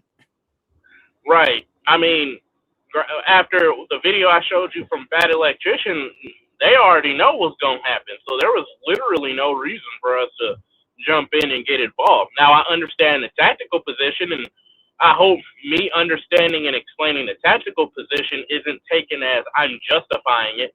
No, I'm rationalizing what the intention may have been in the best case scenario. But by no means am I saying I'm okay with it. All right, guys, let's get back to it. Strike capability literally ran into their defensive and military strategy. It's the cornerstone of their military strategy, okay? It's literally the backbone of how they do things. So they were not going to attack first. This is a country that has never invaded another country before. Since this regime has taken place, this evil regime that they talk about, has never invaded another country. Israel has, though. Israel's waged war against all their enemies, but they're our greatest ally. So again, when I say I am anti-war, I don't like war, it's because I understand that these casualties that they talk about, these KIAs, these are real people with real families, with real people that care and love them, real people that went to your high school, real people that might have went to college with you, real people that might have worked with you, real people that might have been a reserve only and then they got called in to do active duty. That's why. So when I see these idiots on X talking about, yeah, we're trying to find out, yeah, America, yeah, let's go. These people, a lot of the times, haven't served. Or if they do, they have ulterior motives. They don't serve anymore. They want to send their kids to these conflicts, but they're okay with sending yours. They don't have to worry about, am I going to be able to afford gas to go to work today? They're making a bunch of money talking about, yeah, America, yeah, we're destroying them. Woo, making a bunch of money on this shit. And then also the other thing that's important is that don't forget that Donald Trump campaigned on no new wars. This is a new war. I don't care what anybody says. This is absolutely a new war. Now, I know that the administration is reluctant to call it a war. This is why Pete Hegseth won't give an answer, says, oh yeah, we're leaving it to the lawyers, etc. But this is a new war. We have casualties. We spent billions upon billions of dollars. And the casualties that we know, I guarantee they're more than that. And we know that something like 150 servicemen were significantly injured. You know what that means? They probably were maimed. That means that they probably had to go ahead and get amputations or they're not going to come back the same. So when I say the things that I say and I get brain dead arguing with me on X, the reason why I'm so passionate about this is because 20 years ago, right, when we invaded Iraq, 23 years ago to be exact, I didn't understand the ramifications of war. Okay? I was pissed off that I couldn't go to a theme park in the summer of 2003. But fast forward 23 years later, from 2003 to 2026, and I'm a grown man at 36 years old, now I understand fully that it goes way beyond me not being able to go to a theme park when I was 13 years old. Now I understand that people are really dying. 13-year-olds might not have their dad now. People are not going to be able to afford their groceries. People are not going to be able to afford their gas. Meanwhile, we got these warmongering sitting there trying to fool you again. Well, luckily, this time around, we have alternative media. Luckily, this time around, we don't have to rely on mainstream media bullshit, which is where Louis Theroux comes from, by the way. We don't have to rely upon, deceptive journalists trying to put us out of agenda. We have alternative media where people don't have an agenda, where they can just be honest with you. I'm not paid by anybody. I'm not paid by the Republicans. I'm not paid by the Democrats. I'm not paid by any. Matter of fact, a lot of them don't like me because of the things that I say, because I call it like it is. And I'm here to tell you guys, this war is bullshit. Anyone that supports this war is bullshit. And anyone that, is sitting there cheering on this war is a piece of shit that clearly doesn't understand the serious geopolitical ramifications that we're all going to have to pay for. These stupid MAGA that are sitting there cheering, saying like Iran is the biggest backer of terrorism and, they're a threat to America, whatever. They're backer of terrorism against Israel. They have issues with Israel. The only reason that we have issues with them is because of Israel. Okay? When are we going to figure out that intervention does not work in the Middle East? It didn't work in Sudan. It didn't work in Libya. It didn't work in Iraq. It's definitely not going to work in Iran because they can fight back, unlike all these other countries, because the Iranians have studied how we wage warfare and they prepared for it. They built everything underground. Despite Pete Hegseth telling you guys that we've taken out 90% of their ability to fight, that's a lie. That's a lie. So when I say the things that I say and people get... And the reason why it's a lie is because they have a lot of underground bunkers, a lot of underground facilities. Like, bro, they could be making missiles and drones underground as we speak. That's just something that they've mastered, especially the way they've made their cement. Bro, they got some of the hardest cement ever. Like, this stuff is some tough-ass cement. But apparently, and here's the thing. So when Pete Hegseth said we've decimated 90% of their firing capability, sure, if you want to talk about on-ground capability, above surface capability, for sure. But we don't know how much is actually underground and how much is actually being fired from underground to make that one assessment right there. And that's the assessment that truly matters, because we need to make sure we get those underground rocket launchers to really diminish their ability to return fire. Heard or get mad at me on Twitter is because they know that war against Iran is an indefensible position. And Trump lied to us because he campaigned on not going to war. Because I understand, and smart people understand, that war only benefits a small percentage of people. The oligarchs, the defense contractors, the military industrial complex. It doesn't benefit real Americans. It really doesn't. We have serious problems at home that we're not dealing with. Yeah, see, we got to start in here. PF Jarek says, Martin gets paid by pro IRGC. Let's see what this report says. I'm about to roast your dumb, bro, because I love like you. PJ Farouk says, Myron gets paid by pro IRGC networks. I get paid by pro IRGC networks for telling the truth about Iran's capabilities. Did I not say that there's going to be a regional war if we attack them? Did I not say that they were going to close down the Strait of Hormuz? Did I not say and call out all the things that are happening right now? I called it back in June. Go ahead. So I also called it too. Man, I was calling it, but I didn't want to believe it. I remember like me and you were both kind of calling it. And I was in disbelief. I was like, bro, I'm calling it, but I don't want to believe it. I told you exactly what they were going to do and how they were going to close it down. And bro, you were right about the closing down of the Strait of Hormuz and the mining. Like, me and you both predicted the closing down of the Strait of Hormuz, but you got me on the mining part. I was like, they're literally mining this motherfucker. Like, holy shit. Yeah, they got to. I mean, and what was the wild part about it? It was a suicide mission to do so. I was like, so they're riding out on boats. Yeah. No one are going to get fired at and blown up just on the whole of just pushing these mines by hand into the ocean. I mean, into the Strait of Hormuz. Yeah, from what I understand, from what I understand, there is a 2 mile stretch that is clear of mines that the U.S. is maintaining. I know, yeah, but sadly, right now, I don't know. Right now, it only does seem like there's China's oil tankers and Iranian oil tankers that are moving through the Strait of Hormuz, and that's what I don't like that's being shared, because everybody trying to frame it as if, oh, well, Iran didn't shut down the Strait of Hormuz. They didn't shut it down. All right, why are we asking for help to open it up? So, and I looked further into that, and I tapped in a couple of old buddies that I used to serve with who were in my rate.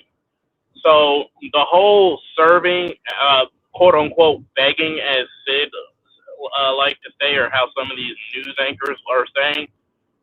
So the United States actually last year decommissioned the last of their Avengers class minesweepers. That's what I used to be on.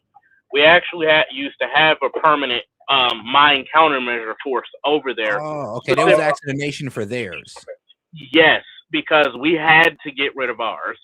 and the LCSs aren't worth shit on a stick. Like, they're a good concept.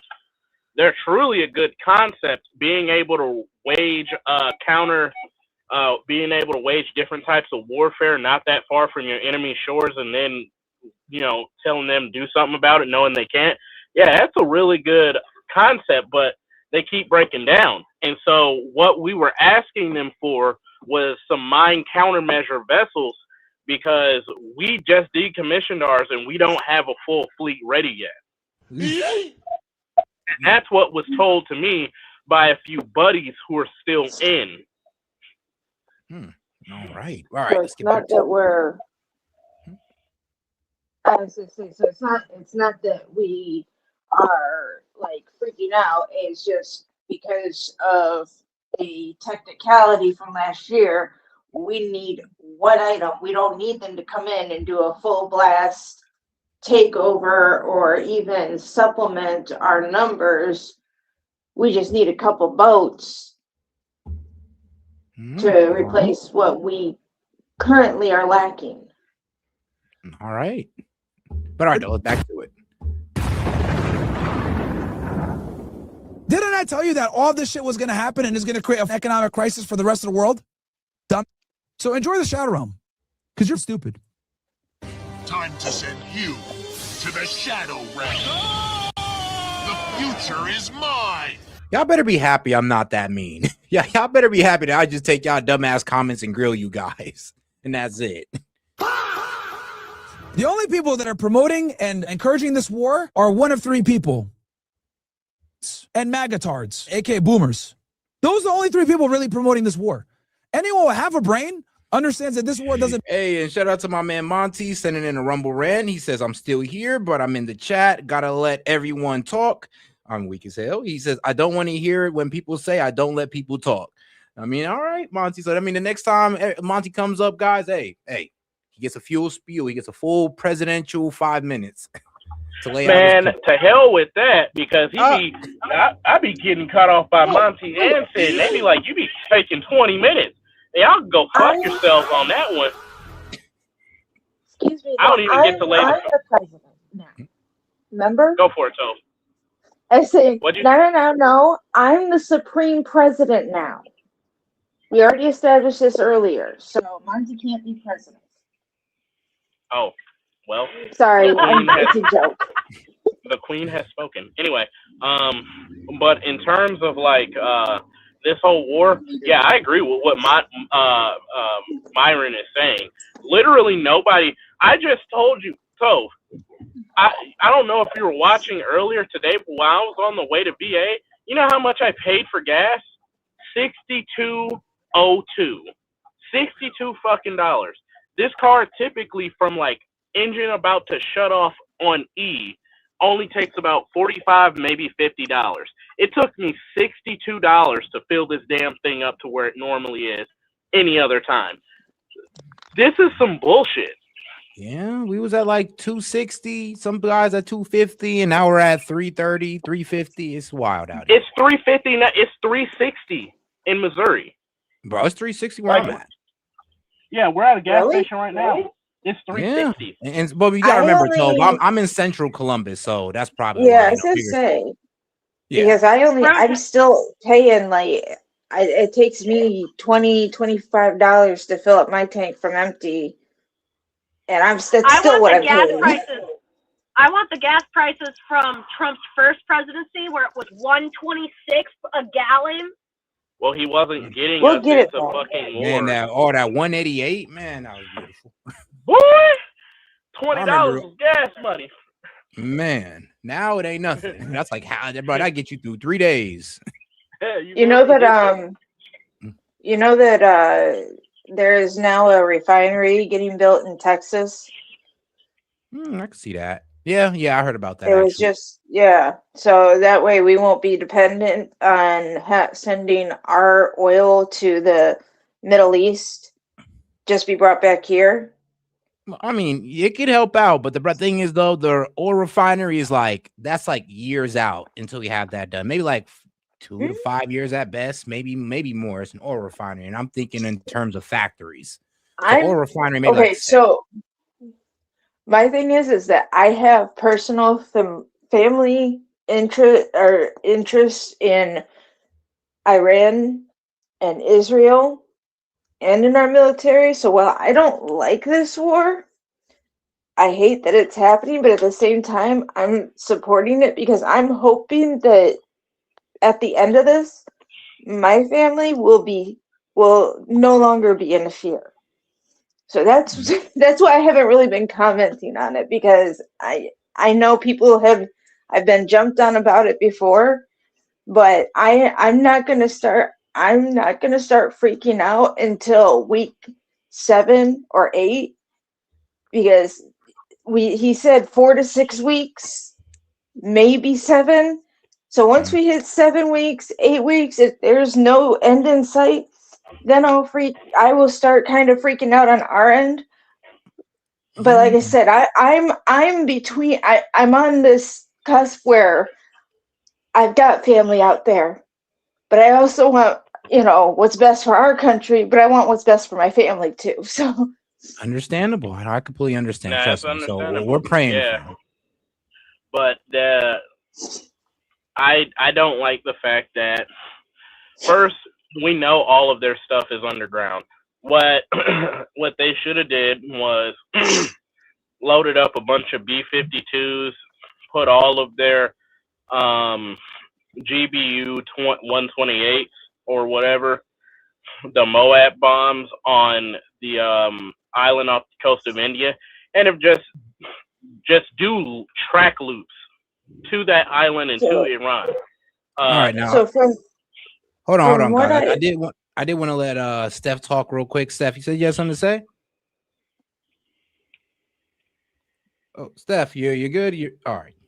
It's from a topic from earlier though. It's gonna be really off topic. That's why I said to you about let me know when you're ready, because it'll be going backwards instead of forward. So I don't know if you want me to just wait for it. Okay. It'll be going.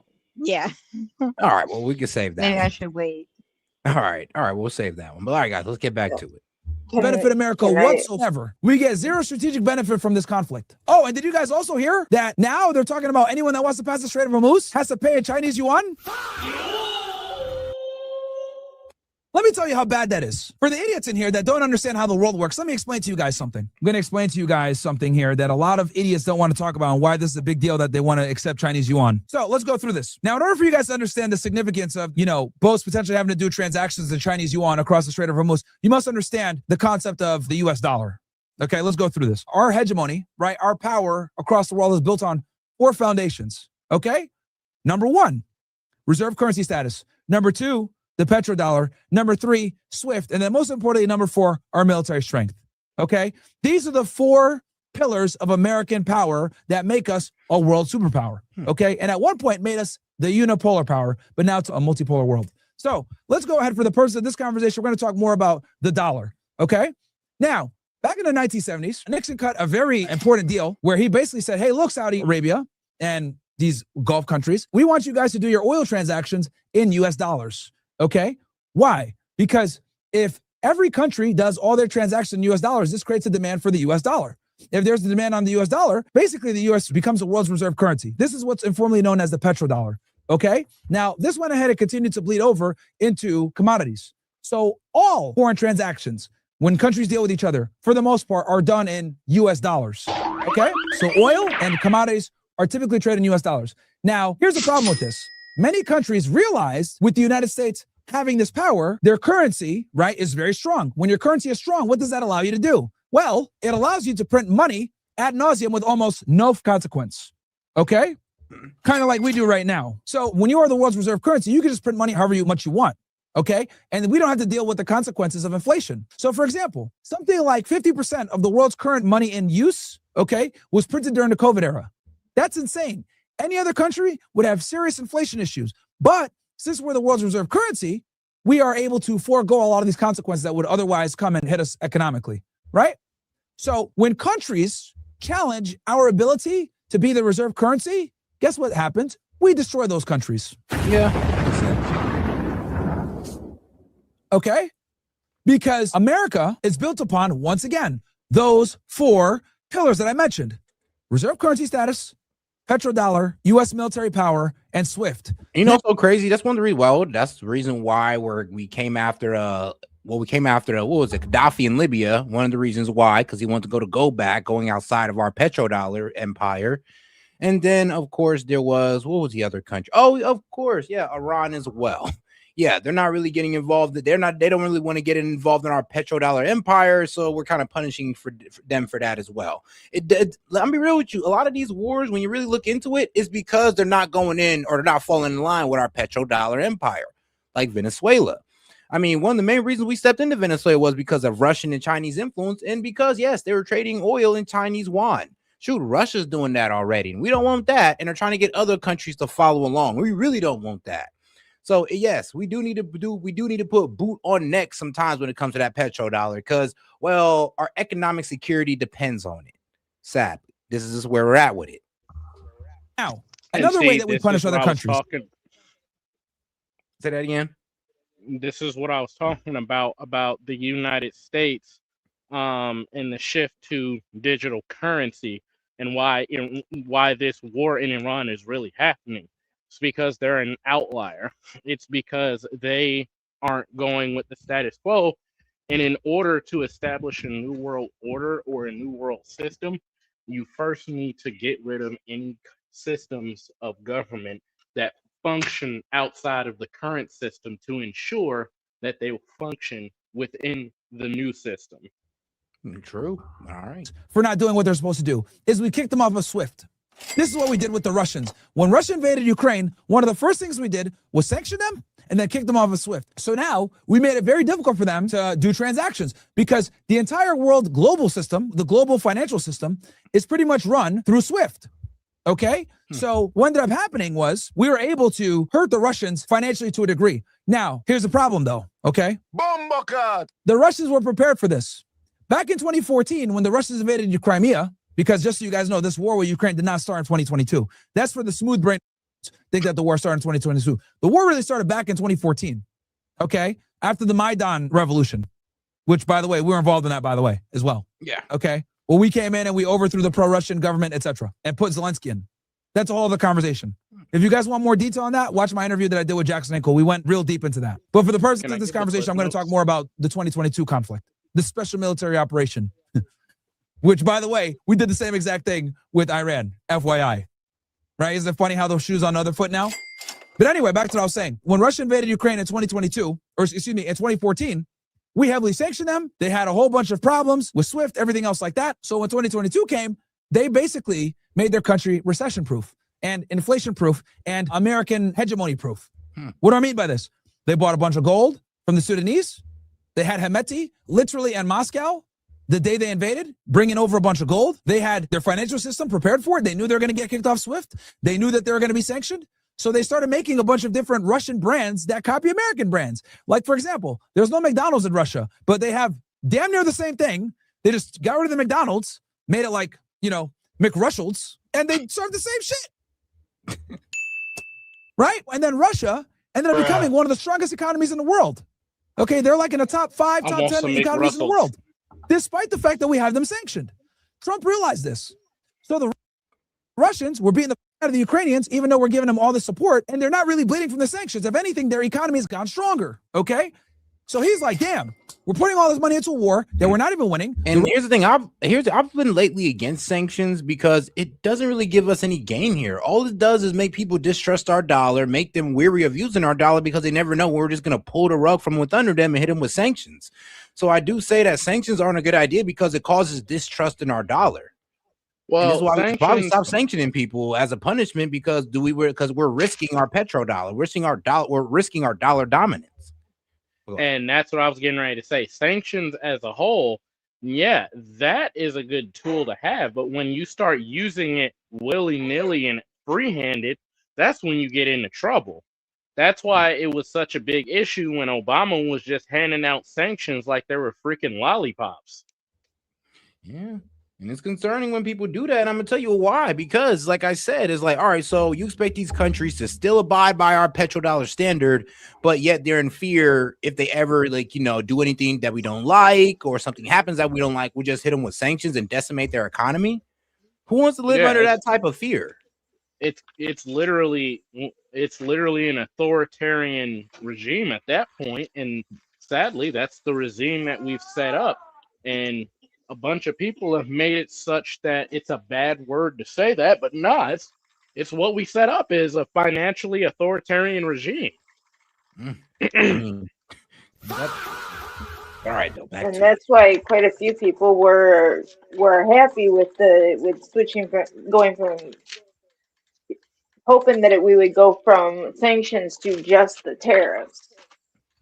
Right. Yeah, because tariffs are more manageable. Yes, they are. Yep. I mean, they can deal with tariffs, but sanctions, dog, we're still in billions of dollars and pretty much taking your dollar, your currency, and your economy. We're blacklisting you from the market. That's what a Literally. sanction essentially is. Mm-hmm. And when you do sanctions, we also take assets as well. Mm-hmm. Yep. And it's like, how is that fair? But we won't sanction these countries that are like getting over on us and are giving us, boot to ass when it comes to trade, So. Yeah, like, and here's the thing, like, I get the idea of sanctions, but the only problem is that these sanctions are only going to bite us in the ass and get people to distrust our dollar, which is going to take away our dollar dominance. Then, I mean, it ain't worth it. I mean, yeah, we might as well just do things through the tariffs to make these guys pay duties for unfair trade tactics. And that's better than just, making people turn towards China because we don't like them. We want to put sanctions on them. Well, and you weaponize the dollar so much that even in the United States, there is a huge push to get away from dollar. And now that they're rolling, and I'm telling you this right now, and I really hope I'm wrong, but if I'm right, you heard it here first. You hear that, CNN? There's, with this whole rollout of the digital dollar and Fed currency, there's going to be a massive amount of people rushing to buy up gold and silver. You're going to see these prices shoot through the roof. Telling you. All right, let's get back to it. Russians are becoming stronger. What the are we doing? So he wanted to cut a deal with Putin because Trump, intelligently enough, respects power. That's one thing about Donald Trump. He respects power. He respects Kim Jong-un and he respects Putin. That's why they laugh at him. They say that he's a dictator lover. Well, Trump is intelligent enough to understand that if they can destroy us, you need to make peace with them. He's smart enough in that regard. Right? So anyway, why am I telling you all this? I'm telling you all this because Russia showed that you can get around the US dollar and you can get around the American trade system of SWIFT, right? The Iranians also found ways to get around the sanctions, basically selling oil on black markets, selling it at a discounted rate to the Chinese, etc. Using the UAE, interestingly enough, to launder illicit funds through their banks that find their way back to Tehran. So the Iranians have been very intelligent and savvy in getting around these sanctions. But let's go ahead and continue on with what we were discussing before with, this war. Oh, and then another thing too, also with the Russian angle that I want to say that's interesting. We sanctioned out of Russia, right? People couldn't go ahead and buy Russian gas and oil. Guess what people are doing now? They're buying Russian gas and oil. Yep. The whole purpose of the tariffs, etc., was to kind of weaken our adversaries and punish those that do trade with our enemies or adversaries. And now look, we're giving countries waivers to buy Russian gas and oil. Why? Because 20% of the world's oil is holed up in the Strait of Hormuz, and then 20% of the world's gas is not being made in Qatar. Now let's go back to the Chinese yuan. And right? you know what's crazy? Why this is bad. Hold up. As you guys know. Yo, what's up? You know what's crazy? Back in 2012, we had an opportunity to flip the script. Take a gander at how we could have done it. Flip the script? You mean like, hold on now. In terms of oil trade. Oh, they could be getting our oil from us instead of we getting it from them.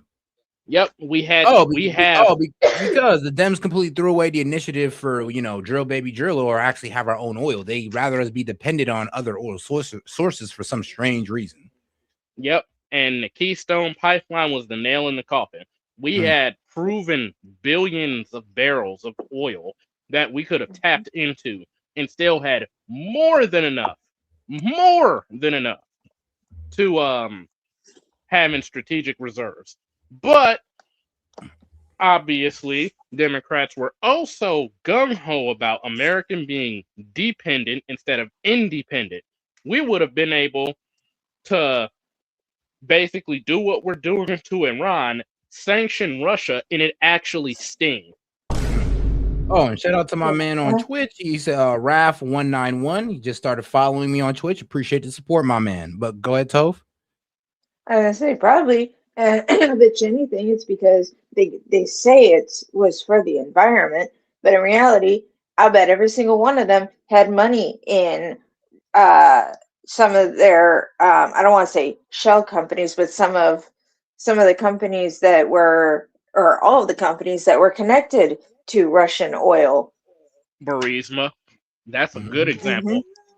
Yep. The only reason why they killed that was because they knew that Joe Biden might get into office and Burisma could make a fuck ton of money off of it. All right, guys, let's go ahead and get right back to it. The United States, right? Our power comes from military, SWIFT, and reserve currency status, right? In the petrodollar. Now, if the Iranians say, look, you could come through the Strait of Hormuz, but you have to do all your transactions in yuan, guess what that does? That weakens the power of the US dollar, okay? Let me tell y'all something that no one wants to admit, but I'm going to tell you guys this shit right now, okay? Because it's very important that you guys understand this. De-dollarization of the world is the United States' biggest fear. I'm going to say that again. De-dollarization of the US dollar is one of the biggest fears of our government. Why? Because our power stems from our ability to print money with no consequence. And that is predated on the fact that we are the reserve currency. As long as there is a need for US dollars all across the world, we can keep printing money. But if there is not a need for the US dollar, people start using yuan, people start using rubles, bricks, etc. That's a problem. Okay? And again, this is why I tell you guys that diplomacy is so important. You look at a country like the United States, which wages war all across the Middle East, spending trillions of dollars, putting us into debt. What has China been doing all this time? China's been building, making relationships, giving infrastructure to poor countries, creating all types of pragmatic alliances. They're challenging the hegemony. Yeah, that's what kills me, because you know what? I remember a Dem told this to me. And I'll be real with you. No. Let's be real. We, instead of focusing on our military, we could be focusing on infrastructure that would actually help out the American people, that would give jobs to the American people. But instead, we feel like we need to spend trillions on military when we could be spending trillions on infrastructure, building up this great country and giving people those jobs. Yeah. And so when he is saying stuff about, oh, well, China is making good relationships, actually, a lot of countries don't want to do any type of deal with China because they have debt traps. Look at Pakistan, look at Nigeria and Africa. Yeah, look at freaking right. And it's like, and they own the rights to your minerals too. Like, bro, absolutely not. So there's a lot of countries that are staying away from China. I think what's going to end up happening is if this goes on for too long, people are going to the global economy is going to fracture into many different parts, and people are going to have to go back to the good old fashioned convert your wages into what I want. Yeah, but here's a problem though, because like in all countries, you're gonna have to come down to a choice. Is either I work with America and I gotta live under their dollar dominance. I can't do anything that they would disagree with, or I risk my country's economy. And then there's China, who, you know what, they don't even care what I do. As long as I'm over there writing the check and they're writing me the check, everything's all good. As long as we're conducting the trade on fair grounds or their grounds, everything is all good. So these countries are going to start picking, well, who's a better superpower to align with? And some of these countries is going to be looking like China. Well, here's the problem with that. Here's the problem with that statement. China doesn't allow its currency to be used in the manner that the American dollar does. And so for a lot of private equity, and this is something that's often lost on these type of conversations, people don't think about the private equity. A lot of companies do business in the United States in particular because they can abuse and manipulate and do whatever it is they want with the US dollar because we don't really care about it.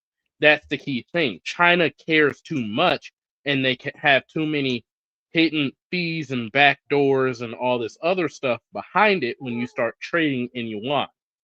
Currency It's the reason manipulation why, and all that. Yeah.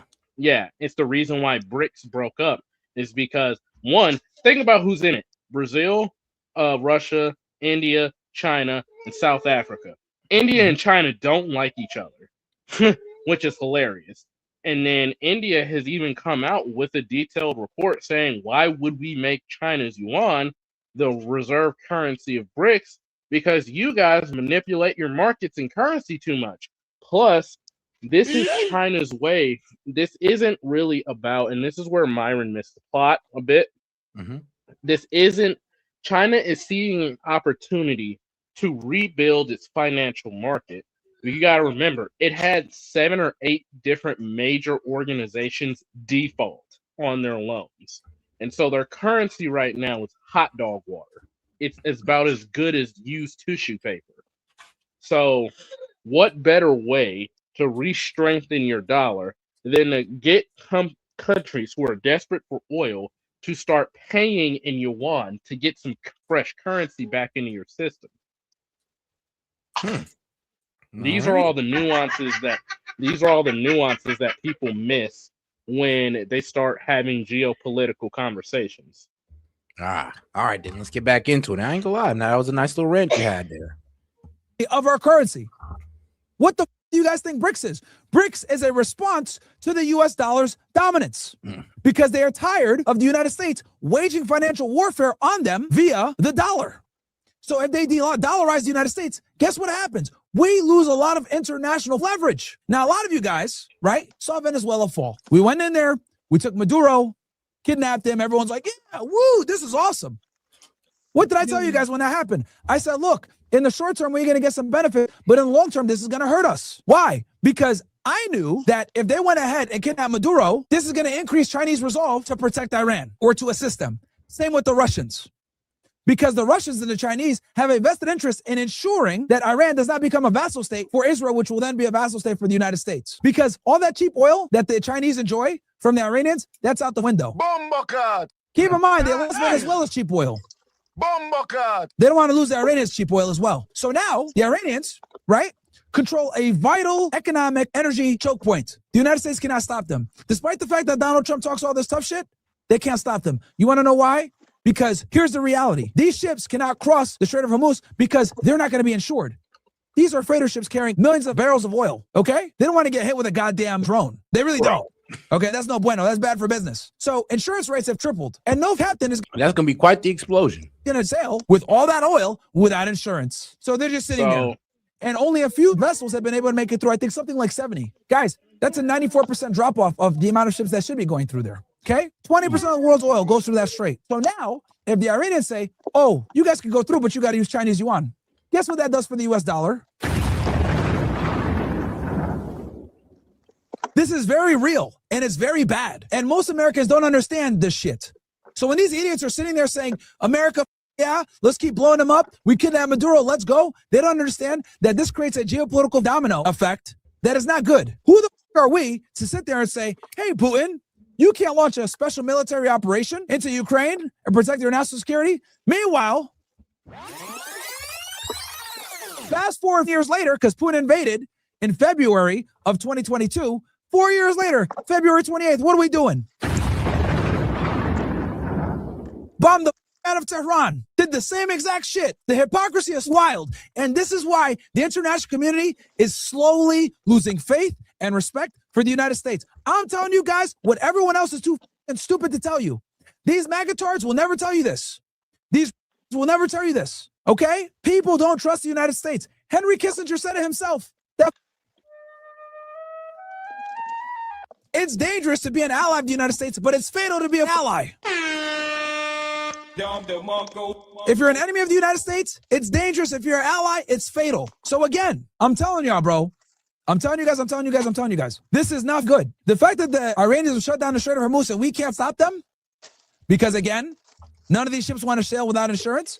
All they have to do is create the implication that they can't get through. Also, like I predicted, the Iranians have put mines all across the seafloor. Actually, Myron, it's like I predicted. Get it right, nerd. Yeah, all over. And here's the thing, but we don't know where they're at, and like we just don't know. And they move. They So move with the effing current. Like, no, they bro, don't. No, they don't. Nope. that's what I'm I gonna heard. go They ahead and give some you. of them move with the current. No, hell Let no. me see. Let me give you a breakdown. So mines typically the way that they work, if you have bottom mines, they rest on the seafloor.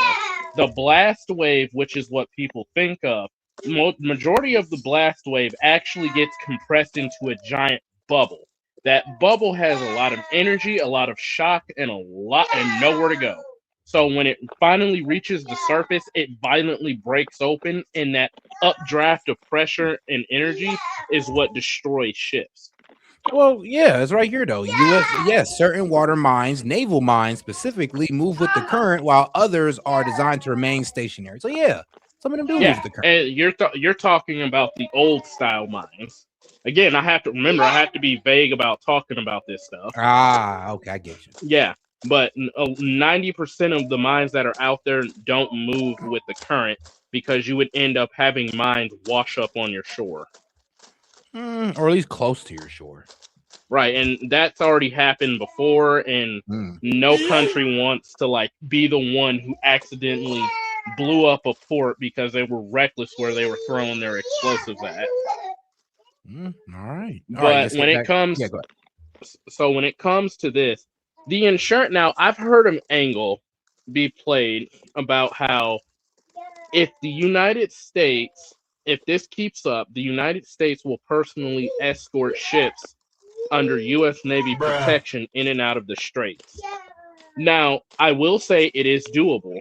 I've been on one of these escort missions, escorting a decent amount of ships while the Houthis were actively targeting them and taking them under siege. We can do that. We have the capacity to do it. A lot of people forget that. We do have the capacity to do it. What Iran's doing is it's playing an insurance game. These are the nuances that you have to think about whenever you talk about war. And they know that the British insurance companies. All right, I'm about to say, The kid British acting up in the back there. Yeah, they know that the British insurance companies are not gonna want to insure a vessel that's in a particularly dangerous area, and blow up because they have to pay all that money out. Remember, insurance companies will do anything and everything possible to not pay.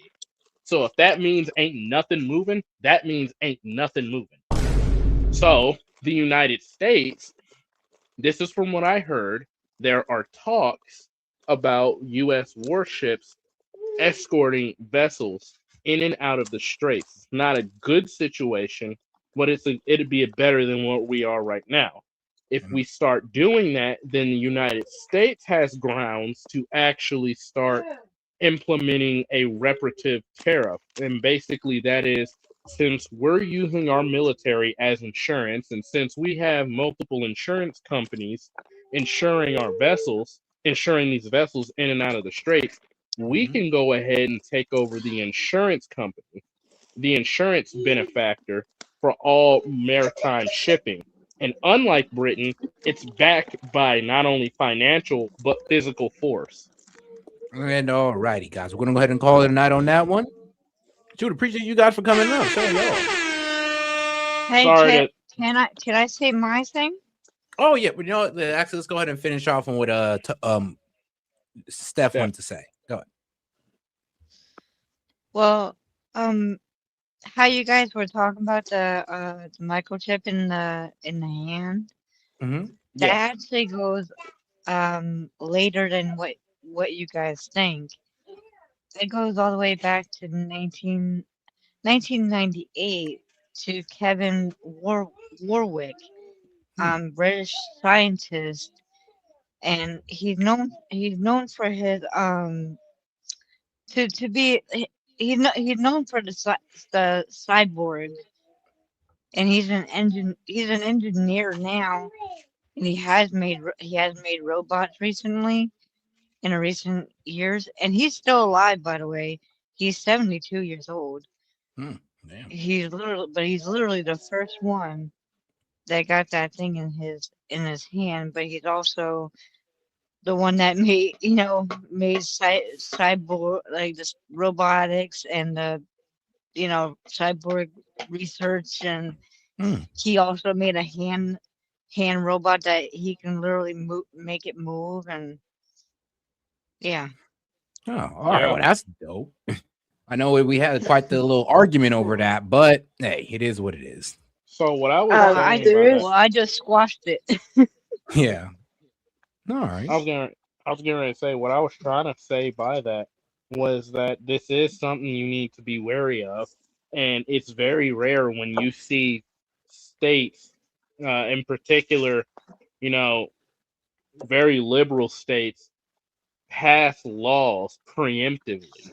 States don't typically do that. When you look at voting behavior and legislative behavior, states don't typically pass preemptive laws like that. So for 13 states to pass laws preemptively of making sure that companies can't mandate this, and then for Wyoming, out of all places, to go for a second round of trying to pass the same type of law, it is grounds for concern.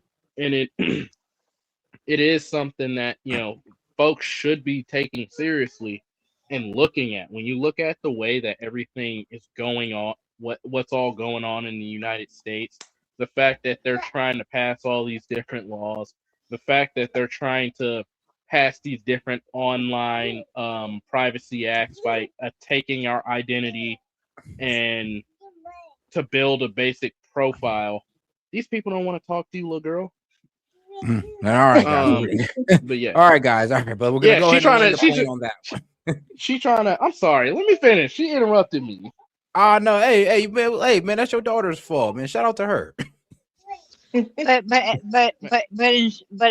in short gaming, I'm pretty sure I know where you're going with this. In short, they can use it for like evil acts, and that's what we don't want. And yes, they can use it for evil acts. They can most certainly do that. And There all is- right, I'm gonna go ahead and close out on this one, man. I appreciate y'all for tuning in. I'll catch you guys tomorrow. Appreciate you guys. We're gonna go ahead and leave out from our guys at Kalshi. Make sure you take advantage of that deal. Use promo code SET Media. Appreciate the support, guys. Like the video on your way out. Peace. Yo, this is Set with Set Media, man. I'm here to talk to you about our partner, Kalshi. Kalshi is the largest legal prediction market in the United States with over 1 million users. It's available in all 50 states. They are a real money market. People trading on what they think will happen. You can build a position and trade in and out of almost any prediction you think. Kalshi facilitates trade between people, kind of like the stock market. There's no limiting your trades just because you're winning. Kalshi will pay you interest on your position. So if you make a long-term trade, you can earn a return even before the market is resolved. If you want to try out Kalshi, go ahead and give them a try, guys, at my link, kalshi.com/setmedia.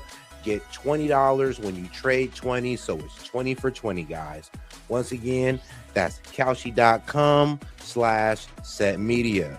Go ahead and use my code SETmedia to get $20 when you trade 20. Let's go ahead and take a look here at Kalshi, because like I said, it is a trading market where you can put in your prediction and you can go ahead and earn interest on that. You can make money off the knowledge that you know, and if you put $20 in, you get $20 back.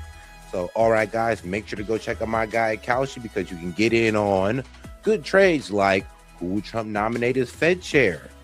Will Ali Khamenei be outed as the supreme leader? And will the U.S. confirm that aliens exist before 2027? So if you want to get in on this action, once again, go ahead and go to my partners at Kalshi. Go ahead and use the link, or you can hit the QR code above and use Set Media to go ahead and get $20 when you trade 20. This is Set from Set Media, and shout out to Kalshi.